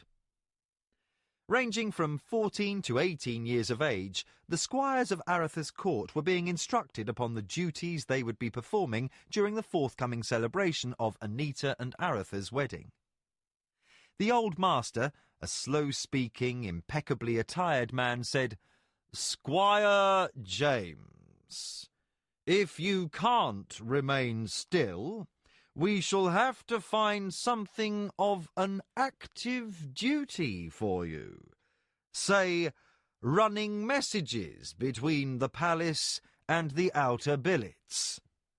There was a barely audible groan, for the visiting nobles were forever sending inconsequential notes back and forth, and the outer billets, where many of them were to be housed, were as far away as 3/4 of a mile from the palace proper.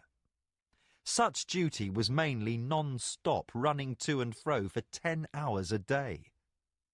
Master de Lacy turned to the author of the groan and said, "Squire Paul, perhaps you would care to join Squire James?" When no answer was forthcoming, he continued, "Very well. Those of you who are expecting relatives to attend should know that all of you will be required to serve such duties in turn." With that announcement, all the boys groaned, swore, and shuffled. Again, the staff struck the wooden floor loudly. "You're not dukes, earls, and barons yet. 1 or 2 days' duty will not cause your death. There will simply be too many in the palace for the servants, porters, and pages to meet every demand." Another of the new boys, Squire Locklear, the youngest son of the Baron of Land's End, said, "Sir, which of us will be at the wedding?" "In time, boy, in time. All of you will be escorting guests to their places in the Great Hall and in the Banquet Hall. During the ceremony, you'll all stand respectfully at the rear of the Great Hall, so you'll all get to see the wedding." A page ran into the room and handed the master a note, then dashed off without awaiting a reply. Master de Lacy read the note, then said, "I must make ready for the reception for the king. All of you know where you must be today. Meet here again once the king and his highness are closeted in council this afternoon. And anyone who is late will have an extra day of running messages to the outer billets. That is all for now." As he walked off, he could be heard to mutter, "So much to do and so little time." The boys began to move off, but as Jimmy started to leave, a voice from behind shouted, "Hey, new boy!" Jimmy turned, as did 2 others nearby, but the speaker had his eyes locked on Jimmy. Jimmy waited, knowing full well what was coming. His place in the order of squires was about to be established. When Jimmy didn't move, Locklear, who had also halted, pointed to himself and took a hesitant step towards the speaker. The speaker, a tall, raw-boned boy of 16 or 17 years, snapped, "Not you, boy! I mean that fellow!" He pointed at Jimmy. The speaker wore the same brown and green uniform of the house squires, but it was of better cut than those of most of the other boys. He obviously had the funds for personal tailoring. At his belt was a jewelled hilt dagger, and his boots were so polished they shone like bright metal. His hair was straw-coloured and cut cleanly. Knowing the boy had to be the resident bully, Jimmy rolled his eyes heavenward and sighed.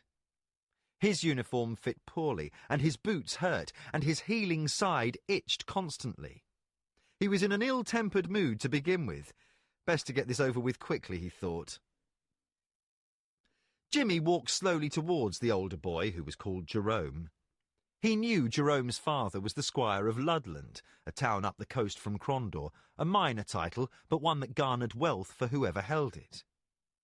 When Jimmy stood before him, he said, "Yes?" With a sneer, Jerome said, "I don't like much about you, fellow."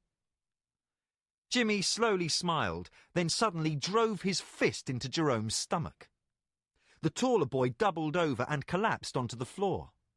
He thrashed about for a moment before, with a grunt, he rose. "Why," he began, but stopped, confronted by the sight of Jimmy standing before him, a dagger in his hand. Jerome reached to his belt for his own dagger and felt nothing. He looked down, then frantically about. "I think this is what you're missing," Jimmy said cheerfully, holding out the dagger to reveal the jewelled hilt.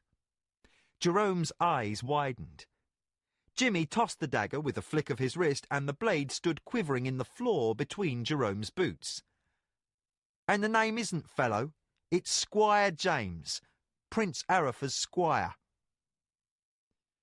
Jimmy quickly exited the hall. After a few yards, the boy called Locklear caught up and fell into step beside him. "That was something, Squire James," said the other new boy.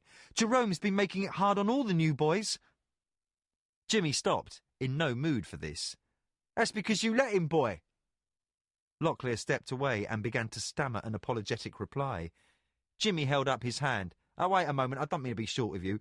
I have things on my mind. Look, Locklear, innit? My friends call me Lockie." Jimmy studied the boy. He was a small lad, still looking more the baby he was than the man he would be. His eyes were wide and blue in a face of deep tan. His brown hair shot through with sun gold. Jimmy knew that no more than a few weeks ago he was playing in the sand with the common boys at the beach near his father's rural castle. "Lockie," said Jimmy, "when that fool begins to trouble you, kick him where he lives. That'll sort him out quick enough. Look, I can't talk now. I've got to go and meet the king." Jimmy walked quickly away, leaving an astonished boy standing in the hall. Jimmy fidgeted, hating the too-tight collar of his new tunic. One thing Jerome had been good for was to show him he didn't have to put up with poor tailoring. As soon as he could, he'd slip out of the palace for a few hours and visit the 3 caches he had around the city. He had enough gold secreted there to tailor himself a dozen new outfits. This business of being a noble had drawbacks he hadn't imagined. "What's the matter with you, boy?" Jimmy looked up and saw the narrow gaze of a tall old man with dark grey hair. He studied Jimmy with a practised eye, and Jimmy recognised him as Swordmaster Fannon, one of Arutha's old companions from Criddy. He had arrived by ship on the evening tide the night before. "It's this deuced collar, Swordmaster, and these new boots hurt my feet as well." Fannon nodded. "Well, one must keep up appearances, discomfort or no. Now, here comes the prince." Arutha walked out of the great doors to the palace to stand at the centre of the throng assembled to meet the king. Broad steps led down to the parade ground. Beyond the ground, past the large iron gates, the great square of the city had been cleared of hawkers' stalls. Crondorian soldiers formed long lines along the route through the city to the palace, and behind them stood the citizens, eager to catch a glimpse of their king. Liam's column had been reported approaching the city only an hour before, but the citizens had been gathering since before dawn.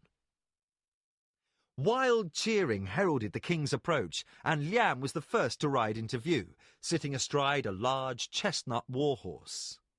Gardan, as city commander, riding at his side.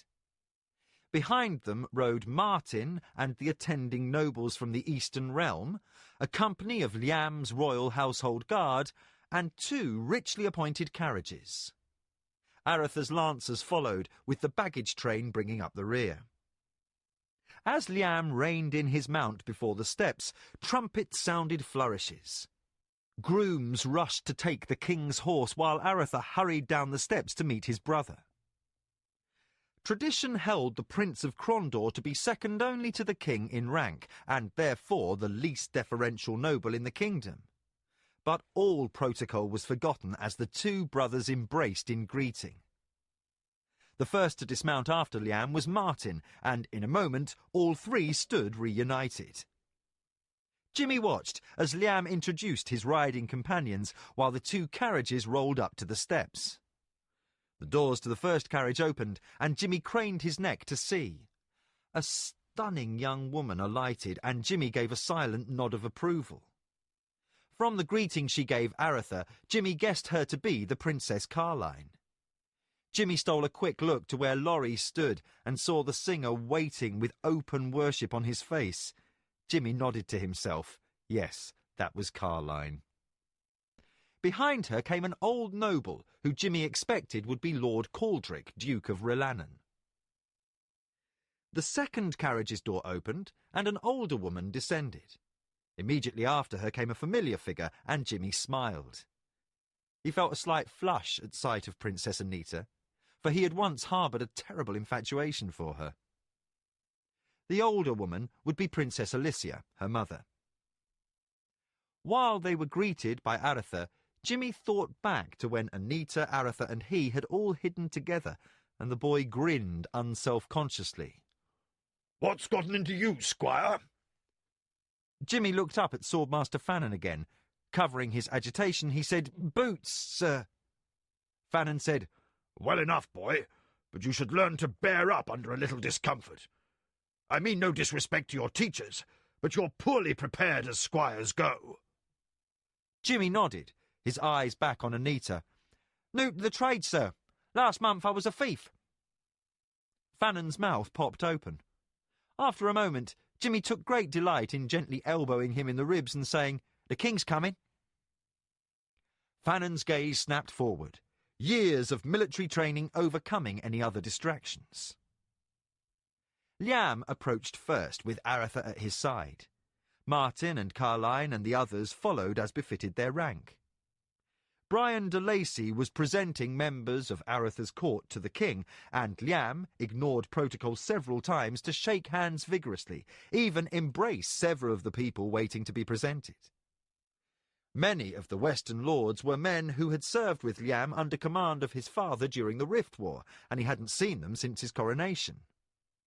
Earl Volney seemed embarrassed when Liam placed his hand upon his shoulder and said, "Well done, Volney. You've kept the Western Realm in good order this last year." These familiarities distressed several of the nobles, but the crowd loved them, cheering wildly each time Liam acted like a man greeting old friends rather than the king. When the king came up to Fannin, he caught the old fighter by the shoulders as he began to bow. "No," said Liam softly enough so that only Fannin, Jimmy and Arutha could hear. "Not from you, my old teacher." Liam engulfed the Swordmaster of Criddy in a bear hug and then, with a laugh, said, "Well now, Master Fannin, how stands my home? How stands Criddy?" "Well, Majesty, she stands well." Jimmy noticed a faint moisture in the old man's eyes. Then Arutha was saying, "This young scoundrel is the newest member of my court, Majesty. May I present Squire James of Crondor?" Master de Lacy looked heavenward as Arutha usurped his office. Jimmy bowed as he had been instructed. Liam gifted the boy with a broad grin. "You I have heard of, Jimmy the Hand," he said as he took a step away. Then Liam stopped suddenly. "I best check to see I've all my belongings." He made a show of patting himself down while Jimmy blushed furiously.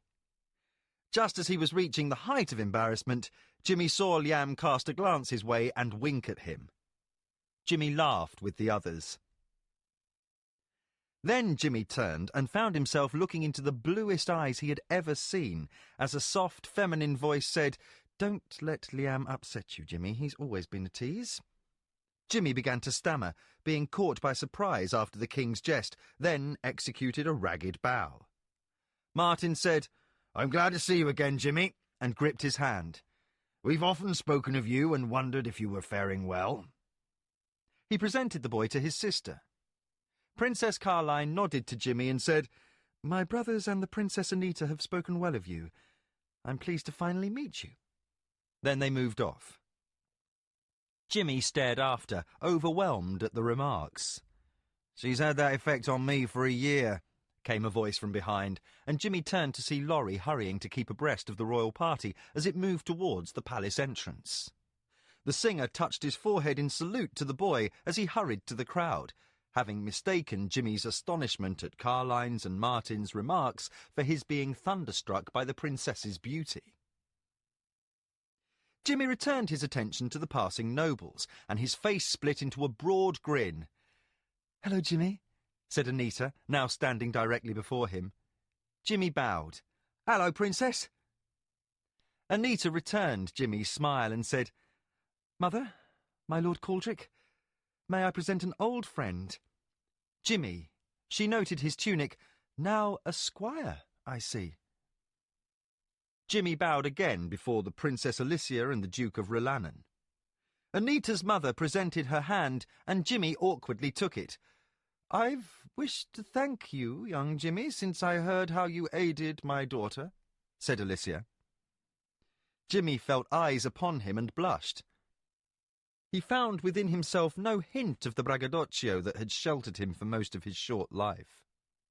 He could only stand awkwardly while Anita said, "We shall visit later." Anita, her mother, and Caldric moved forwards. Jimmy stood silently amazed. No further introductions were made as the other nobles of the kingdom passed on towards the great hall. After a short ceremony, Liam was due to be shown to his private quarters. Suddenly, the square erupted with the sound of drums and shouts as people pointed off to one of the major side streets to the palace. The royal party halted their entrance and waited. Then Liam and Arutha began walking back towards the top of the steps, the other nobles quickly scurrying around as all order to the procession crumbled. The king and prince moved to where Jimmy and Fannin stood, and into their view rode a full dozen mounted warriors, each wearing a leopard skin over head and shoulders. Perspiration glinted on their dark skin as these fierce-looking men pounded upon drums mounted on either side of their saddles, while carefully guiding their mounts with their knees. Behind came another dozen leopard skin-covered riders, each blowing on a large brass trumpet that curved over his shoulder. Both drummers and trumpeters moved their horses into two lines and allowed a procession of foot soldiers to come into view. Each soldier wore a metal helm ending in a spike, with a chain neck covering and a metal cuirass. Ballooning trousers were tucked into knee-high black boots, and each carried a round shield with a metal boss and had a long scimitar in his belt sash. Someone behind Jimmy said, "Dog soldiers." Jimmy said to Fannin, "Why are they called that, Swordmaster?" "Because in the ancient days in Kesh, they were treated like dogs, penned away from the rest of the people until it was time to turn them loose on someone. Now, it's said it's because they'll swarm all over you like a pack of dogs if you give them the chance. They're a rough lot, boy, but we've taken their measure before." The dog soldiers marched into place and opened a passage for others to move through. They drew scimitars and saluted as the first figure came into view.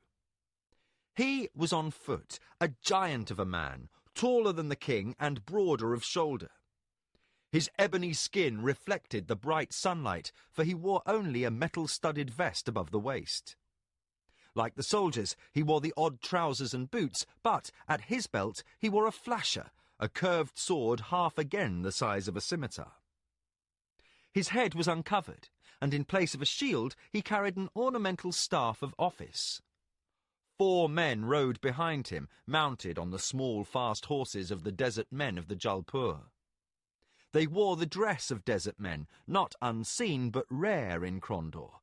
Flowing knee-length robes of indigo silk open in front to reveal white tunics and trousers, the calf-high boots of horsemen, and head coverings of blue cloth wrapped in such a manner that only their eyes could be seen. Each wore a ceremonial dagger of considerable length in his waist sash, the handle and sheath exquisitely carved from ivory. As the large, dark man climbed the steps, Jimmy could hear his deep voice. Before him, and the mountains tremble. The very stars pause in their course, and the sun begs his leave to rise. He is the might of the empire, and in his nostrils the 4 winds blow. He is the dragon of the valley of the sun, the eagle of the peaks of tranquility, the lion of the Jalpur. The speaker approached where the king stood, with Jimmy behind, and moved off to one side as the 4 men dismounted and followed him up the steps. One walked before the others, and was obviously the subject of the giant man's discourse. Jimmy gave Fannin a questioning look, and the swordmaster said, Keshian court etiquette. Liam had a sudden coughing fit and turned his head towards Jimmy behind his hand, and the boy could see the king was laughing at Fannin's remark. Regaining his composure, Liam looked forwards while the Keshian master of ceremonies finished his introduction. He is an oasis to his people. He faced the king and bowed low. Your Royal Majesty, I have the signal honor to present His Excellency Abdur Rahman Memo Hazara Khan, Bey of the Beni Sherin, Lord of the Jalpur, and Prince of the Empire, Ambassador of Great Kesh to the Kingdom of the Isles. The 4 dignitaries bowed in Keshian fashion, the 3 behind the ambassador falling to their knees, briefly touching their foreheads to the stone floor. The ambassador placed his right hand over his heart and bowed from the waist, his left hand extended out and back. As all stood erect, they perfunctorily touched index finger to heart, lips and forehead, a gesture indicating a generous heart, a truthful tongue, and a mind harbouring no deceit. Liam said, "We welcome the Lord of the Jalpur to our court." The ambassador removed his face covering, revealing a gaunt, bearded visage of advancing years, his mouth set in a half-smile.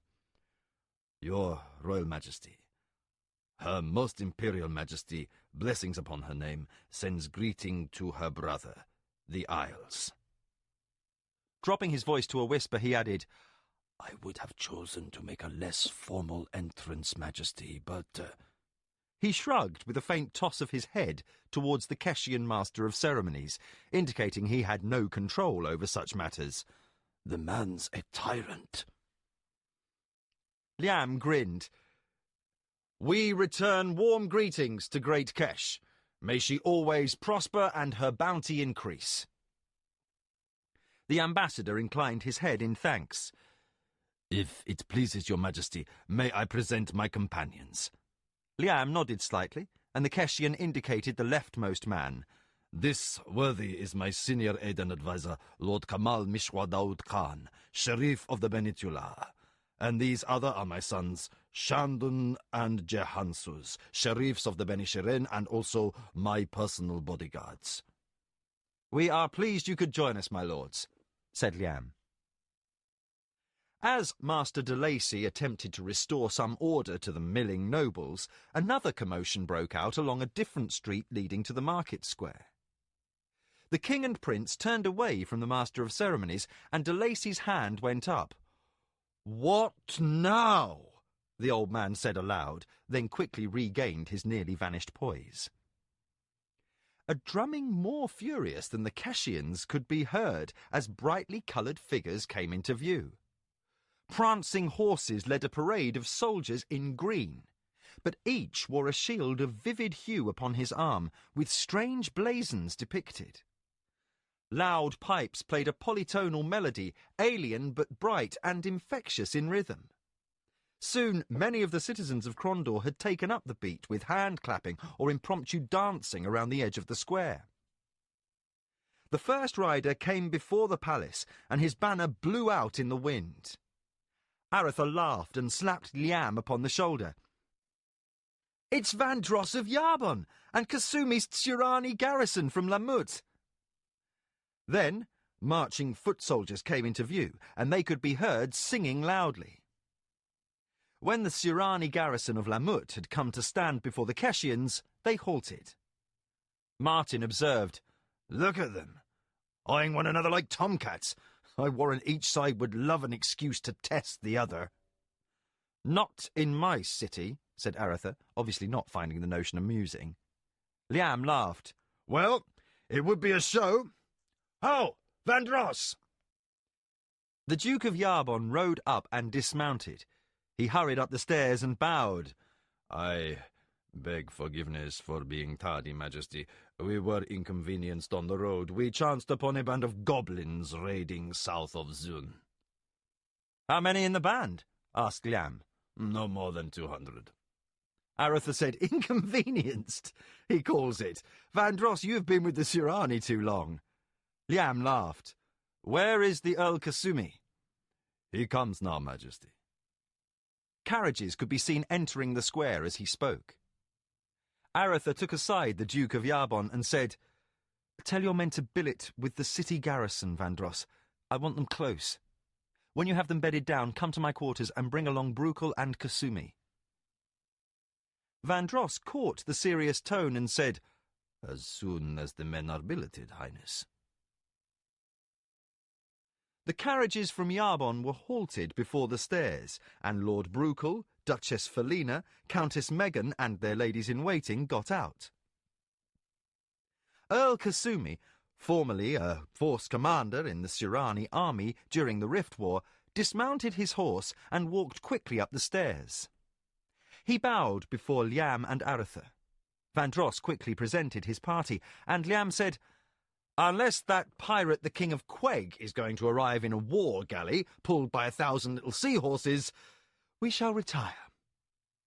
With a laugh, he swept past the near-distraught Master of Ceremonies de Lacy, who was vainly trying to restore order in the King's procession. Jimmy hung back. For while he had seen an occasional Keshian merchant, he had never seen a dog soldier or a Tsurani. For all his worldly ways, outside the usual matters of the city and its life, he was still a 14-year-old boy. Kasumi's under-commander was giving orders for the billeting of his men, and the Keshian captain was doing the same. Jimmy sat quietly on the stairs, wiggling his toes to stretch his boots. He stared at the colourful Keshians for a few minutes, then watched the Tsurani as they mustered to depart the square. Both were certainly colourful, and, if Jimmy could judge, both looked equally fierce. Jimmy was about to leave when something strange behind the Keshians caught his eye. He tried to decide what it was, but couldn't. Some odd itch made him walk down the stairs until he was near the Keshians, all still at parade rest. Then he saw what had caused him to feel something was out of the ordinary. Retreating into the crowd behind the Keshians was a man Jimmy had thought to be dead. Jimmy was rocked to the soul of his being, unable to move, for he had seen Laughing Jack vanish into the press. Arutha paced. Around his council table sat Laurie, Brukel, Vandross, and Kasumi. Arutha had finished his recounting of the assault upon the Nighthawks. He held out a message. "This is from Baron Highcastle in response to my query. He says there is some unusual movement northwards in his area. Arutha put down the paper. He goes on to give numbers of sightings where and the rest. Highness, said Vandross, we had some movement in our region, but nothing of great note.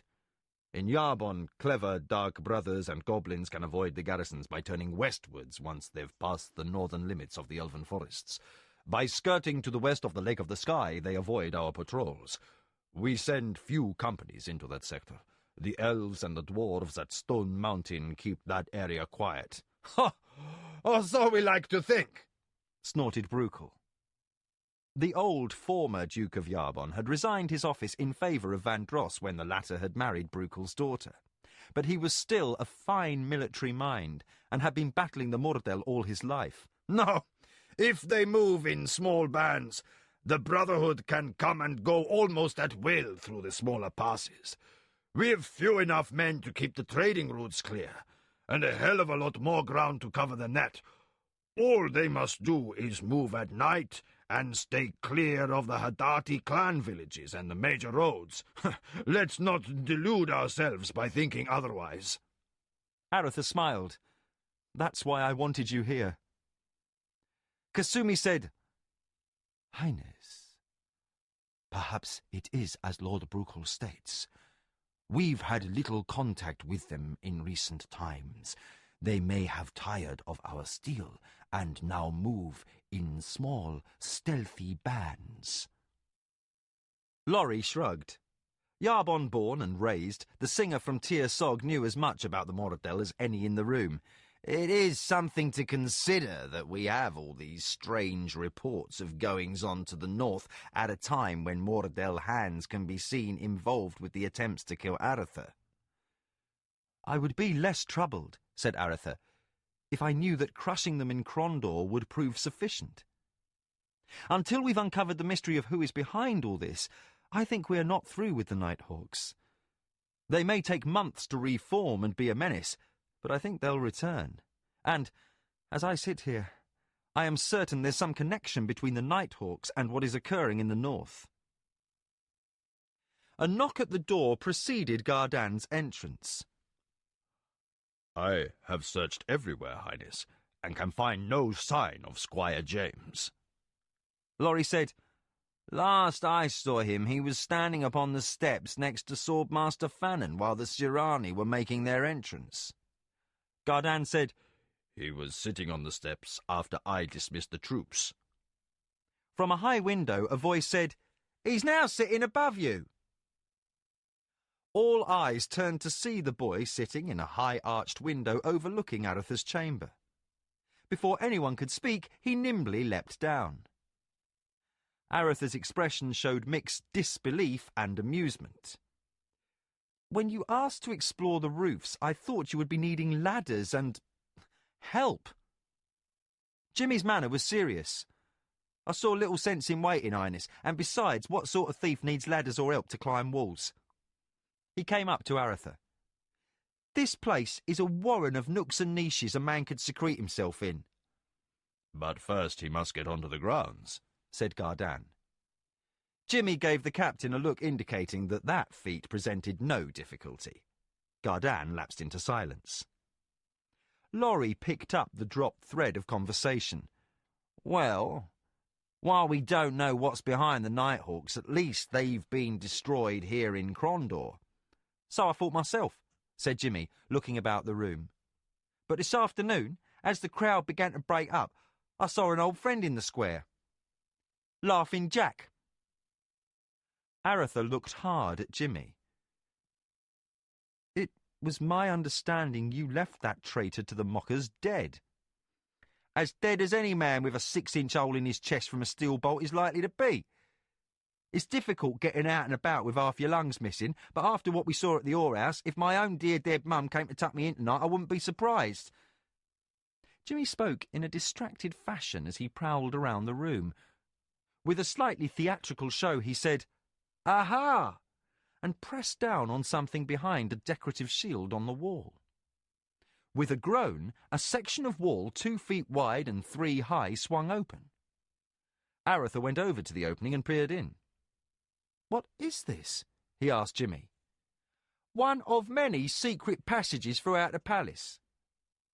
Back when we were riding out together, Highness, I remember the Princess Anita talking of how she fled the palace with the aid of a serving girl. She once mentioned taking a passage, and I'd thought nothing of it until today. Bruchel looked about the room. This may have been part of the original keep or one of the first editions. Back home we had a bolt hole out of the keep to the woods. I don't know of a keep that doesn't. He looked thoughtful. There may be more such passages. Jimmy smiled. A dozen or more. You walk around the roof a little and you see some very wide walls and odd bends in passages. Arutha said, Gardan, I want every foot of these passages mapped. Take a dozen men and uncover where this one leads and where else it may empty, and see if the royal architect has a clue if any of these passages are shown in old plans. Gardan saluted and left. Van Dross appeared deeply troubled. Arutha, in all this I have had little time to adjust to thoughts of assassins and dark brothers secretly working with them. That's why I wanted this talk before the festivities got underway. Arutha sat down. The palace is overrun with strangers. Every noble in attendance will have dozens of people in his retinue. Kasumi, I want your Tsurani in every key location. They would be impossible to infiltrate and are above reproach. Coordinate with Gardan, and if needs be, we'll have only Tsurani, men I know from Criddy, and my personal guards inside the central palace. To Jimmy, he said, By rights, I should have you strapped for this little escapade. Jimmy stiffened until he saw Arutha smile.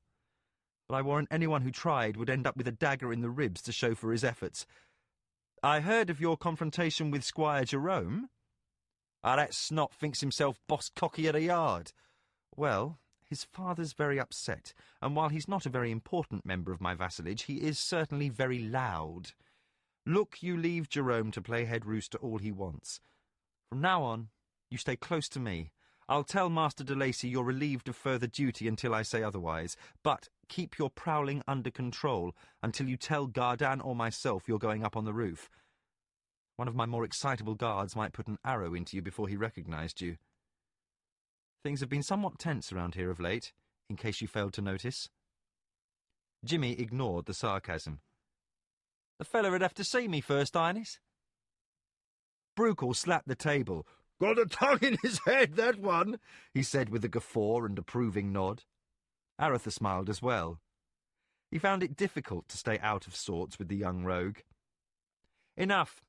We have receptions and banquets for the next week. Perhaps our concerns are for naught, and the Nighthawks are no more. Laurie said, Let us hope. Without further discussion, Arutha and his guests dispersed to their own rooms. Jimmy! Jimmy turned and saw the Princess Anita coming down the corridor in his direction, accompanied by 2 of Gardan's guards and 2 ladies-in-waiting. When she caught up with him, he bowed. She presented her hand, and he kissed it lightly, as he had been shown by Laurie. What a young courtier you've become, she observed as they resumed walking. It seems fate has taken an interest in me, Princess. I never had ambitions above becoming a power in the mockers, perhaps even the next upright man. But now I find my life has much broader horizons. She smiled, while her ladies whispered behind their hands. Jimmy hadn't seen the princess since her arrival the previous day, and again felt the faint tugging inside he had known the year before. He had put his boyhood infatuation behind, but he still liked her very much. Have you developed ambitions, then, Jimmy the Hand? In feigned scolding tones, he said, Squire James of Crondor, Your Highness, and they shared a laugh. Look then, Princess. This is a time of change in the kingdom. The long war with the Tsurani robbed us of quite a few men with titles. Earl Volney is acting the part of Chancellor, and there are no dukes yet in Salador or Bastira. 3 dukedoms without masters. It seems possible for a man of wit and talent to rise high in such an environment. Have you a plan? Anita asked, her delight at the boy's impudence showing in her bright green eyes and her smile. Not as yet. Not fully, at least. but I can see the possibility someday of a title beyond Squire, perhaps even Duke of Crondor. First advisor to the Prince of Crondor, Anita said in mock astonishment. Jimmy winked. I am well connected. I am a close personal friend of his betrothed. They both laughed. Anita touched his arm. It will be good to have you here with us. I am pleased Arutha found you so quickly. He didn't think it would be easy locating you. Jimmy faltered a half step. It had never occurred to him that Arutha wouldn't tell Anita of the assassin, but now he realised he hadn't. Of course, Jimmy thought to himself, he wouldn't needlessly throw a pall over the wedding. Quickly he recovered his poise. That was more an accident than anything. His Highness never said anything about looking for me. You'll not know how Arutha and I worried about you all the time after we left Crondor. Last we saw you, you were fleeing across the docks from Guy's men. We had no word of you. We passed through Crondor so quickly on our way to Liam's coronation, we had no way to discover what had happened to you. Liam sent warrants pardoning Trevor Hull and his men and giving them a commission for helping us, but no one knew what became of Jimmy. I made Arutha promise he would straightway begin inquiries. I didn't think he would make you a squire just yet, but I knew he had plans for you. Jimmy felt genuinely moved. This revelation added double meaning to Arutha's remark before that he liked to think they were already friends. Anita halted their walk, indicating a door. I am to stand for a fitting. My wedding gown arrived from Rilannan this morning. She leaned over and kissed him lightly upon the cheek. Now I must go. Jimmy fought down strange and frighteningly strong emotions. Highness, I am also glad to be here. We shall have a grand time. She laughed and passed through the door with her ladies, the guards taking up position outside. Jimmy waited until the door was closed, then walked away, whistling a light tune. He reflected upon the last few weeks of his life and judged himself happy, despite assassins and tight boots. Rounding a corner into a less frequented hallway, Jimmy halted. His dagger was instantly in his hand, as he stood regarding a gleaming pair of eyes in the half-shadows before him. Then, with a snuffling sound, the owner of those nearly glowing red eyes ambled out. Covered in green scales, the creature bulked about the size of a small hound. His head resembled an alligator's with a rounded snout, and large wings were folded across his back. A long, sinuous neck allowed the creature to look backwards past an equally long tail, as a young voice shouted from behind, "Phantus!" A small boy, no more than 6 years old, came dashing forward to throw his arms around the creature's neck. He looked up at Jimmy with serious dark eyes and said, "He won't hurt you, sir." Jimmy suddenly felt awkward holding his dagger and quickly put it away. The creature was obviously a pet, albeit an unusual sort. "What did you call it?" "Him? Phantus. He's my friend, and he's very smart. He knows lots of things."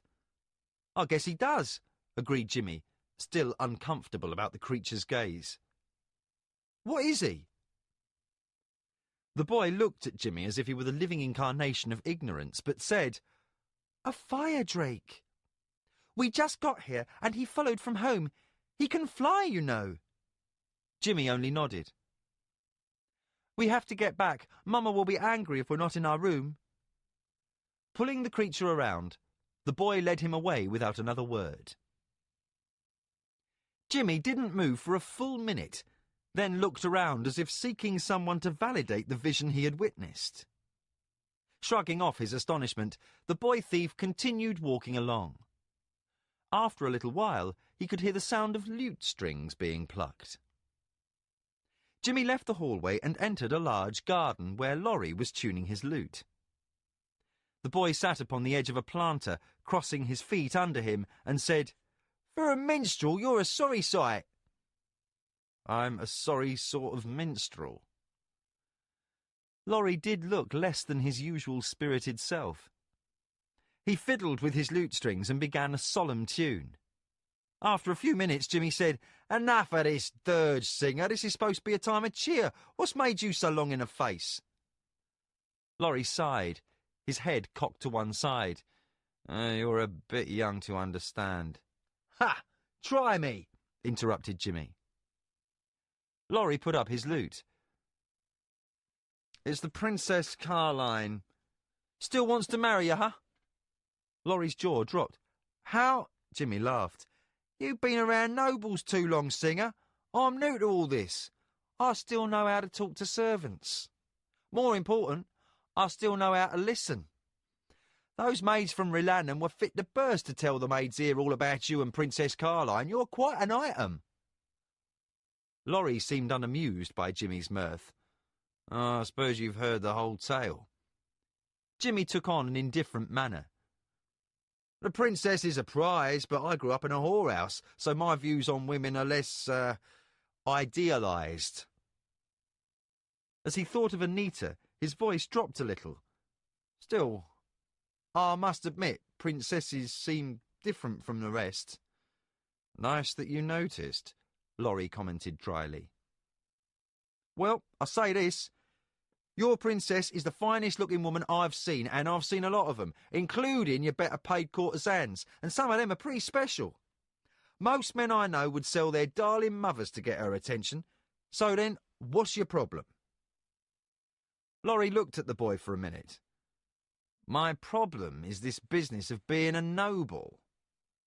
Jimmy laughed, a genuine sound of amusement. "What problem? You just get to order people around and blame mistakes on someone else." Laurie laughed. "I doubt Arutha and Liam would agree.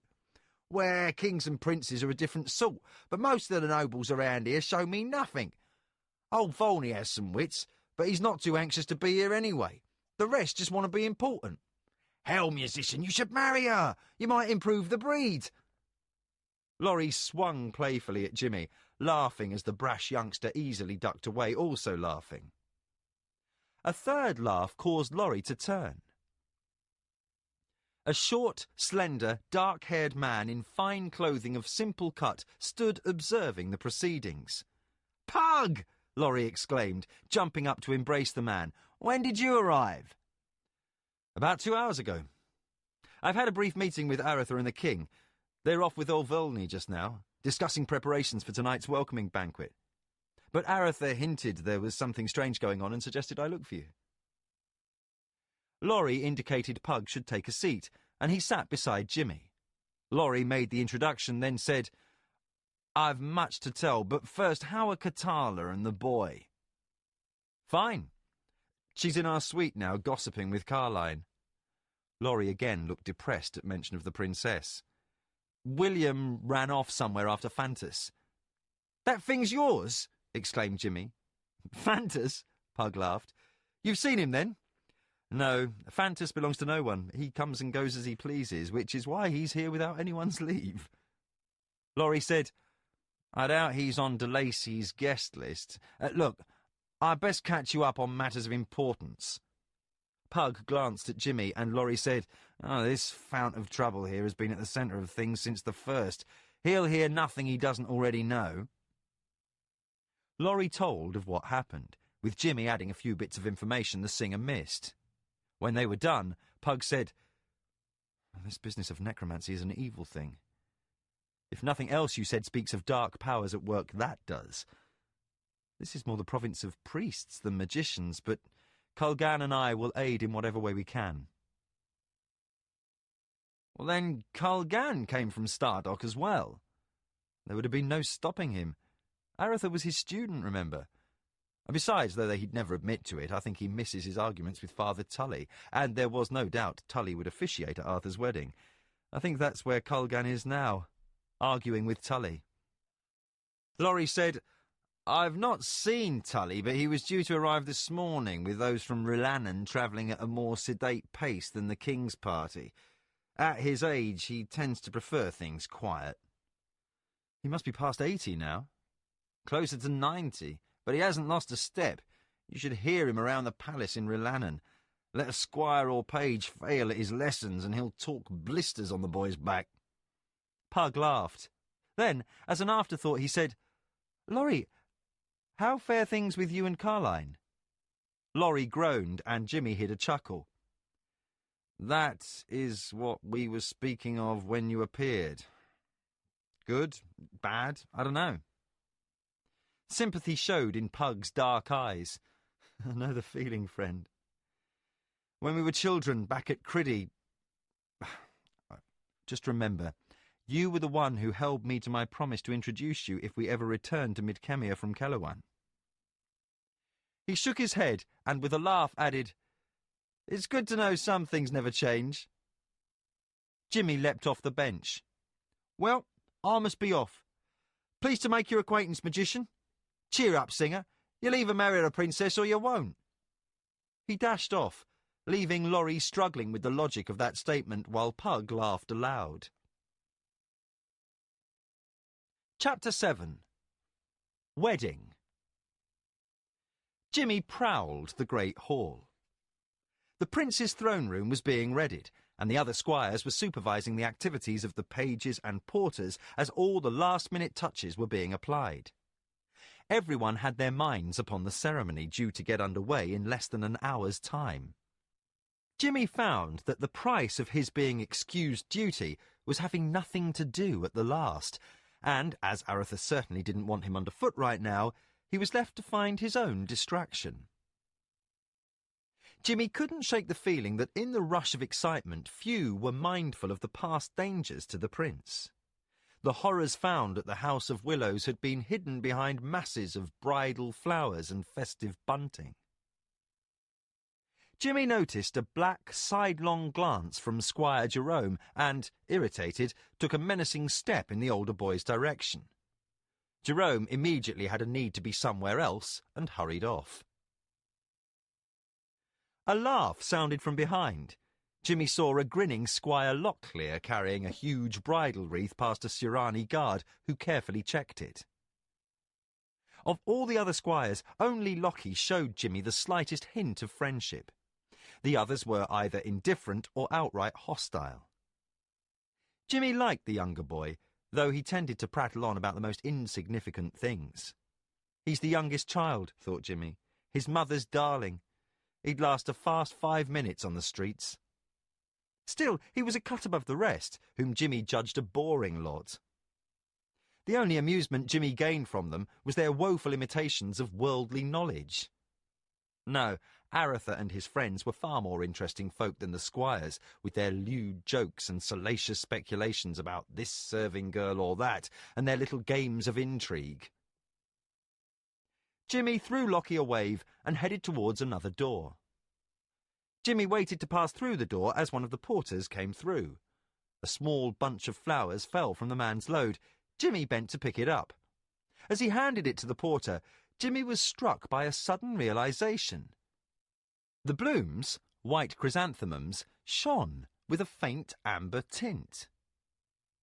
Jimmy looked back over his shoulder and upwards. A full 4 stories above, the high vaulted ceiling of the chamber was punctuated by large stained glass windows, the colours barely noticeable unless the sun was directly behind the panes. Jimmy studied the windows as his "something is not as it should be" bump was itching. Then he understood. Each window was recessed into a cupola, no less than 5 or 6 feet deep, plenty of room to hide a quiet assassin. But how would someone get up there? The design of the hall was such that scaffolding would be needed to clean the windows, and the room had been almost constantly occupied for the last few days. Jimmy quickly left the hall, walked down a connecting corridor, and went through into a terraced garden that ran the length of the prince's great hall. A pair of guards approached, walking post between the distant wall and the main palace complex, and Jimmy halted them. "Pass the word, I'm going to snoop about a bit on top of the great hall." They exchanged glances, but Captain Gardan had ordered that the strange squire wasn't to be detained should he be seen scampering about on the rooftops. One saluted. "Right you are, Squire. We'll pass the word so the archers on the walls don't use you for target practice." Jimmy paced off alongside the wall of the great hall. The garden was off to the left of the hall as you entered the main doors, assuming you could see through the walls, Jimmy thought to himself. Now, if I were an assassin, where would I want to climb? Jimmy cast about quickly and spotted a trellis that ran up the connecting hall's outer wall. From there to the roof of the connecting hall would be no difficulty. Then Jimmy left off thinking and acted. He studied the configuration of the walls as he kicked off his hated dress boots. He scampered up the trellis and ran along the roof of the connecting hall. From there, he leapt nimbly up to a low cornice that ran the length of the great hall. Moving with astonishing agility, he crawled along, his face pressed to the stones towards the far end of the great hall. When he reached halfway to the corner, he looked up. 1 story above awaited the bottoms of the windows, tantalizingly close. But Jimmy knew he needed a better climbing position, and continued on until he reached the last third of the hall. Here, outside the portion of the hall given over to the prince's dais, the building flared, giving Jimmy an extra 2 feet of wall at a right angle to the wall he hugged. Levering up in the angle was now possible. Jimmy felt about until his fingers discovered a crack between stones. He used his experience to good advantage, shifting his weight as his toes began searching for another hold. Slowly, he inched upwards, seeming to climb in the angle of the 2 walls in defiance of gravity. It was a demanding task, requiring total concentration, but, after what seemed an eternity, he reached up and his fingers touched the ledge below the windows. Only a foot wide, the ledge was still a potentially fatal barrier, for any slip could send Jimmy falling to his death 4 stories below. Jimmy reached up, took a firm grip on the ledge and let go with his other hand. For an instant he dangled by one hand, then he reached upwards with the other and, with a single smooth pull, had a leg over the edge. Standing upon the narrow ledge, Jimmy turned the corner above the rear of the dais, faced the window, and peered through. He wiped away some dust and was momentarily blinded by the sun seen through the window and another on the wall he had just left. He waited for his eyes to adjust again to the interior darkness as he shaded his eyes from the sun. This would prove difficult, he thought, until the angle of the sun changed. Then, Jimmy felt the glass move beneath his fingers, and suddenly, powerful hands clamped around his mouth and throat. Shocked by the sudden attack, Jimmy froze a moment and was too tightly held when he began to struggle. A heavy blow to the side of the head stunned him, and the world seemed to spin.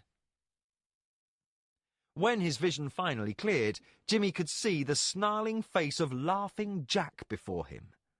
The false mocker was not only alive, but in the palace and, from his expression and the crossbow nearby, ready and willing to kill. "So, you little bastard," he whispered, as he adjusted a gag in Jimmy's mouth. "You've turned up where you didn't belong one time too many. I'd gut you here right now, but I can't risk anyone noticing blood dripping below." He moved around in the scant area between glass and the open space above the hall that the cupola provided. "But once the deed is done, over you go, boy." He pointed to the hall floor. He tightened some cords around Jimmy's hands and ankles, pulling them painfully tight. Jimmy tried to make a sound, but it was lost in the buzz of conversation among the guests below. Jack gave Jimmy another blow to the head, which sent the boy's senses reeling again. Jimmy saw Jack turn to survey the hall below just before darkness overcame him. Jimmy lay stunned for some unknown time, for when he recovered his wits, he could hear the chanting of the priests entering the hall. He knew the king and Arutha and the other members of the court would be entering immediately once Father Tully and the other priests were in position. Jimmy felt panic building inside. Since he had been dismissed from duty, his absence would be overlooked in the excitement of the moment. Jimmy struggled, but Jack, being a mocker, knew how to make it difficult to slip those bonds. Given time and a willingness to lose some skin and blood, Jimmy would eventually rid himself of the ropes, but time was a precious commodity at present. With his struggling, he only managed to change his position so he was able to see the window. He noticed it had been tampered with to cause a single large panel of glass to swing aside. Someone had prepared this window days before. A change in the song below told Jimmy that Arutha and the others were in place, and Anita was beginning her long walk down the aisle. The boy looked about frantically for a way either to break his bonds or to make enough noise to alert those below. The singing filled the hall with a chorus loud enough to cover a brawl, so Jimmy knew anything as feeble as kicking at the glass would only bring a blow to the head from Jack. Jimmy could hear movement close by, during a lull in the singing, and knew Jack was placing a bolt in the crossbow. The singing stopped, and Jimmy heard Tully's voice begin the instructions to the bride and groom. He saw Jack taking aim upon the dais. Jimmy was half folded in the narrow window space, forced back against the glass by the kneeling Jack. Jack threw the boy a quick glance as he began to squirm. Jimmy was unable even to kick out at Jack, who paused for a moment, evidently undecided whether to fire at his target or silence Jimmy first. For all the pomp, the ceremony itself was brief, so Jack seemed willing to chance he would be untroubled by the boy a few moments longer. Jimmy was young, in fit condition, and an expert acrobat from his years of scampering about the roofs of Crondor. He acted without thought and simply flexed his entire body so it bowed upwards, head and feet against the sides of the cupola. He half rolled, half flipped himself, and suddenly he sat with his back to the window. Jack spun to look again at the boy and swore silently. He could not afford to lose this single shot. A quick glance downwards reassured him the boy had not alerted anyone. Jack raised his crossbow again and took aim. Jimmy's vision seemed to contract, as if all he could see was Jack's finger on the trigger of the crossbow. He saw the finger begin to close and kicked out wildly. His bare feet glanced off the assassin and the crossbow fired. Jack turned in shock, and Jimmy kicked out again with both feet. For a moment, Jack looked to be calmly sitting at the edge of the window cupola. Then he began to fall outwards, his hands grasping wildly for the sill. Jack's hands pressed out against the sides of the cupola and halted his fall. He hung in midair, not moving for an instant. Then his palms began to slip on the stone. Jimmy recognized something else was strange, then realized the singing, almost constant in counterpoint to the ceremony, had stopped. As Jack began his backward slide into space, Jimmy heard shouts and screams from below.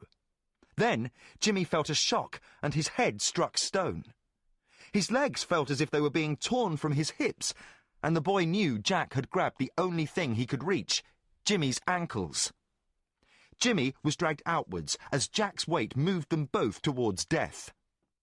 Jimmy struggled, pressing backwards with all his might, bowing his body to slow his slide, but he might as well have had iron heaped upon his feet for the good it did him. Bones and muscles protested, but he could not move an inch to rid himself of Jack.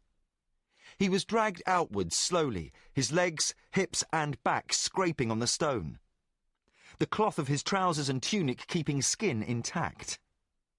Then he was suddenly upright, as Jack's weight tipped his balance for an instant, teetering upon the lip of the cupola. Then they fell. Jack released his hold upon the boy, but Jimmy didn't notice. The stones rushed up to meet them, to crush them in a hard embrace.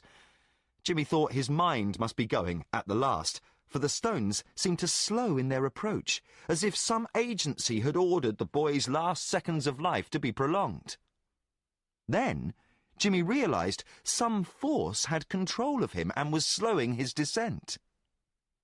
With a less than gentle bump, he was upon the floor of the great hall, stunned slightly, but decidedly alive.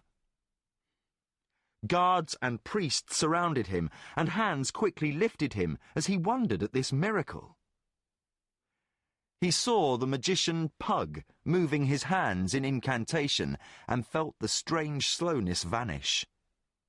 Guards cut his bonds, and Jimmy doubled in pain as the returning blood flow burned like hot irons in his feet and hands.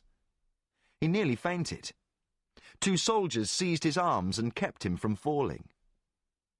As his senses cleared, he saw a half-dozen or more holding Jack down, while others searched for the black poison ring or other means of suicide. Jimmy looked about, his head clearing. All around him the room seemed frozen in horrified tableau. Father Tully stood at Arutha's side, while Surani guards surrounded the king, their eyes peering into every corner of the room. Everyone else looked at Anita, who was cradled in Arutha's arms as he knelt upon the stones. Her veils and gown were spread out around her, and she seemed to sleep while he held her. She was a vision in pristine white in the late afternoon light, except for the rapidly expanding crimson stain upon her back. Arutha sat in shock. He leant forward, elbows on knees, as his eyes stared out into space unfocused, not seeing any of those with him in the antechamber. He saw only the last minutes of the ceremony, again and again in his mind's eye. Anita had just pledged her vows, and Arutha was listening to Tully's final blessing. Suddenly, she had a strange expression and seemed to stumble, as if shoved hard from behind. He caught her, finding it strange she should fall, for she was so graceful by nature. He tried to think of a witticism that would break the tension, for he knew she would feel embarrassed at stumbling. And she looked so serious, with her eyes wide and her mouth half open, as if she wanted to ask some important question. When he heard the first scream, he looked up and saw the man hanging backwards out of the cupola high above the dais. Instantly, everything seemed to run together. People were shouting and pointing, and Pug was rushing forward, incanting a spell. And Anita couldn't seem to stand, no matter how hard he tried to help her. Then he saw the blood. Arutha buried his face in his hands and wept. In his life, he had never before been unable to control his emotions. Carline placed her arms about him, holding him tight, and her tears fell with his. She had been with him since Liam and 3 guards had pulled him from Anita's side, leaving the priests and Chirurgeons to their work. Princess Alicia was in her quarters, near prostrate from grief. Gardan was off with Martin, Kasumi and Vandross, supervising the guards who were searching the grounds for any other intruders. By Liam's order, the palace had been sealed within minutes of the assassination attempt. Now, the king paced the room silently, while Volney was off in a corner in quiet conversation with Laurie, Brukel and Fannon. They all awaited word. The door to the outer hall opened, and a Surani guard admitted Jimmy. He walked forward gingerly, for his legs had been strained and scraped badly. Liam and the others watched as the boy thief came to stand before Arutha. Jimmy tried to speak, but no words were forthcoming. Like Arutha, he had relived every moment of the attack over and over in his mind, while an acolyte of Nathan's order had bandaged his legs. His memory had constantly played tricks on him, as he would see Arutha's face of days ago when he had told Jimmy his feelings of friendship. Then, suddenly, he would see the prince's face as he had knelt holding Anita, uncomprehending shock on his features. Then, Jimmy would remember Anita standing in the hall before going for a dress fitting. That image would slowly fade, and he would once more see Arutha slowly lower her to the floor as priests rushed to her side. Jimmy again tried to speak as Arutha looked up. The prince's eyes focused upon the boy, and he said, "Why, Jimmy, I didn't see you there." Jimmy saw the grief and pain in those dark brown eyes and felt something break inside himself. Unbidden tears came to his eyes as the boy spoke softly. I tried. He swallowed hard. Something seemed to be choking off his breath. Jimmy's mouth worked, but no sound came. Finally, he whispered, "I'm sorry." Then suddenly, he was on his knees before Arutha.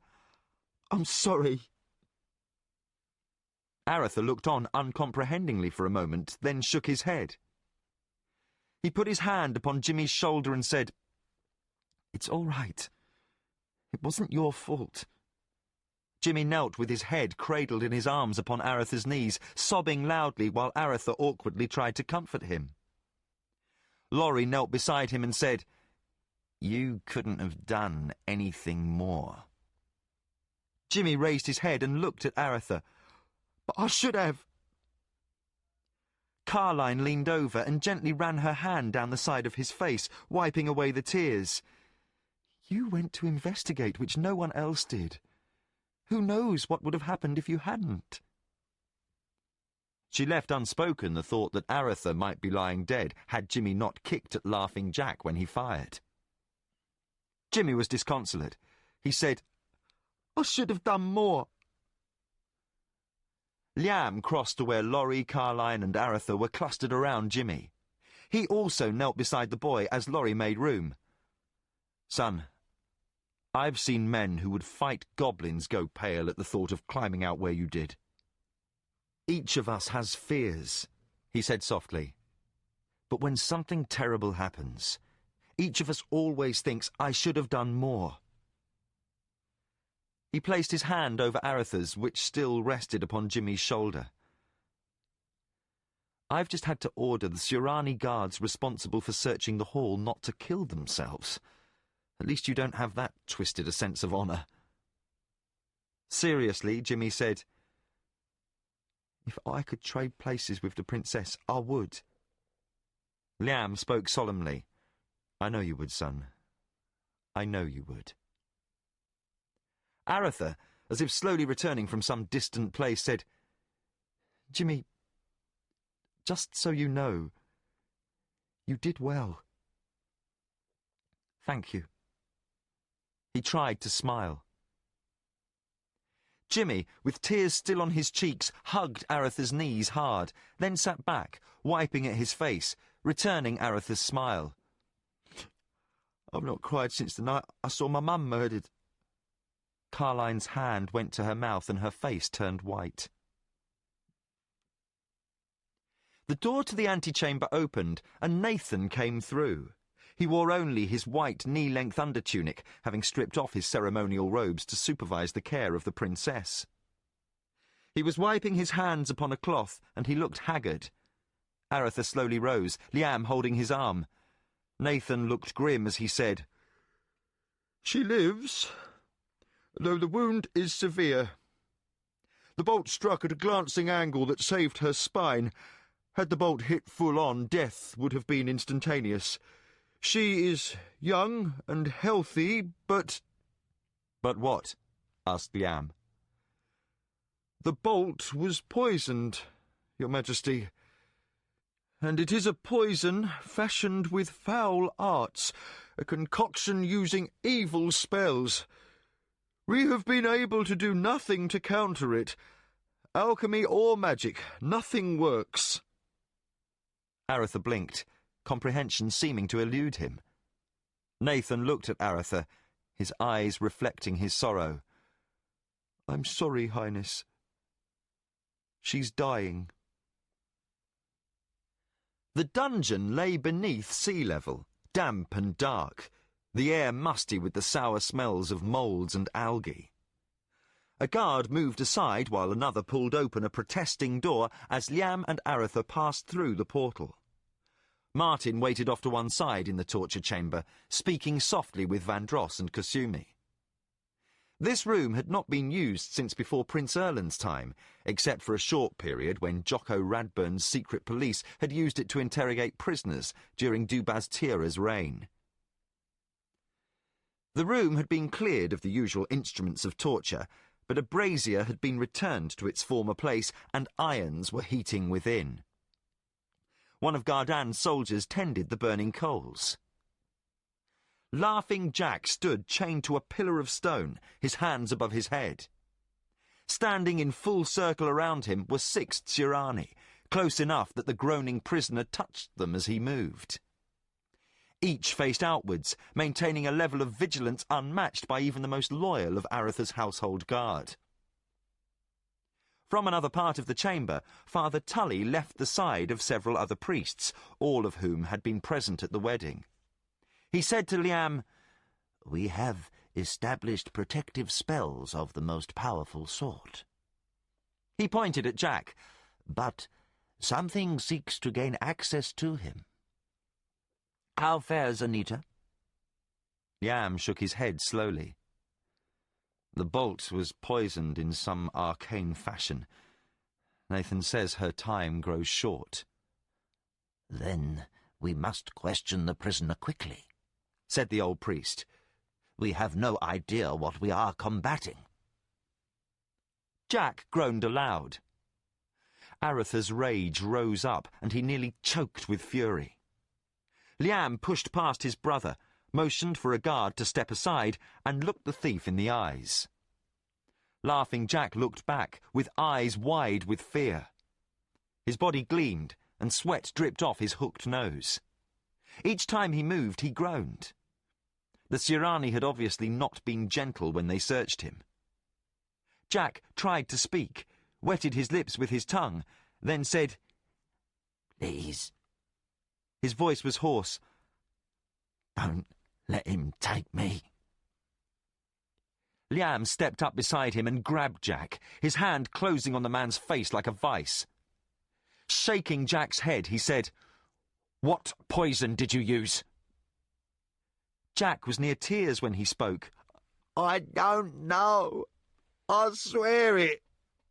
"We shall have the truth out of you, man. You had better answer, for we can make it hard on you."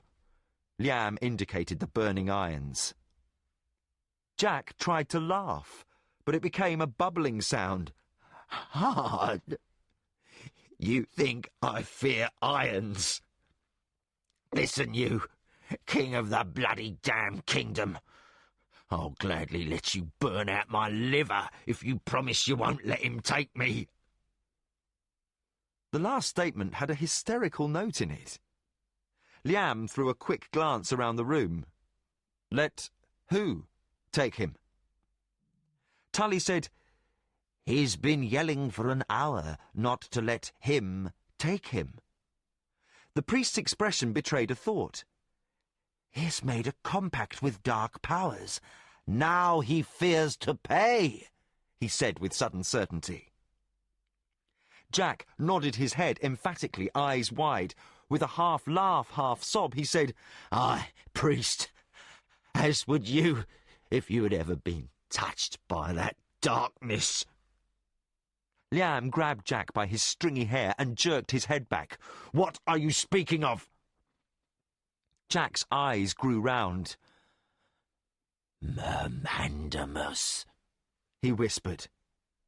Suddenly, there was a cold chill in the room, and the coals in the brazier and the torches on the wall seemed to flicker and fade. "He's here!" shrieked Jack, out of control. One of the priests began to chant, and, after a moment, the light brightened. Tully looked towards Liam. "That was frightening." His face was drawn, and his eyes wide. "It has tremendous power. Hurry, Majesty, but speak not that name. It only serves to draw it to its minion here." "What was the poison?" Liam demanded. Jack sobbed. "I don't know. In truth, it was something the goblin kisser gave me, the Dark Brother, I swear it." The door opened, and Pug entered, followed by the stout figure of another magician, this one wearing a bushy grey beard. Pug's dark eyes mirrored the sombre tone of his voice when he said, "Kulgan and I have established wards around this part of the palace, but something batters them even as we speak." Kulgan, his face wan as if he had just finished some taxing labour, added, "Whatever is seeking to enter is determined. Given time, I think we could unravel something of its nature, but—" Tully finished the thought. "It will win past us before we can. So time is something we lack. To Liam he said, Hurry. Liam said, "This thing you serve, or this person, whatever it is, tell us what you know. Why does it seek my brother's death?" A bargain, shouted Jack. I'll tell you what I know, everything. Just don't let him take me. Liam nodded curtly. "We shall keep him from you." You don't know, Jack screamed. Then his voice fell off to a half sob. I was dead. You understand? That bastard shot me instead of Jimmy, and I was dead. He looked at those around the room. None of you can know. I could feel life slip away. And then he came. When I was almost dead. He took me to this cold, dark place and he hurt me. He showed me things. He said I could live and serve him and he'd give me back life, or he let me die and leave me there. He couldn't save me then, for I wasn't his. But now I am. He's evil. Julian, the priest of Limbs Cragma, came up behind the king. He lied to you, man. That cold place was of his fashioning. Our mistress's love brings comfort to all who embrace her at the end. You were shown a lie. He's the father of all liars. Oh, but now I'm his creature. Jack sobbed. He said I had to go to the palace and kill the prince. He said I was the only one he had left, and the others would arrive too late, wouldn't be here for days. It had to be me. I said I would, but I botched it, and now he wants my soul. The last was a piteous cry, a plea for mercy beyond the power of the king to grant. Liam turned to Julian. "Can we do anything?" Julian said, "There is a right, but—" He looked at Jack and said, "You will die, man. You know that. You died already, and you are here because of an unholy compact. What will be, will be. You will die within the hour. Do you understand?" Through tears and spittle, Jack sobbed, "Yes." "Then you will answer our questions and tell us what you know, and die willingly to free your soul." Jack's eyes screwed shut, and he cried like a child, but he nodded his head. "So, tell us what you know of the Nighthawks and this plot to kill my brother," demanded Liam. Jack sniffed and gasped for air. 6, 7 months ago, Golden Dace tells me he's tumbled to something that can make us wealthy. As he spoke, Jack's voice lost the hysterical quality. I asked him if he'd cleared it with the Nightmaster, but he says it's not mocker business. I'm not sure it's a good idea playing fast and loose with the guild, but I'd not mind an extra sovereign on the side, so I say why not, and I go with him. We met this fella, Avram, who worked with us before and who asks a bunch of questions but isn't giving with answers. So I get ready to chuck the whole deal before I even know what's going on. But then he lays this bag of gold on the table and tells me there's more to be had. Jack closed his eyes and a half-choked sob came from his throat. I came with Golden and Avram to the Willows through the sewer. I nearly messed myself when I saw the goblin kissers, 2 of them in the cellar. They had gold, though, and I will put up with a lot for gold. So, they tell me I've got to do this and that and listen up to what's coming along from the Upright Man and Nightmaster and Daymaster and tell them. I tell them that's a death warrant. Then they pull out their swords and tell me it's a death warrant if I don't. I thought I'd go along, then turn me bashers loose on them, but they took me up to another room in the Willows, and this fella, all in robes, was there. I couldn't see his face, but he sounded funny, and he stank. And I smelled that stink once when I was a kid, and I'll never forget it. What? Said Liam. In a cave once I smelt it. Snake. Liam turned to Tully, who gasped. The Pantathian serpent priest. The other priests in the room looked aghast and began speaking quietly with one another. Tully said, Continue. Time grows short. Well, then they start doing things like I never seen before. I'm no misty-eyed virgin, thinking the world's pure and lovely, but these blokes were something I've never dreamt of. They brought in a kid, a little girl, no more than 8 or 9. I thought I'd seen it all. The one in the robes pulls a dagger and... Jack gulped, obviously fighting down the contents of his stomach. They drew these diagrams with her blood and took some sort of oath. I'm not one for the gods, but I've always tossed a coin to Rufia and Banaf on the high holidays, but now I'm praying to Banaf like I'm robbing the city treasury in broad daylight. I don't know if that had anything to do with it, but they didn't make me take the oath. His voice broke into a sob. Man, they were drinking her blood. He took a deep breath. I agreed to work with them. Everything went all right until they told me to ambush Jimmy. Who are these men and what do they want? Demanded Liam. Well, this goblin kisser tells me one night that there's some sort of prophecy about the Lord of the West. The Lord of the West must die, then something's going to happen. Liam shot a glance at Arutha.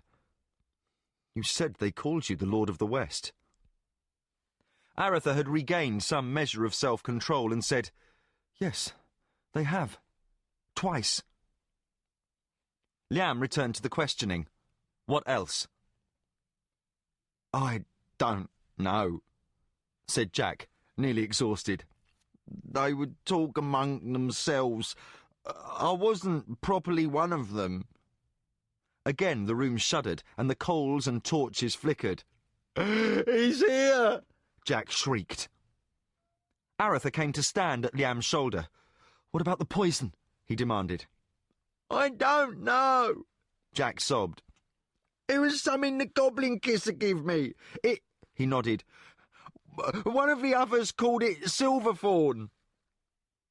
Arutha looked rapidly around the room but could see no one who recognised that name. Suddenly, one of the priests said, It has returned. Several of the priests began incantations, then stopped, and one said, It has won past our wards. Liam said to Tully, Are we in danger? Tully replied, The dark powers may directly control only those who have willingly given themselves over to them. We are safe from direct attack here. The room began to chill as the torches flickered madly, and shadows deepened on all sides. Don't let him take me! Jack shrieked. You promised! Tully looked to Liam, who nodded and indicated that Father Julian should take charge. The king motioned for the Sirani guards to give the priest of Limscragma room. The priest stood before Jack and asked, Do you find in your heart the earnest desire to receive our mistress's mercy? Jack couldn't speak for terror. Through tear-filled eyes he blinked, then nodded. Julian began a low, quiet chant, and the other priests made quick gestures. Tully came over to Arutha and said, Stay calm. Death is now among us. It was over quickly. One moment Jack was sobbing uncontrollably, then abruptly he slumped down, prevented from falling only by the chains. Julian turned to the others. He is safe with the Mistress of Death. No harm can come to him now. Suddenly, the very walls of the chamber seemed to shake. A black presence could be felt in the room, and a high-pitched keening began as something inhuman shrieked in outrage at being robbed of its minion. All the priests, as well as Pug and Kulgan, mounted a magic defence against the invading spirit. Then suddenly, everything was deathly quiet. Tully, looking shaken, said, "It has fled." Arutha knelt beside the bed, his face a stony mask. Anita lay with her hair falling upon the white pillow like a dark red crown. "She seems so tiny," he said softly. He looked at those in the room. Carline clung to Laurie's arm, while Martin waited with Pug and Kulgan next to the window. In silence, Arutha's eyes beseeched them all. All looked down on the princess, except Kulgan, who seemed lost in thoughts of his own. They stood the death watch, for Nathan had said the young princess wouldn't last the hour. Liam was in another room, attempting to comfort Anita's mother. Suddenly, Kulgan moved around the bed and, in a voice made loud by the hushed tones of the others, asked Tully, "If you had a question and you could ask it only once, where would you go to ask it?" Tully blinked. "Riddles?" Kulgan's expression, his bushy grey eyebrows meeting over his prominent nose, showed he was not attempting some tasteless jest. I'm sorry," said Tully. "Let me think." Tully's aged face furrowed in concentration. Then he looked as if some obvious truth had struck. "Sarth!" Kulgan tapped the old cleric in the chest with a forefinger. "Right. Sarth." Arutha, who had been following the conversation, said, "Why Sarth? It is one of the least important parts in the principality." "Because," answered Tully, "there is an Ishapian abbey near there that is said to house more knowledge than any other place in the kingdom." "And," added Kulgan, "if there was any place in this kingdom where we could discover the nature of Silverthorn and what would counter it, that would be the place." Arutha looked helplessly down at Anita. "But Sarth, no rider could reach there and return in less than a week, and—" Pug stepped forward. "I may be able to help." With sudden authority he said, "Leave the room, all of you, except Fathers Nathan, Tully and Julian." He said to Laurie, "Run to my rooms. Katala will give you a large red leather-bound book. Bring it at once." Without question, Laurie dashed off, while the others vacated the room. Pug spoke softly to the priests. "Can you slow her passage through time without harm?" Nathan said, "I can work such a spell. I did so with the wounded Dark Brother before he died. But it will gain us only a few hours." He looked down at Anita, whose face had already taken on a cold blue appearance. Nathan touched her forehead. "She grows clammy to the touch. She fails fast. We must hurry." The three priests quickly fashioned the pentagram and lit the candles. Within minutes they had prepared the room, and soon the rite was done. The princess lay asleep in a bed engulfed by a rosy glow seen when viewed askance. Pug led the priests from the room and asked for sealing wax to be brought. Martin ordered it, and a page ran off. Pug took the book he had asked Laurie to fetch. He re-entered the room and paced around it, reading from his tome. When he was finished, he stepped outside and began a long string of incantations. He finished by placing a seal of wax upon the wall near the door. He then closed the book. "It is done." Tully moved towards the door, and Pug's hand restrained him. "Do not cross the threshold." The old priest looked at Pug questioningly. Kulgan shook his head in appreciation. "Don't you see what the boy's done, Tully?" Pug was forced to smile, for even after he had grown long white whiskers, he'd still be a boy to Kulgan. "Look at the candles." The others looked in, and in a moment all could see what the stout magician meant. The candles at the corners of the pentagram were alight, although this was difficult to see in the daylight. But when they were watched closely, it was clear the flames didn't flicker. Pug said to the others, "Time moves so slowly in that room, it is nearly impossible to detect its passage. The wall of this palace would crumble to dust before the candles burn a 10th part of their length. Should anyone cross the threshold, he will be caught like a fly in amber. It would mean death, but Father Nathan's spell slows time's ravages within the pentagram and prevents harm to the princess." "How long will it last?" said Kulgan, obviously in awe of his former student. "Until the seal is broken." Arutha's face betrayed the first flickerings of hope. "She will live." "She lives now," said Pug. "Arutha, she exists between moments, and will stay that way, forever young, until the spell is removed. But then time will once again flow for her, and she will need a cure if one exists." Kulgan gave out with an audible sigh. "Then we have gained that which we needed most. Time." "Yes. But how much?" asked Tully. Arutha's voice was firm. "Enough. I shall find a cure." Martin said, "What do you intend?" Arutha looked at his brother, and for the first time that day was free of the crippling grief, the madness of despair. Coldly, evenly, he said, "I will go to Sarth." Chapter 8. Vow. Liam sat unmoving. He studied Arutha for a long moment and shook his head. "No, I forbid it." Arutha registered no reaction as he said, "Why?" Liam sighed. "Because it's too dangerous, and you've other responsibilities here." Liam rose from behind the table in Arutha's private quarters and crossed over to his brother.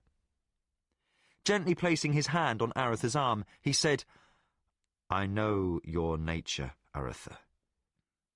You hate sitting idly by while matters are moving to conclusion without you. I know you cannot abide the thought of Anita's fate resting in hands other than your own, but in good conscience I cannot allow you to travel to Sarth." Arutha's expression remained clouded, as it had been since the assassination attempt the day before. But with the death of Laughing Jack, Arutha's rage had fled, seeming to turn inwards, becoming cold detachment. Kulgan and Tully's revelation of a possible source of knowledge existing in Sarth had cleansed his mind of the initial madness. Now he had something to do, something that required clarity of judgment, the ability to think rationally, coolly, dispassionately. Fixing his brother with a penetrating look, he said, "I've been away for months, travelling abroad with you, so the business of the Western Realm could endure my absence for another few weeks. As for my safety," he added, his voice rising in inflection, "we've all seen just how safe I am in my own palace." He fell into silence for a moment, then said, "I will go to Sarth." Martin had been quietly sitting in the corner, observing the debate, listening closely to both his half-brothers. He leaned forward in his chair. "Arutha, I've known you since you were a babe, and I know your moods as well as my own. You think it impossible to leave vital matters to the care of others. You have a certain arrogance to your nature, little brother. It is a trait, a flaw of character, if you will, we all share." Liam blinked, as if surprised to be included in the indictment. "All?" The corner of Arutha's mouth turned up in a half-smile as he let out a deep sigh. "All, Liam," Martin said.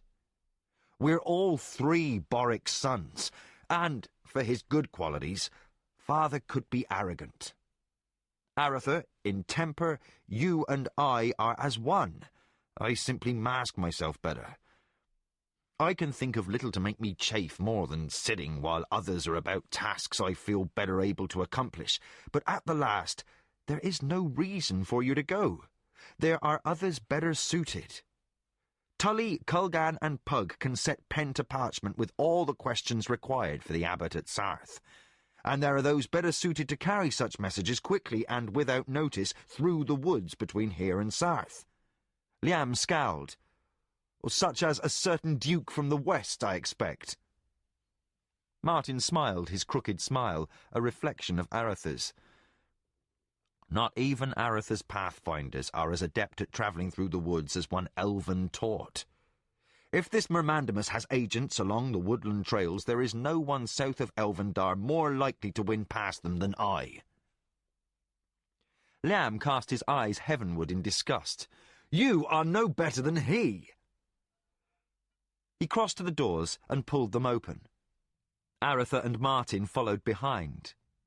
Gardan waited without, and his company of guards snapped to attention as their monarch left the chamber. To Gardan, Liam said, Captain, should either of our half-witted brothers attempt to leave the palace, arrest him and lock him up. That is our royal will. Understood? Gardan saluted. Yes, Your Majesty. Without another word, Liam strode down the hall towards his own quarters, his face a mask of worry and preoccupation. Behind him, Gardan's guards exchanged astonished glances, then watched Arutha and Martin leave in another direction. Arutha's face was flushed, his anger only partially hidden, while Martin's expression revealed nothing of his feelings. When the two brothers were out of sight, questioning glances passed from soldier to soldier, for they had heard every word exchanged between the king and his brothers, until Gardan spoke in soft but commanding tones. Steady on. You're at post. Arutha! Arutha and Martin, who had been speaking softly as they walked, halted as the Keshian ambassador hurried to overtake them, his retinue following behind. He reached them, bowed slightly, and said, Your Highness, Your Grace. Good day, Your Excellency. Arutha responded somewhat curtly. The presence of Lord Hazara Khan reminded him there were obligations of office going unmet. Sooner or later, Arutha knew he would have to return his attention to the mundane concerns of governance. That thought rankled him. The ambassador said, I have been informed, Your Highness, that I and my party will require permission to quit the palace. Is this so? Arutha's irritation intensified, though now it was directed at himself. He had secured the palace as a matter of course, but had done so without considering the often sticky question of diplomatic immunity, that necessary oil in the usually squeaky machinery of international relations. With a note of apology he said, My Lord Hazara Khan, I am sorry. In the heat of the moment, I fully understand, Highness. Looking quickly about, he said, May I also have a brief moment? We could speak as we walk? Arutha indicated he might, and Martin dropped back to walk with Hazara Khan's sons and bodyguard. The ambassador said, It would be a poor time to pester the king over treaties. I think it a proper time to visit my people in Jalpur. I will stay there a while. I'll return to your city or to Relanon as needed to discuss treaties after things have settled. Arutha studied the ambassador. Volney's intelligence on him had revealed that the Empress had dispatched one of her finest minds to negotiate with the kingdom. My Lord Hazara Khan, I thank you for considering my own feelings and those of my family at this time. The ambassador waved away the remark. There is no honour in besting those afflicted by sorrow and woe. When this evil business is over, I desire you and your brother to come to the negotiating table with clear minds when we discuss the Vale of Dreams. I wish to win concessions from the best you have to offer, Highness. Now, it would be too simple to gain advantage. You need Kesh's approbation in the matter of the king's forthcoming wedding to the Princess Magda of Roldam. As she is the only daughter of King Carol, and if anything happens to her brother, Crown Prince Dravos, any child of hers would sit the thrones of both the Isles and Roldem, and as Roldem has long been seen as lying within Kesh's traditional sphere of influence, well, you can see how we are concerned. My compliments to the Imperial Intelligence Corps, Excellency, said Arutha in rueful appreciation. Only he and Martin had known. Officially, no such group exists, though we do have certain sources, those wishing to maintain the status quo. I appreciate your candour, Excellency. We also must concern our discussions with the question of a new Keshian war fleet being constructed in Durbin in violation of the Treaty of Shamata. Lord Hazara Khan shook his head and said with affection, "Oh, Arutha, I look forward to bargaining with you." "And I with you.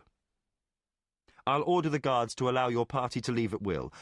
I only ask that you ensure that no one not of your retinue slips out in disguise." "I shall stand at the gate and name every soldier and servant as they pass, Highness." Arutha had no doubts he would be able to do just that. No matter what fate brings, Abdur Rahman Memo Hazara Khan, even should we someday face each other across a battlefield, I will count you a generous, honourable friend. He extended his hand. Abdur took it. "You do me honour, Highness. As long as I speak with Kesh's voice, she will negotiate only in good faith towards honourable ends." The ambassador signalled for his companions to join him, and, after asking Arutha's leave, they departed. Martin came to Arutha's side and said, "At least we now have one fewer problem for the moment." Arutha nodded in agreement. For the moment.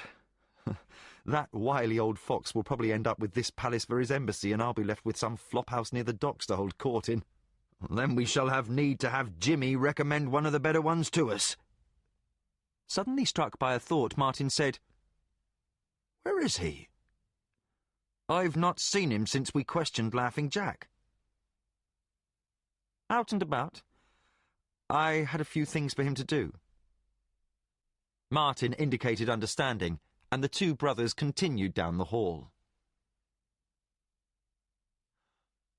Laurie spun at the sound of someone entering his room. Carline closed the door behind her, then stopped as she observed the singer's travel bundle resting next to his lute upon his bed. He had just finished tying it, and he wore his old travel clothing. Her eyes narrowed, and she nodded once, knowingly. "Going somewhere?" Carline's tone was icy. "Just thought you'd take a quick run up to Sarth and ask a few questions, right?" Laurie raised his hands in supplication. "Just for a while, beloved. I'll be quickly back." Sitting down on the bed, she said, "Oh, you're as bad as Arutha or Martin. You'd think everyone in the palace didn't possess the brains to blow their noses without one of you telling them how. So you'll get your head lopped off by some bandit or something. Laurie, I get so angry sometimes." He sat next to her and placed his arm around her shoulders. She leaned her head against his shoulder. "We've had so little time together since we arrived, and everything is so terrible." Her voice broke as she began to cry. "Poor Anita," she said after a while. Defiantly wiping away her tears, she went on, "I hate it when I cry. And I'm still angry with you. You were going to run off and leave without a goodbye. I knew it. Well, if you go, don't come back. Just send a message about what you found out, if you live that long, but don't set foot in this palace. I don't ever want to see you again." She rose to her feet and made for the door. Laurie was after her in an instant. He took her by the arm and turned her to face him. "Beloved, please, don't."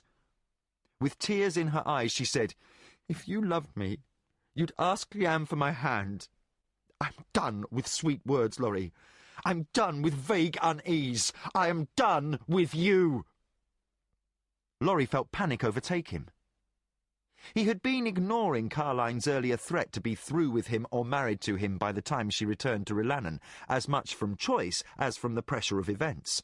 I wasn't going to say anything until this business with Anita was resolved, but I've decided. I can't let you leave me out of your life. I do want to marry you.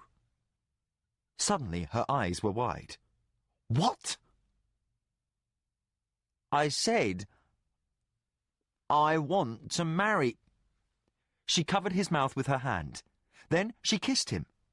For a long, silent moment, no words were necessary. She pushed away, a dangerous half-smile on her face. Shaking her head in the negative, she spoke softly. No, say nothing more. I'll not have you fog my mind again with honeyed words. She slowly walked to the door and opened it. Guards! She called, and in an instant a pair appeared. Pointing at an astonished Laurie, she said, Don't let him move. If he tries to leave, sit on him. Carline vanished from sight down the hall, and the guards turned amused expressions on Laurie. He sighed and sat down quietly upon his bed.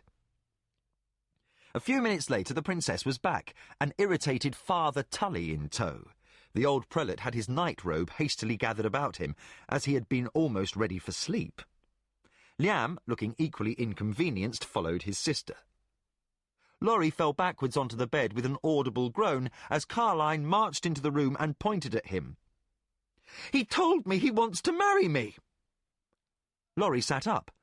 Liam regarded his sister with an astonished expression. Should I congratulate him or have him hung? From your tone, it's difficult to tell. Laurie bolted upright as if struck by a needle and moved towards the king. Your Majesty, don't let him say anything, interrupted Carline, pointing an accusatory finger at Laurie. In a menacing whisper she said, He is the king of all liars and a seducer of the innocent. He'll talk his way out of it. Liam shook his head as he muttered, Innocent? Suddenly, his face clouded. Seducer? He fixed his gaze upon Laurie. Your Majesty, please, began Laurie. Carline crossed her arms and impatiently tapped her foot on the floor. He's doing it, she muttered. He's talking his way out of marrying me. Tully interposed himself between Carline and Laurie. Majesty, if I may. Looking confused, Liam said, I wish you would. Tully looked first at Laurie, then at Carline. Am I to understand, Highness, that you wish to wed this man? Yes. And you, sir? Carline began to say something, but Liam cut her off. Let him speak. Laurie stood blinking at the sudden silence. He shrugged, as if to say he didn't understand the commotion. Of course I do, Father. Liam looked close to the end of his patience. Then what is the difficulty? He said to Tully, Post bans, next week sometime. After the last few days we should wait a bit. We'll have the wedding after things settle a bit. If you have no objections, Carline. She shook her head, her eyes moist. Liam continued.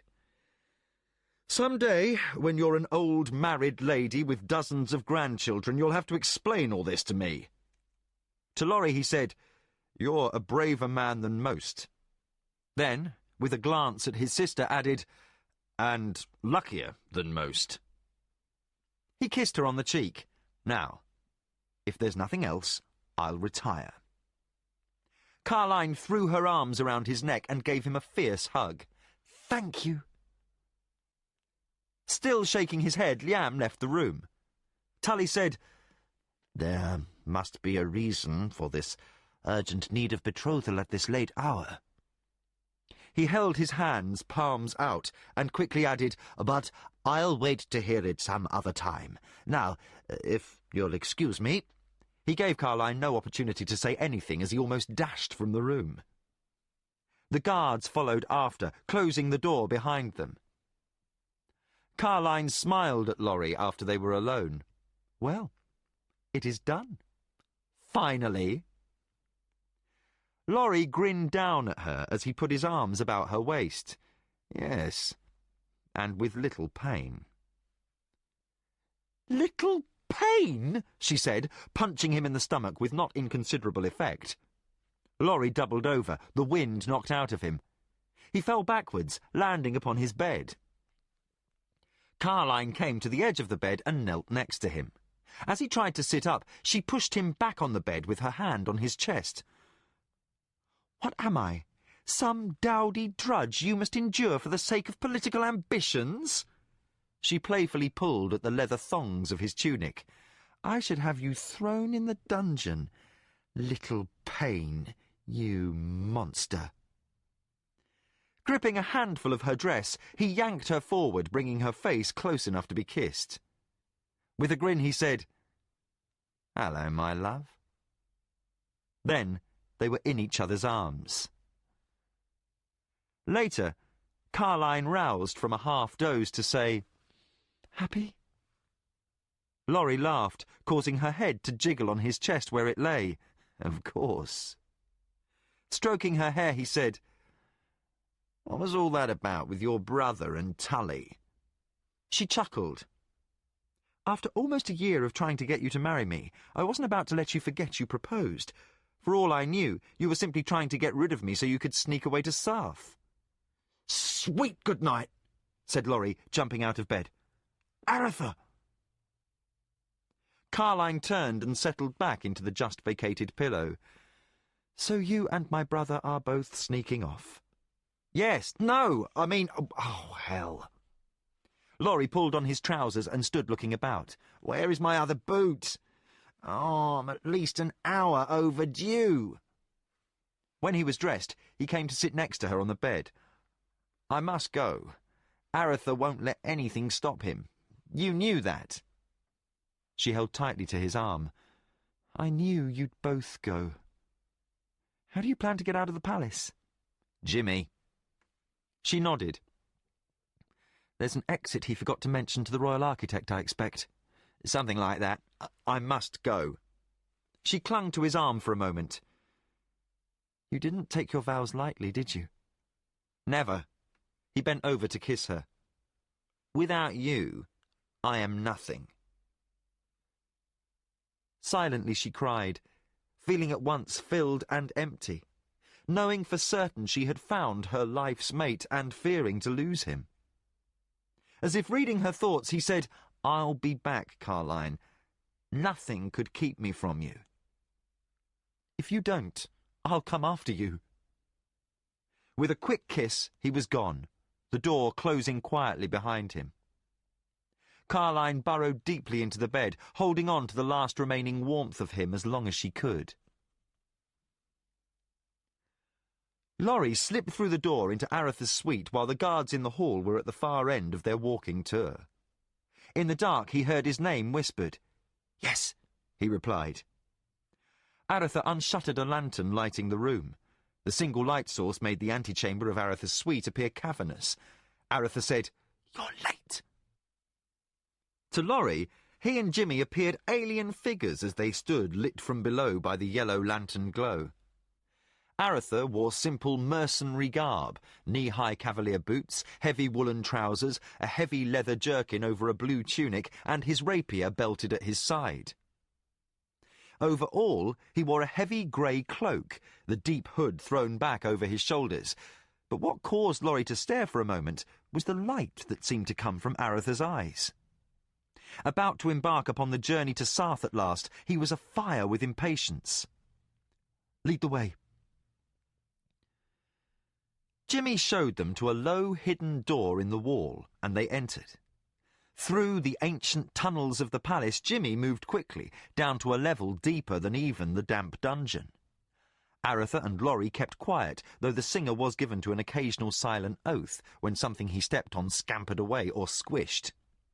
He was pleased at the lack of good light. Suddenly, they were moving up rough stone steps. At the top landing, Jimmy pushed upwards against a protesting section of seemingly blank stone ceiling. It moved slightly, and Jimmy said, "It's a tight squeeze."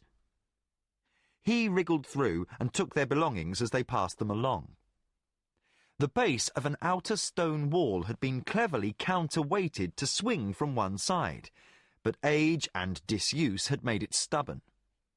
Arutha and Laurie managed to wriggle through. Arutha said, "Where are we?" "Behind a hedge in the Royal Park. The postern gate of the palace is about 150 yards off that way," answered Jimmy. He indicated a direction. "Follow me."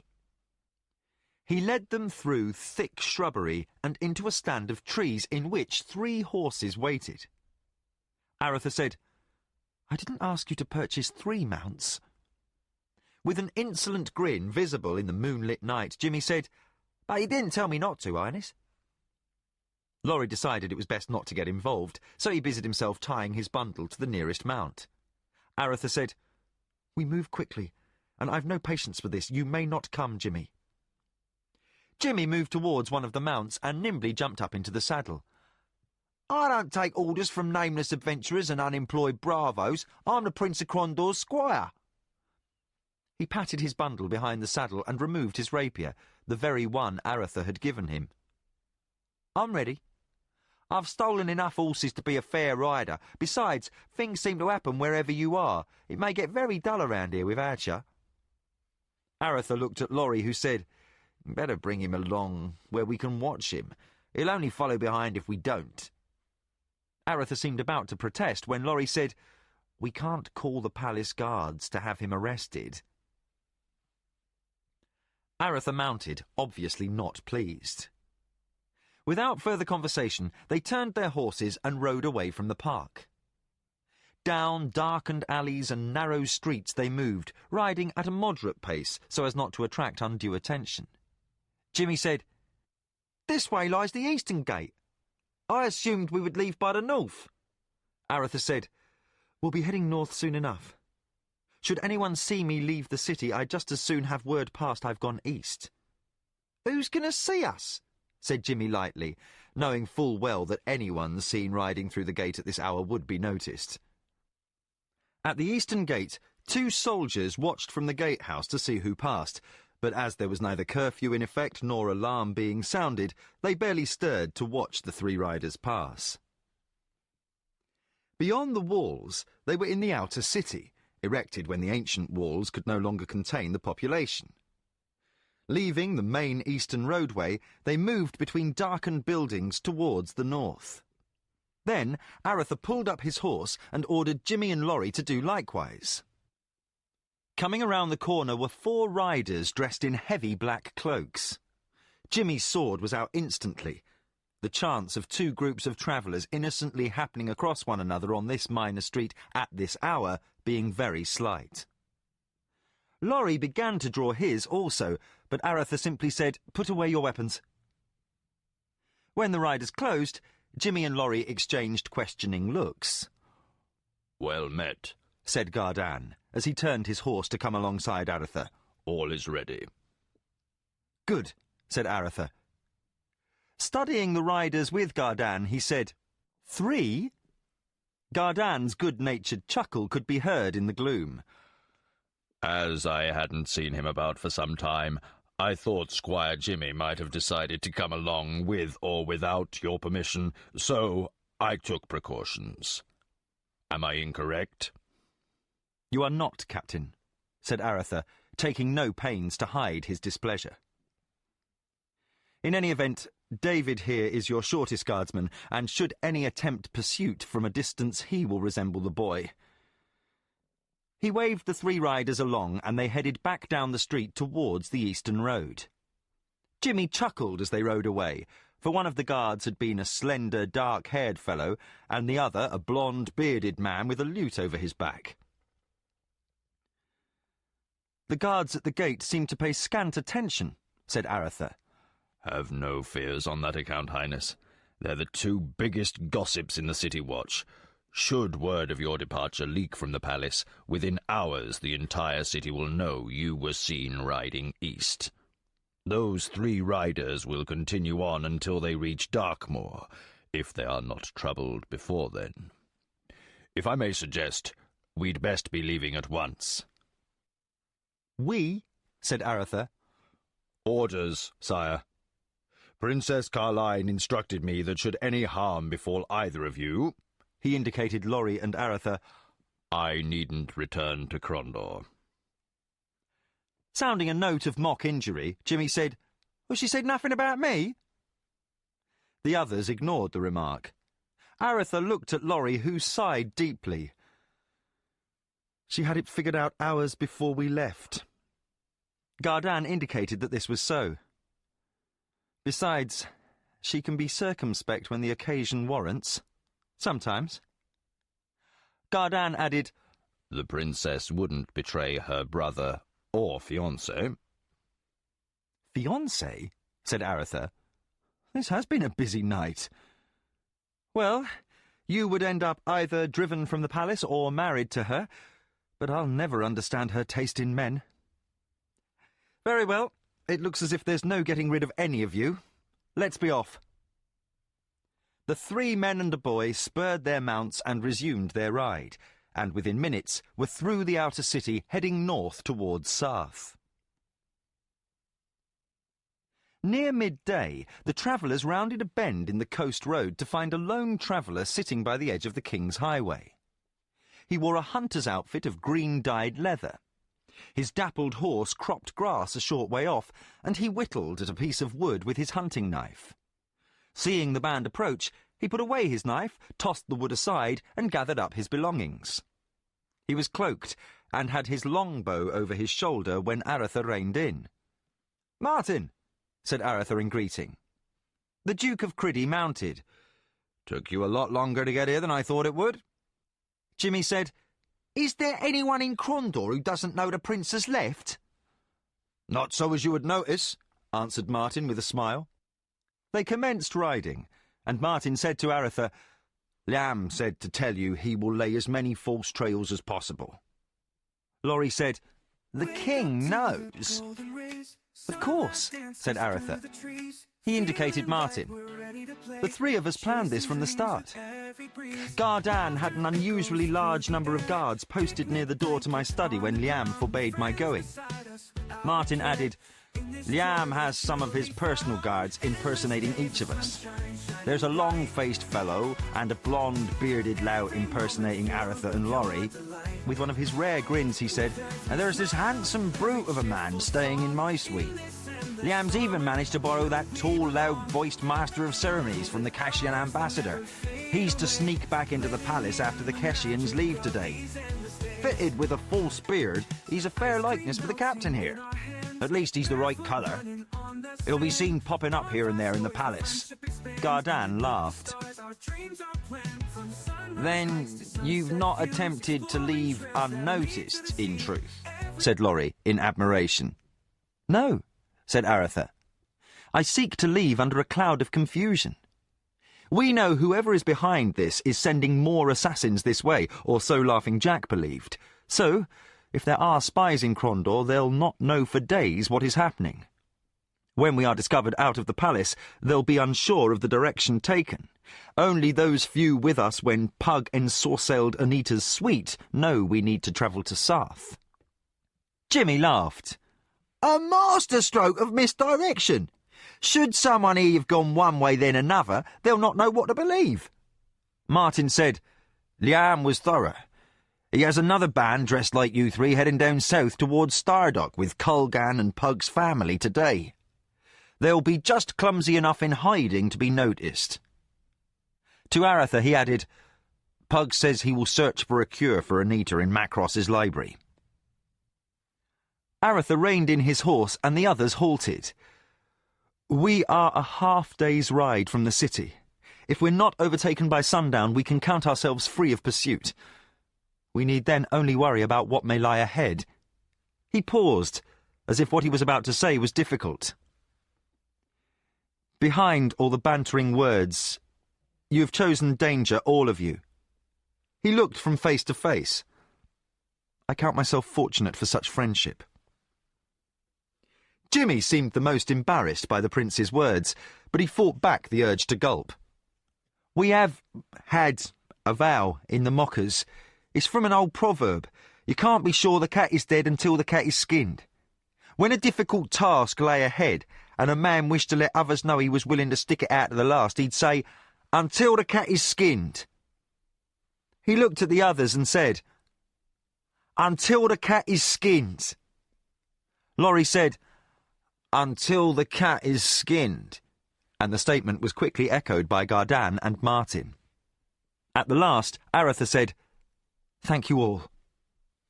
He spurred his horse forward, and the others followed. Martin fell in beside Laurie. "What took you so long?" "I was held up," said Laurie. "It's somewhat complicated. We're going to be married." "I know that. Gardan and I were waiting for Liam when he came back from your room. She could, I think, do better."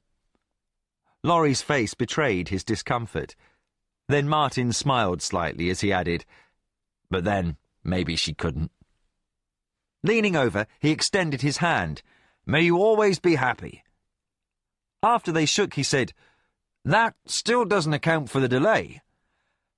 "It's a bit delicate," Laurie said, hoping his future brother-in-law would let the matter drop. Martin studied Laurie a long moment, then nodded in understanding.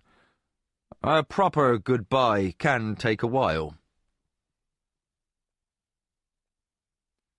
Chapter 9. Forest. A band of horsemen appeared on the horizon. Black figures stood outlined against the reddish sky of late afternoon. Martin sighted them first, and Arutha ordered a halt. Since they had left Crondor, this was the first band of travellers they'd encountered, obviously not traders. Martin squinted. "I can't see much at this distance, but I think them armed. Mercenaries, perhaps?" "Or outlaws," Gardan said. "Or something else," Arutha added. "Laurie, you're the most travelled among us. Is there another way?" Laurie looked about, getting his bearings. Pointing towards the forest on the other side of a narrow strip of farmland, he said, "To the east, about an hour's ride from here, is an old trail that leads up into the Calastius Mountains. It was used by miners once, but it's little travelled now. It will lead us to the inland road." Jimmy said, "Then we should make for that trail at once. It seems those others have tired of waiting for us to come to them."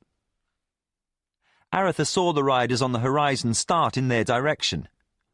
"Lead the way, Laurie." They left the road, heading for a series of low stone walls that marked the farm's boundaries. "Look!" shouted Jimmy. Arutha's companions saw the other band had reacted by spurring their mounts into a gallop. In the orange glow of the late afternoon, they were black figures outlined against a grey-green hillside. Arutha and the others took the first low stone wall in a smooth jump, but Jimmy was nearly thrown. He managed to right himself without losing too much ground on the others. He said nothing, but wished fervently there weren't 3 more walls between himself and the forest. Somehow he managed to keep seated and still not be too far behind when Arutha's party entered the woods. The others were waiting for him, and he reined in. Laurie pointed. "They can't overtake us, so they parallel us, hoping to intercept us north of here." Then he laughed. "This trail is northeast bound, so our nameless friends will have to travel an additional mile of brush-clogged woodlands to cut our trail. We'll be long past them when they do, if they can find the trail." Arutha said, "We still must hurry. With little light, and the woods are not safe at the best of times. How long to this road?" "We should be there 2 hours after sunset, maybe a little sooner." Arutha motioned for him to lead the way. Laurie turned his horse, and they all moved deeper into the rapidly darkening forest. Dark holes bulked on both sides. In the gloom, with scant illumination from middle and large moons filtering down through high branches, the wood seemed a surrounding solid. Throughout the night they had been picking their way along what Laurie insisted was a trail, some ethereal thing that suddenly appeared a few feet before Laurie's horse and just as quickly vanished a few feet behind Jimmy's. To Jimmy, one patch of ground looked much like another, except that the meandering way Laurie chose seemed to have slightly less debris cluttering it. The boy constantly looked back over his shoulder, seeking signs of pursuit. Arutha ordered a halt. "We've seen no signs of being followed. Perhaps we've shaken them." Martin dismounted. Not likely. If they have a skilled tracker among them, they've found our spoor. They'll be moving as slowly as we are, but they'll be keeping pace." Dismounting, Arutha said, "We'll rest here for a while. Jimmy, break out the oats behind Laurie's saddle." Jimmy grumbled slightly as he began caring for the horses. He had learned after his first night on the road that, as squire, he was expected to care for his liege's horse, and everyone else's as well. Martin shouldered his bow and said, "I think I'll backtrack a ways and see if there's anyone close. I'll be back within the hour. Should anything happen, don't wait for me. I'll find you at the Ashapian Abbey tomorrow night." He slipped off into the gloom. Arutha sat on his saddle, while Jimmy set about caring for the horses, with assistance from Laurie. Gardan kept a vigil, scanning the murk of the forest. Time passed, and Arutha became lost in thought. Jimmy watched him from the corner of his eye. Laurie caught Jimmy studying Arutha in the dim light and moved alongside the boy, helping him brush down Gardan's horse. The singer whispered, "You worry about him." Jimmy only nodded, a gesture almost lost in the dark. Then he said, "I don't have a family singer, or a lot of friends. He's important. Yes, I worry." When he was finished, Jimmy crossed to where Arutha sat, staring off into the blankness. "The horses are fed and groomed?" Arutha seemed pulled from his brooding. "Good. Now get some rest. We'll move out at first light." He glanced about. "Where's Martin?" Jimmy looked back along the trail. "He's still back there somewhere." Arutha followed his gaze. Jimmy settled in, his head on his saddle, a blanket pulled about him. He stared off into the darkness for a long time before sleep came. Something woke Jimmy. Two figures approached, and Jimmy made ready to leap to his feet when he saw they were Martin and Gardan. Then Jimmy remembered Gardan had remained on watch. They reached the small campsite, both walking quietly. Jimmy roused the others. Arutha wasted no time when he saw his brother had returned. "Did you find any sign of pursuit?" Martin nodded. "A few miles back along the trail. A band of men, Mordel, I don't know which. Their fire was low. One, at least, is a Mordel. Save that one, to a man they were dressed in black armour with long black capes. Each wore a strange helm that covered the entire head. I didn't need any more to decide they were not likely to prove friendly. I cut a false trail across ours. It should lead them away for a while, but we should be off at once." "What of this one Mordel? You say he wasn't attired like the others?" "No, and he was the biggest damn Mordel I've ever seen. Bare-chested except for a leather jerkin. His head was shaved, save for a long scalp lock that was tied so it hung behind like a horse's tail. I could see him clearly in the firelight. I've never seen his like, though I've heard of his sort." Laurie said, "Yarbon Mountain Clan." Arutha looked at the singer. Laurie explained, "When I was growing up near Tir Sog, we'd hear of raids by the northern mountain clans. They're different from the forest dwellers. The top knot of hair says he's also a chieftain, an important one." Gardan said, "He's come a long way." "Yes, and it means some new order has been established since the Rift War. We knew that many of those driven north by the Sirani were seeking to join their kin in the Northlands, but now it seems they've brought some of their cousins back with them." "Or," said Arutha, "it means they're under his command." Martin said, For that to have happened, "Alliance. A Mordel alliance. Something we've always feared," said Arutha. Come, it's almost light, and we won't puzzle this out any better for standing still. They readied their horses, and soon they were back on the forest road, the major inland road between Crondor and the north. Few caravans used it. While it was a time-saver, most travellers chose to travel through Crondor and up the coast, as that was the safer route. Laurie claimed they were now riding even with the Bay of Ships, about a day's ride from the Ashapian Abbey at Sarth. The town of Sarth rested on a peninsula at the north end of the bay. The abbey was in the hills to the northeast of the town, so they'd intercept the road between the abbey and the town. If they pushed, they would reach the abbey just after sundown. Out in the forest, there was no hint of danger, but Martin judged it likely the Mordell-led band was coming. He could hear subtle changes in the early morning sounds of the forest behind that told him something not too distant was disturbing the natural order of things in its passing. Martin rode beside Arutha, behind Laurie. "I think I might drop back and see if our friends still follow." Jimmy hazarded a glance over his shoulder, and through the trees behind he could see black-clad figures following. "Too late! They've seen us!" he shouted. Arutha's party spurred their mounts forward, the thunder of hooves echoing through the trees. All bent low over the necks of their mounts, and Jimmy kept glancing back. They were putting distance between themselves and the Black Riders, for which Jimmy gave silent thanks. After a few minutes of hard riding, they came to a deep defile impossible for horses to jump. Across it stood a sturdy wooden bridge. They sped over it, then Arutha reined in. "Stand here!" They turned their horses, for the sound of pursuit could be heard. Arutha was about to order them ready a charge when Jimmy leapt off his horse. He pulled his bundle from behind his saddle. Running to the end of the bridge, he knelt. Arutha shouted, "What are you doing?" Jimmy's only answer was, "Keep back!" In the distance, the sound of approaching horses grew louder. Martin leapt down from his mount and unshouldered his longbow. He had it strung and an arrow nocked when the first of the Black Riders came into view.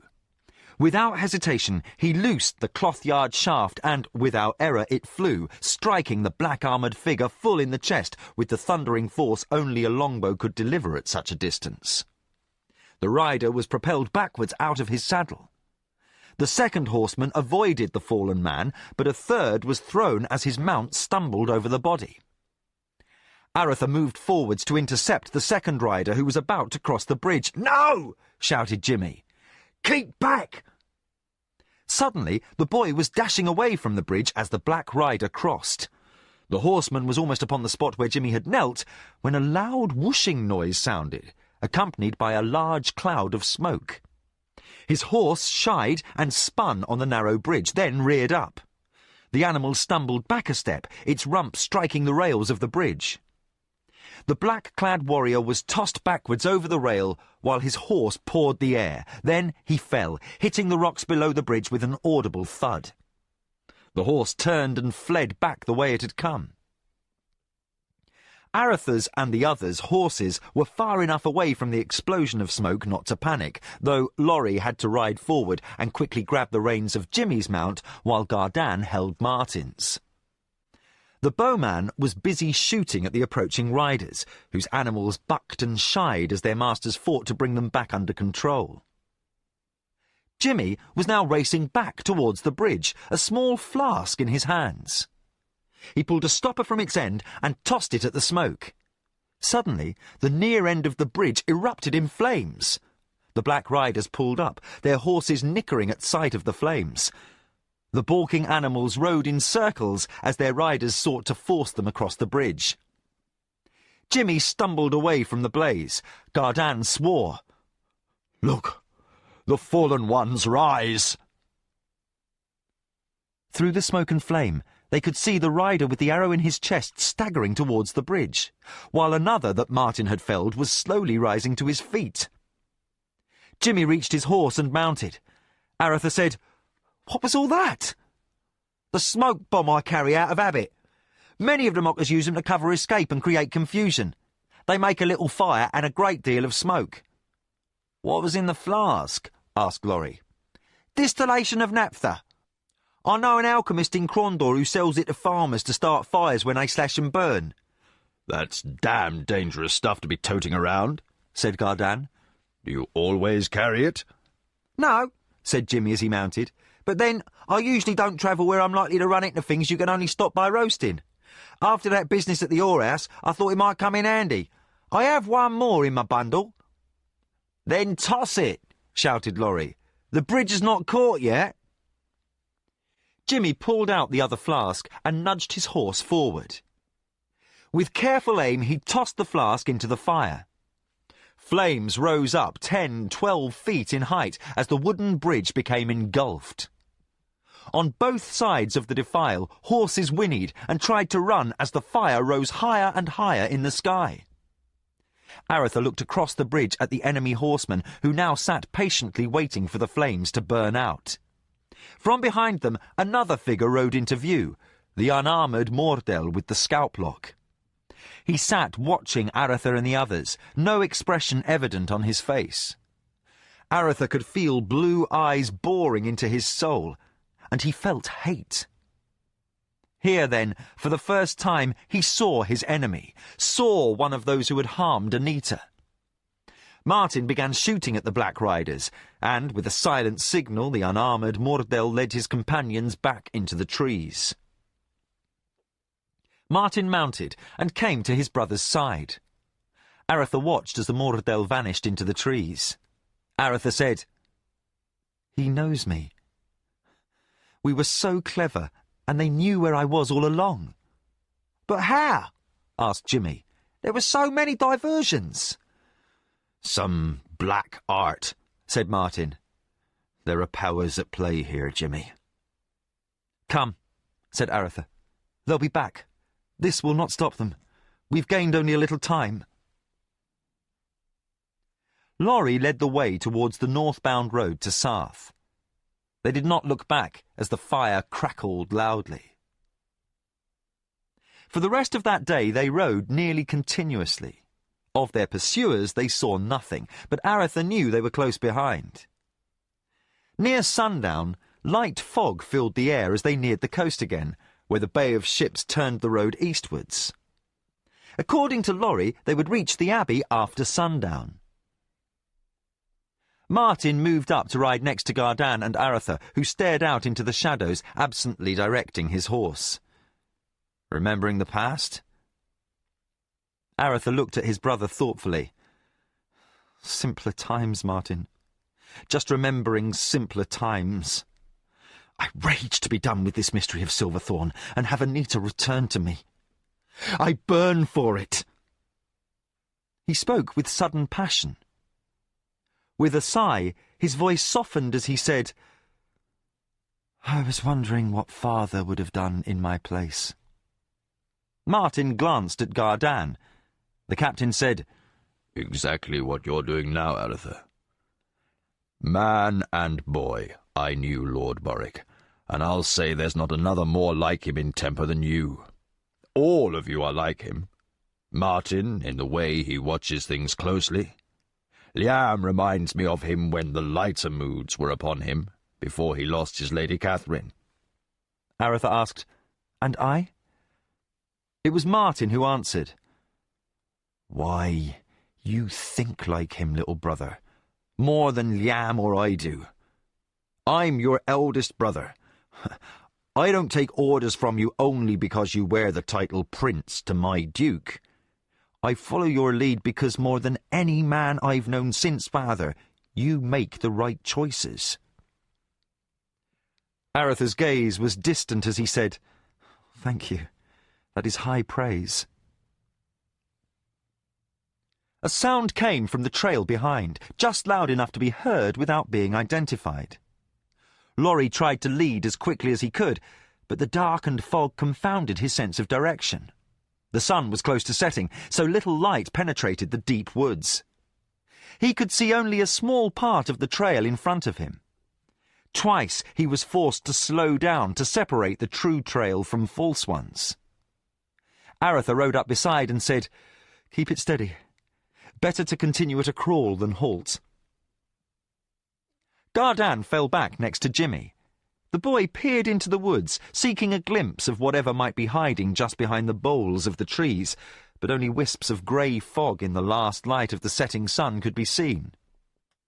Then a horse came crashing from out of the brush, one moment not there, the next nearly knocking Jimmy from the saddle. The boy's horse spun in a full circle as the black-armoured warrior pushed past. Gardan swung a late blow at the horseman and missed. Arutha shouted, "This way!" and tried to force his way past another horseman cutting across the trail. He faced the rider, the unarmoured Mordell. For the first time, Arutha could see the 3 scars cut into each of the Dark Brothers' cheeks. Time froze for an instant as the two confronted one another. There was a strange recognition in Arutha, for here was his enemy made flesh.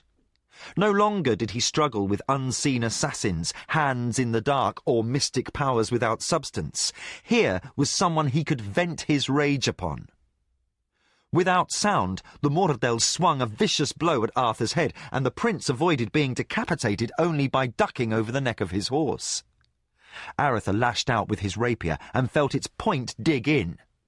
He came up and saw he had taken the Mordell in the face, cutting deeply across the scarred cheek. But the creature only moaned, a strange, tortured sound, half gurgle, half strangled cry.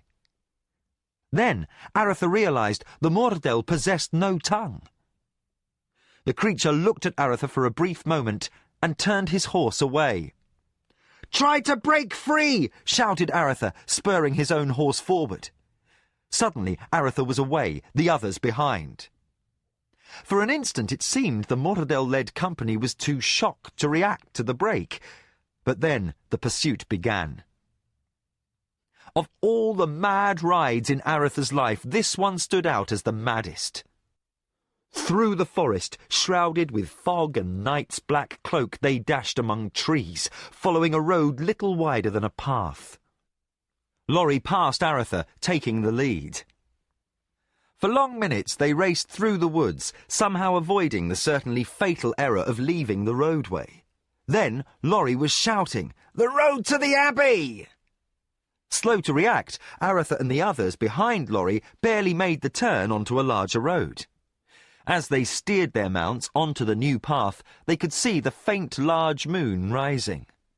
Then they were out of the woods, racing down a well-travelled road passing through farmlands. Their horses were lathered and panting as they spurred them on to more heroic efforts, for while the black riders were not gaining on them, they were not falling behind either. They sped through the dark, climbing upwards as the road rose out of the gentle hills around a plateau that dominated the valley farmlands near the coast. The road narrowed, and they strung out along it in single file, Martin pulling in until the others were past. The trail became treacherous, and they were forced to slow, but so were those behind. Arutha dug his heels into his horse's sides, but the animal had given all it had left to climb this road. The evening air was heavy with haze and unseasonable cold. The hills were widely spaced, lazy rolling ridges that gently rose and fell. The highest could be climbed in less than an hour. All were covered in wild grasses and brush, but they were free from trees, for this had been farmland. The abbey at Sarth sat atop a high, craggy place, a small mountain rather than a hill, an upthrust thing of rock and granite facings flat on top like a table. Gardan looked downwards as they hurried up the side of the mount and said, "I'd not want to storm this place, Highness. You could hold this road with 6 grandmothers wielding brooms, forever." Jimmy looked back, but couldn't see their pursuers in the gloom. "So tell those grannies to get back there and slow down the Black Riders," he shouted. Arutha looked behind, expecting to be overtaken by Black Riders at any second. They rounded a curve and followed the road upwards to the summit. Suddenly, they stood before the arched entrance to the abbey. Beyond the wall, a tower of some sort could be seen in the moonlight. Arutha pounded on the gates and shouted, "Hello! We seek aid!" Then all heard what they had waited for, the pounding of horses' hooves upon the hard road. Drawing weapons, Arutha's party turned to face those who followed. The Black Riders rounded the curve before the abbey gates, and the battle was again joined. Arutha ducked and parried as he tried to protect himself. The attackers seemed possessed of unusual frenzy, as if there was a need to quickly dispatch Arutha and his party. The scar-faced Moradel nearly rode over Jimmy's mount to reach Arutha, his disregard for the boy being the only reason Jimmy survived. The Dark Brother headed straight for Arutha. Gardan, Laurie and Martin all strove to keep the Black Riders at bay, but they were on the verge of being overwhelmed at last. Suddenly, it was light on the road. As if full daylight multiplied tenfold had burst forth in the gloom, a dazzling brilliance surrounded the combatants. Arutha and the others were forced to cover their eyes, which watered from the blinding light. They could hear muffled moans from the black-clad figures around them. Then the sound of bodies hitting the ground. Arutha peeked through narrowed lids behind his upraised hand and saw enemy horsemen falling stiffly from their saddles. The exceptions were the unarmoured Mordel, who shielded his eyes against the sudden light, and 3 of the armoured riders. With a single motion, the mute rider waved his 3 companions away, and they turned and fled down the road. As soon as the Black Riders were out of sight, the brilliant light began to diminish. Arutha wiped tears from his eyes and began to pursue, but Martin shouted, "Stop! Should you overtake them, it's your death! Here we have allies!" Arutha reined in, loath to lose his opponent. He returned to where the others stood rubbing their eyes. Martin dismounted and knelt over a fallen Black Rider. He pulled off a helm and quickly stood away. "It's a Moradel, and it smells as if it's been dead for some time." He pointed at its chest. "This is one I killed at the bridge. My broken arrow is still in his chest." Arutha looked at the building. That light is gone. Whoever our unseen benefactor is, he must feel we no longer need it. The gates in the wall before them slowly began to open. Martin handed the helm up for Arutha's inspection. It was a strange thing, fashioned with a dragon carved in bas-relief on top, its down-swept wings covering the sides. 2 narrow slits provided vision for the wearer, and 4 small holes allowed him to breathe. Arutha tossed the helm back to Martin. "That's an ill-aspected piece of ironmongery. Bring it along. Now let's visit the abbey." "Abbey?" Gardan observed as they entered. "It looks more like a fortress." Tall, iron-banded, heavy wooden gates straddled the roadway. To the right, a wall a dozen feet high stretched away, appearing to run to the other edge of the mountain top. To the left, the wall receded, facing upon a vertical drop over 100 feet to a switchback in the roadway below. Behind the wall, they could see a single tower, several floors high. "If that isn't an old-style keep tower, I've never seen one," said the captain. "I'd not want to storm this abbey, Highness. It's the most defensible position I've seen. Look, there's not 5 feet of clearing between the wall and cliff anywhere." He sat back in the saddle, in obvious appreciation of the military aspects of the abbey's design. Arutha spurred his horse forward. The gates were now open, and, seeing no reason not to, Arutha led his companions onto the grounds of the Ishapian Abbey at Sarth. Chapter 10. Sarth. The abbey appeared deserted. The courtyard reflected what they had seen from the road. This had once been as a fortress. Around the ancient tower, a larger single-storey keep building had been added, as well as 2 outbuildings that could be seen peeking from behind it. One appeared to be a stable, but before them no sign of movement could be seen. "Welcome to Ishap's Abbey at Sarth," came a voice from behind one of the gates.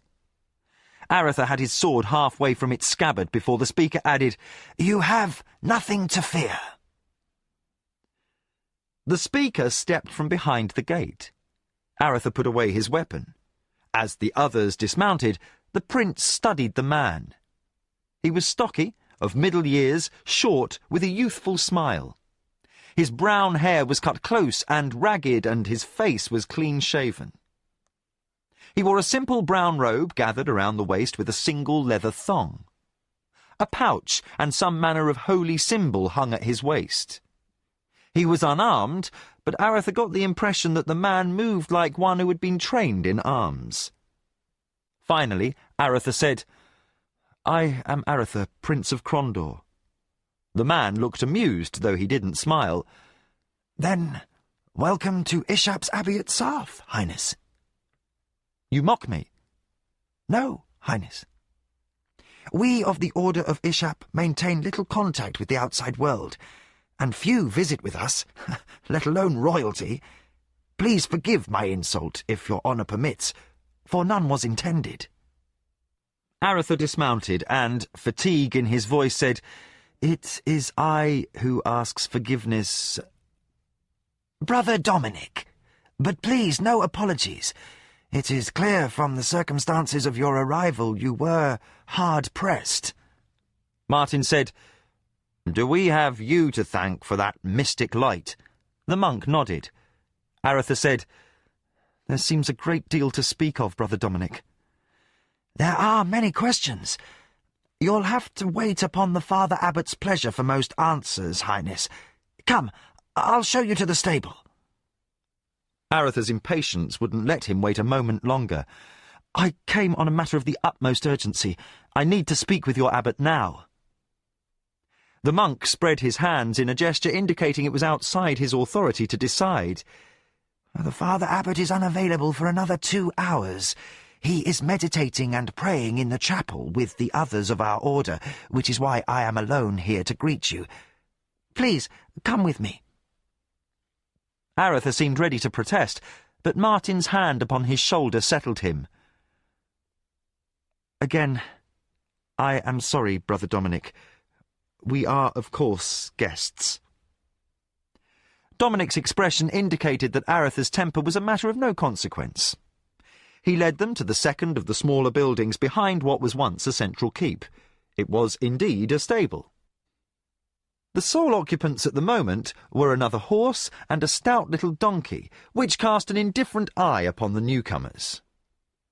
As they tended their animals, Arutha spoke of their trials over the last few weeks. When he finished, he said, "How did you manage to confound the Black Riders?" "My title is Keeper of the Gates, Highness. I may admit any to the Abbey, but no one with evil intent can cross the portals without my leave. Once upon the grounds of this abbey, those who sought your life became subject to my power. They took a risk attacking you so close to the abbey. It was a risk that proved deadly to their cause. But further conversation on this and other subjects must wait upon the Father Abbot." Martin said, "If everyone else is at chapel, you'll need some help disposing of those corpses. They have an irritating habit of coming back to life." "I thank you for the offer, but I can manage, and they will remain dead. The magic employed to topple them cleansed them of the controlling evil. Now, you must rest." They left the stable, and the monk led them to what appeared to be a barracks. Gardan said, "This place has a martial look to it, brother." Entering a long room with a single row of beds, the monk said, "In ancient times this fortress was home to a robber baron. The kingdom and Kesh lay far enough away for him to be a law unto himself, pillaging, raping, and robbing without fear of retribution. After some time he was turned out by the people of the surrounding towns, made bold by his tyranny. The lands below this escarpment were given over to farming, but so deep was their hatred of the baron that this keep stood abandoned. When a mendicant friar of our Order of Wanderers discovered this place, he sent word back to the temple in the city of Kesh. When we sought the use of this place as an abbey, the descendants of those who had turned out the baron had no objection. Today, Only those of us who serve here remember the history of this place. To those in the towns and villages along the Bay of Ships, this has always been the Abbey of Ishap at Sarth. Arutha said, I assume this was once a barracks. Dominic said, Yes, Highness. We now use it as an infirmary and a place for occasional guests. Make yourselves comfortable, for I must be about my own tasks. The Father Abbot will see you shortly. Dominic left, and Jimmy fell onto one of the beds with an audible sigh. Martin inspected a small stove at one end of the room and found it lit, with the makings for tea next to it. He immediately set a pot to boil. Under a cloth he found bread, cheese and fruit, which he passed around. Laurie sat examining his lute for possible travel damage and began tuning it. Gardan sat down opposite the prince. Arutha sighed long and deeply. I am on a ragged edge. I fear these monks will have no knowledge of this Silverthorn. For an instant his eyes betrayed his anguish. Then he again showed only an impassive expression. Martin cocked his head to one side as he thought aloud, Tully seems to think they know a great deal. Laurie put up his lute. Whenever I've found myself close to magic, priestly or otherwise, there also I've found trouble. Jimmy spoke to Laurie. Well, that Pug seemed a friendly enough fella for a magician. I wanted to speak to him more, but... He left unsaid the events that had prevented it. There's little about him that seems remarkable, but the Surani seem to fear him, and some of the court whisper about him. There is a saga begging to be sung, answered Laurie. He told Jimmy of Pug's captivity and rise among the Surani. Those who practice arcane arts on Kelewan are a law unto themselves, and whatsoever they command is done without hesitation. There's nothing like them on this world. That's why the Surani in Lamut hold him in awe. Old habits die hard. Jimmy said, He gave up a great deal to return then. Laurie laughed. That wasn't entirely a matter of choice. Jimmy said, What's Kelewan like? Laurie spun a rich and colourful story of his adventures on that world, with the eye for detail that lay at the heart of his craft, as much as did good voice and playing skills. The others settled in, relaxing and drinking their tea while listening. They all knew the story of Laurie and Pug and their part in the Rift War, but each time Laurie told the story, it was again a riveting adventure, one with the great legends. When Laurie finished, Jimmy said, It would be an adventure to go to Kelewan. That is not possible, observed Gardan. I'm glad to say. Jimmy said, If it was done once, why not again? Martin said, Arutha, you were with Pug when Kulgan read Macross's letter explaining why he closed the rift? Arutha said, Rifts are wild things, spanning some impossible no-place between worlds, possibly across time as well. But something about them makes it possible to know where they're going to come out. When one is fashioned, then others seem to follow it. Coming out in the same general area. But that first one is the one you can't control. That's as much as I understand. You'd have to ask Kulgan or Pug for more details. Gardan said, Ask Pug. If you ask Kulgan, you'll get a lecture. So Pug and Macross closed down the first one to end the war, said Jimmy. And more, said Arutha. Jimmy looked around the room, sensing they all knew something he was not privy to. Laurie said, According to Pug, there was in ancient times a vast evil power known to the Surani only as the enemy. Macross said it would find its way to the two worlds if the rift was left open, draw to it as steel to a lodestone. It was a being of awesome strength that had destroyed armies and humbled mighty magicians, or at least that is what Pug explained. Jimmy cocked his head to one side. This Pug is that important a magician, then? Laurie laughed. To hear Colgan tell it, Pug is the most powerful practicer of the magic arts there is since Macross's death, and he's cousin to the Duke and the Prince and the King. Jimmy's eyes widened. That's true, said Martin. Our father adopted Pug into our family. Martin said, Jimmy, you speak of magicians as if you've never had dealings with one. I know better. There are a few spellcasters in Crondor, and they tend to be a questionable lot. There was once among the mockers a thief known as the Grey Cat, for his stealth was unmatched. He was given to bold theft and filched some bauble from a magician who viewed the deed with considerable disfavour. What became of him? Asked Laurie. He's now the Grey Cat. The four listeners sat quietly for a moment, then comprehension dawned, and Gardan, Laurie and Martin burst into laughter. Even Arutha smiled at the joke and shook his head in amusement. Conversation continued on, easy and relaxed, as the band of travellers felt secure for the first time since leaving Crondor. The bells sounded from the main building, and a monk entered. Silently, he motioned for them to come. Arutha said, We're to follow you? The monk nodded. To see the abbot? Again, the monk nodded.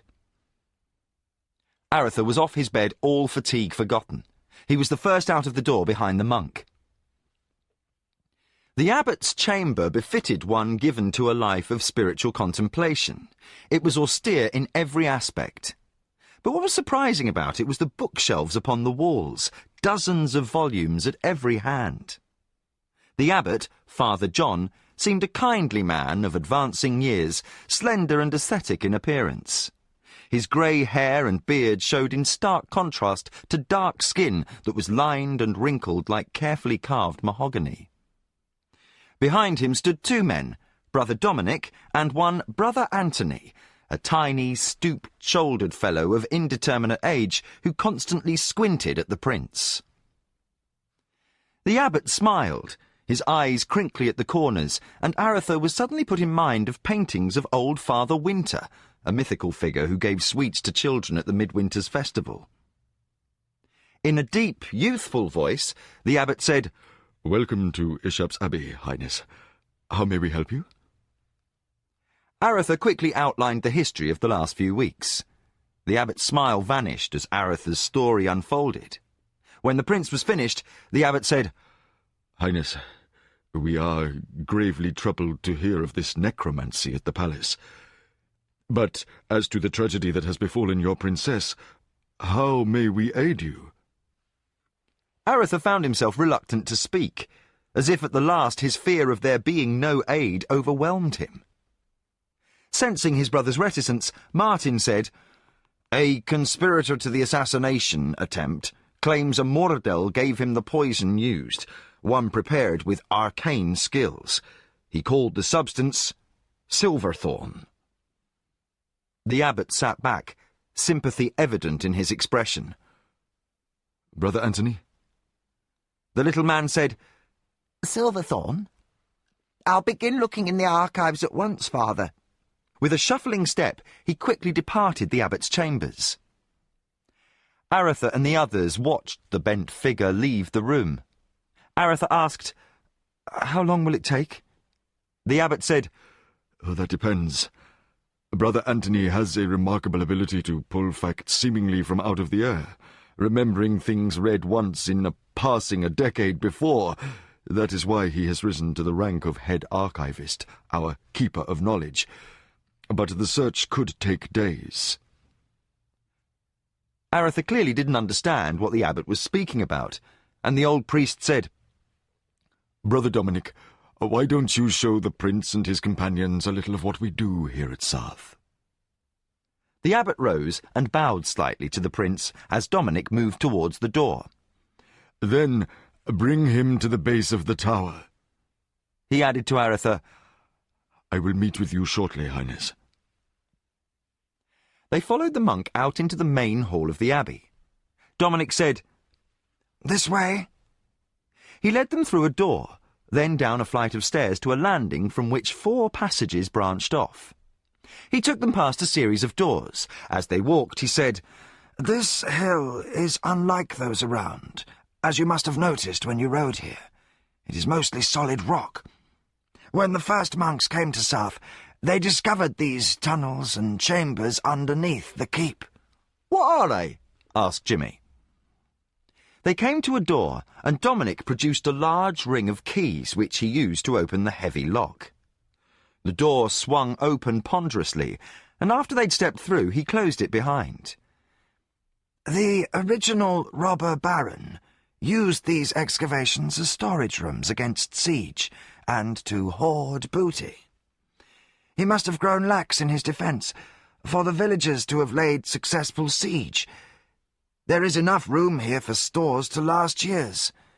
We have added to them until the entire hill is honeycombed with vaults and passages." "To what end?" asked Arutha. Dominic indicated they should follow him through another door, this one unlocked. They entered a large vaulted chamber, with shelving along the walls and freestanding shelves in the centre of the room. Each shelf was packed solid with books. Dominic crossed to one and took down a book. He handed it to Arutha.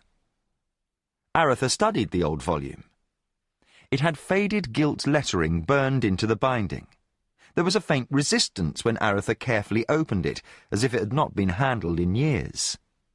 On the first page, he saw alien letters of an unknown language, painstakingly lettered in a stiff script. He lifted the book before his face and sniffed at it. There was a faint, pungent odour on the pages. As Arutha handed the book back, Dominic said, "Preservative. Every book here has been treated to prevent deterioration." He gave the book to Laurie. The widely travelled singer said, "I don't speak this tongue, but I think it Keshian, though it is unlikely any scribing of the empires I know." Dominic smiled. "The book is from the south part of Great Kesh, near the border of the Keshian Confederacy. It is the diary of a slightly mad but otherwise insignificant noble from a minor dynasty, written in a language called Low Delkian. High Delkian, as best we can ascertain, was a secret language limited to priests of some obscure order." "What is this place?" asked Jimmy. "We who serve Ishap at Sarth gather together books, tomes, manuals, scrolls, and parchments, even fragments. In our order there is a saying, 'Those at Sarth serve the god Knowledge,' which is not far from the truth. Wherever one of our order finds a scrap of writing, it or a copy is eventually sent here. In this chamber, and in every other chamber under the abbey, are shelves like these. All are filled, even to the point of being crowded, from floor to ceiling, and new vaults are constantly being dug. From the top of the hill to the lowest level, there are over 1,000 chambers like this one. Each houses several hundred volumes or more.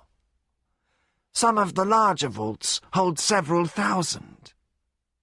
At last tally, we were approaching 500,000 works." Arutha was stunned. His own library, inherited with the throne of Krondor, numbered less than 1,000. "How long have you been gathering these?" "Over 3 centuries. There are many of our order who do nothing but travel and buy any scrap they can find, or who pay to have copies made. Some are ancient, others are in languages unknown, and 3 are from another world, having been obtained from the Sirani in Lamut. There are arcane works, auguries, and manuals of power, hidden from the eyes of all but a few of the most highly placed in our order." He looked about the room. "And with all this, there is still so much we don't understand." Gardan said, "How do you keep track of it all?" Dominic said, "We have brothers whose sole task is to catalogue these works. all working under Brother Antony's direction. Guides are prepared and constantly updated. In the building above us and in another room deep below are shelves of nothing but guides. Should you need a work on a subject, you can find it in the guides. It will list the work by vault number — we are standing in Vault 17 — shelf number, and space number upon the shelf. We are attempting to cross-index each work by author when known, and title as well as subject. The work goes slowly, and will take all of another century. Arutha was overwhelmed by the sheer size of such an undertaking. But against what ends do you store all these works? Dominic said, In the first, for the sake of knowledge itself. But there is a second cause, which I will leave for the abbot to explain. Come, let us join him.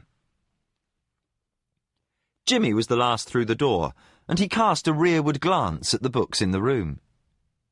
He left with the feeling that he was somehow gaining a glimpse of worlds and ideas heretofore unimagined, and he regretted he would never fully understand most of what lay beneath the abbey. He felt somehow lessened for this realization.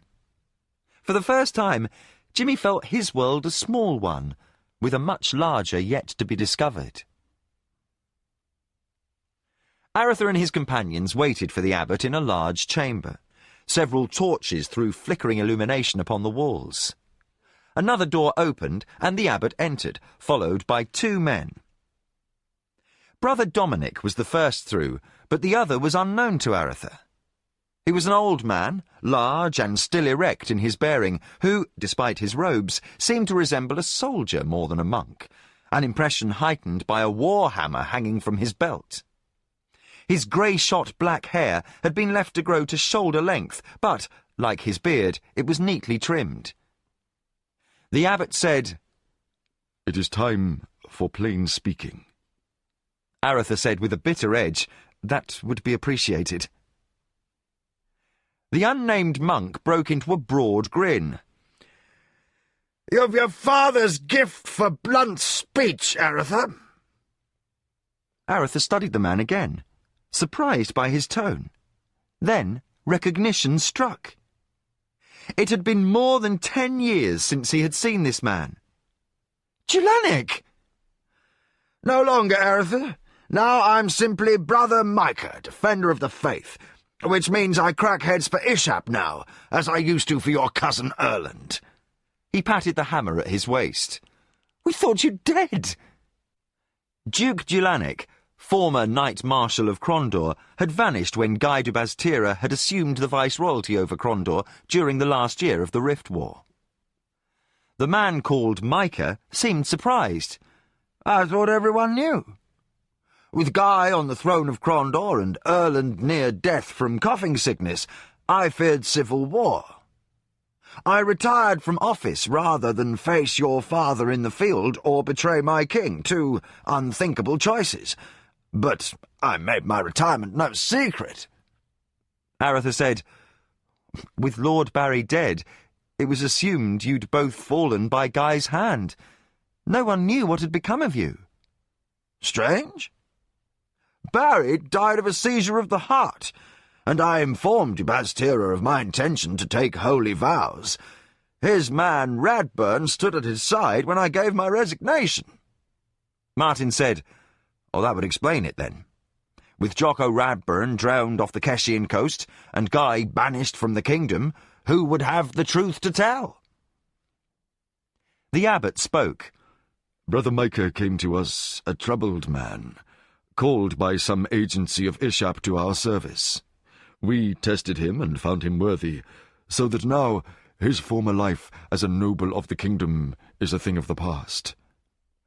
But I asked him here because he is both a valued adviser and a man of military skills who may help us understand what forces move in the world these days." "Well enough. Now, what business have we besides finding a cure to Anita's injury?" "The understanding of that which brought her to injury, That which seeks to end your days, for a start, answered Micah. Arutha looked slightly abashed. Of course. Forgive my preoccupation. I would welcome anything that made sense out of the madness my life has become over the last month. The abbot said, Brother Dominic has shown you something of our works here. He may have mentioned that we count many auguries and other works by prophets in our collection. Some are as reliable as a child's moods, which is to say not at all. But a few, a very few, are true works of those whom Ishap has given the gift of future seeing. In several of these volumes, among the most ancient we possess, a reference is made to a sign in the sky. There is, we fear, a power now loose in the world. What it may be, and how it may be combated, are yet unknown to us. But this is certain. It is a fell power, and at the end either it shall be destroyed, or it shall destroy us. That is inescapable. Pointing upwards, the abbot said, The tower above us has been converted to study the stars, planets, and moons, using clever devices built for us by some of the more talented artificers in the kingdom and Kesh. With them, we can chart the movements of all the bodies in the sky. We spoke of a sign. You may now see it. Come. He led them all up a long flight of stairs that took them to the top of the tower. They emerged upon the roof, amid strange devices of confounding configuration. Arutha looked about and said, It is well you understand this, father, for I do not. Like men, said the abbot, the stars and planets have both physical and spiritual properties. We know other worlds spin their orbits about other stars. We know this for fact, since— He pointed to Laurie. One who has lived for a time on an alien world stands with us at this moment. When Laurie looked astonished, the abbot said, We are not so cut off from the rest of the world that something as important as your adventures on Kelewan would not be heard here, Laurie of Tir Sog. Returning to his original topic, he said, But that is the physical side of the stars. They also reveal secrets to those who watch by their arrangement, their pattern, and their movement. Whatever the reason for this phenomenon, this we know. At times, a clear message comes to us from the night sky, and we who are bent on gaining knowledge will not refuse to heed such a message. We will remain open to every source of knowledge, including those often held in disrepute. The mysteries of these devices, as well as reading the stars, are only a matter of taking the time to master the subject. Any man of sufficient wit can learn. These devices, he said with a sweep of his hand, are all quite clear in use and purpose once they have been demonstrated. Now, if you'll please look through this device here. Arutha looked through a strange sphere, constructed from a complex latticework of metals. This is used to chart the relative motion of stars and visible planets. You mean there are invisible ones? Asked Jimmy without thinking.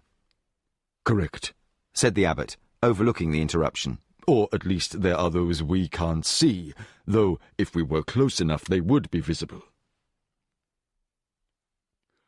Part and parcel of the arts of divination is the science of knowing when the auguries are in fruition, at best a chancy business. There is a famous prophecy made by the mad monk Ferdinand de la Rodez. By common account, it has come to pass on 3 different occasions. No one can agree which event was the one he predicted. Arutha studied the sky through the device, only half listening to the abbot.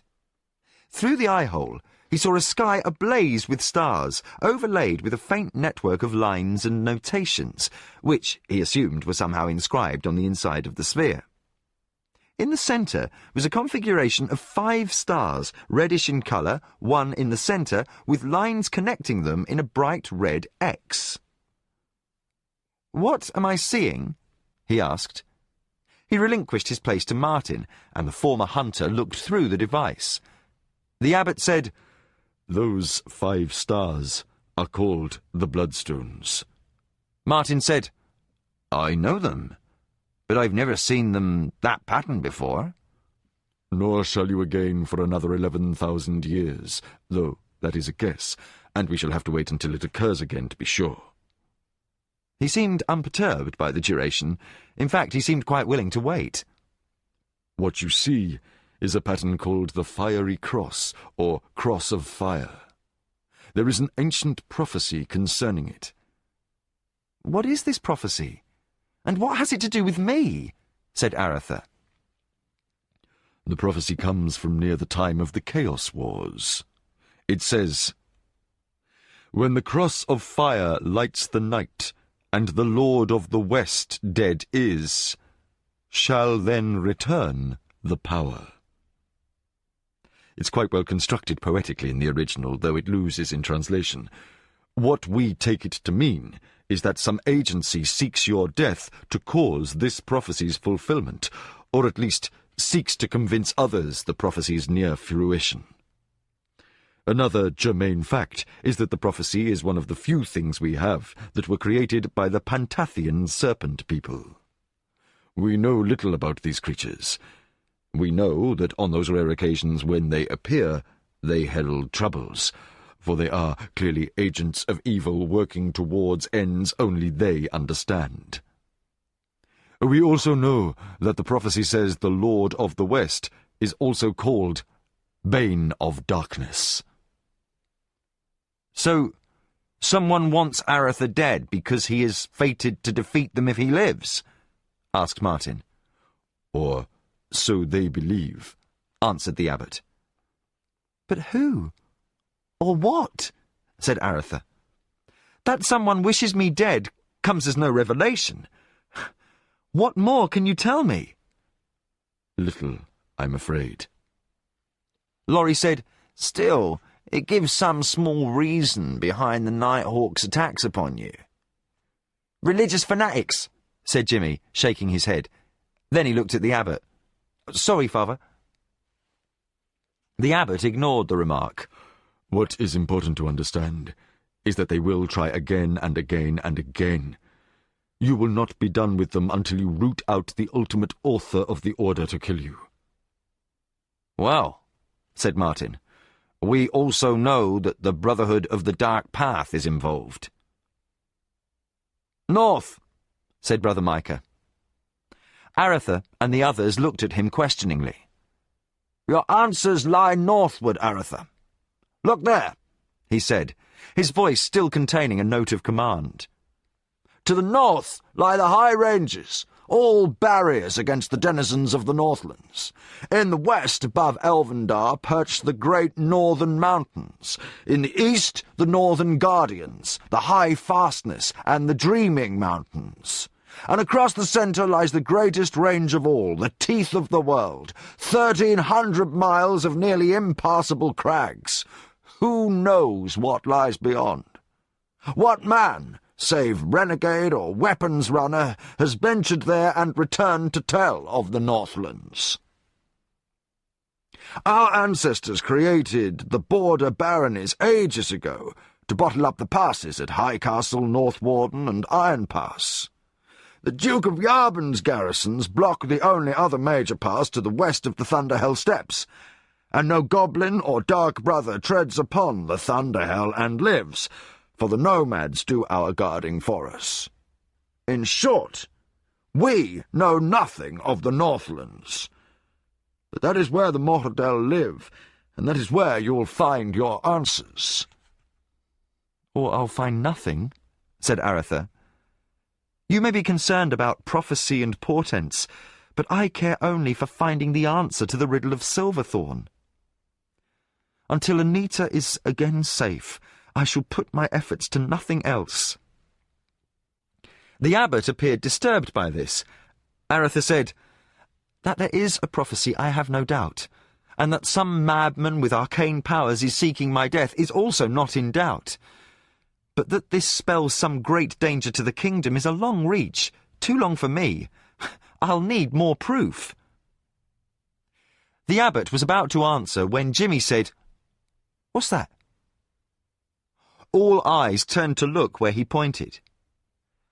Glowing low on the horizon was a blue light, brightening as if a star were growing before their eyes. Martin said, "It looks like a falling star." Then they could see it was no star. A faint sound in the distance accompanied the approaching object. Brighter it grew as the sound grew louder, more angry. Racing across the sky towards them was a blue fire. Suddenly, it was speeding directly over the tower with a sizzling sound, like a hot iron passing through water. Then, Brother Dominic shouted, "Off the tower! Quickly!"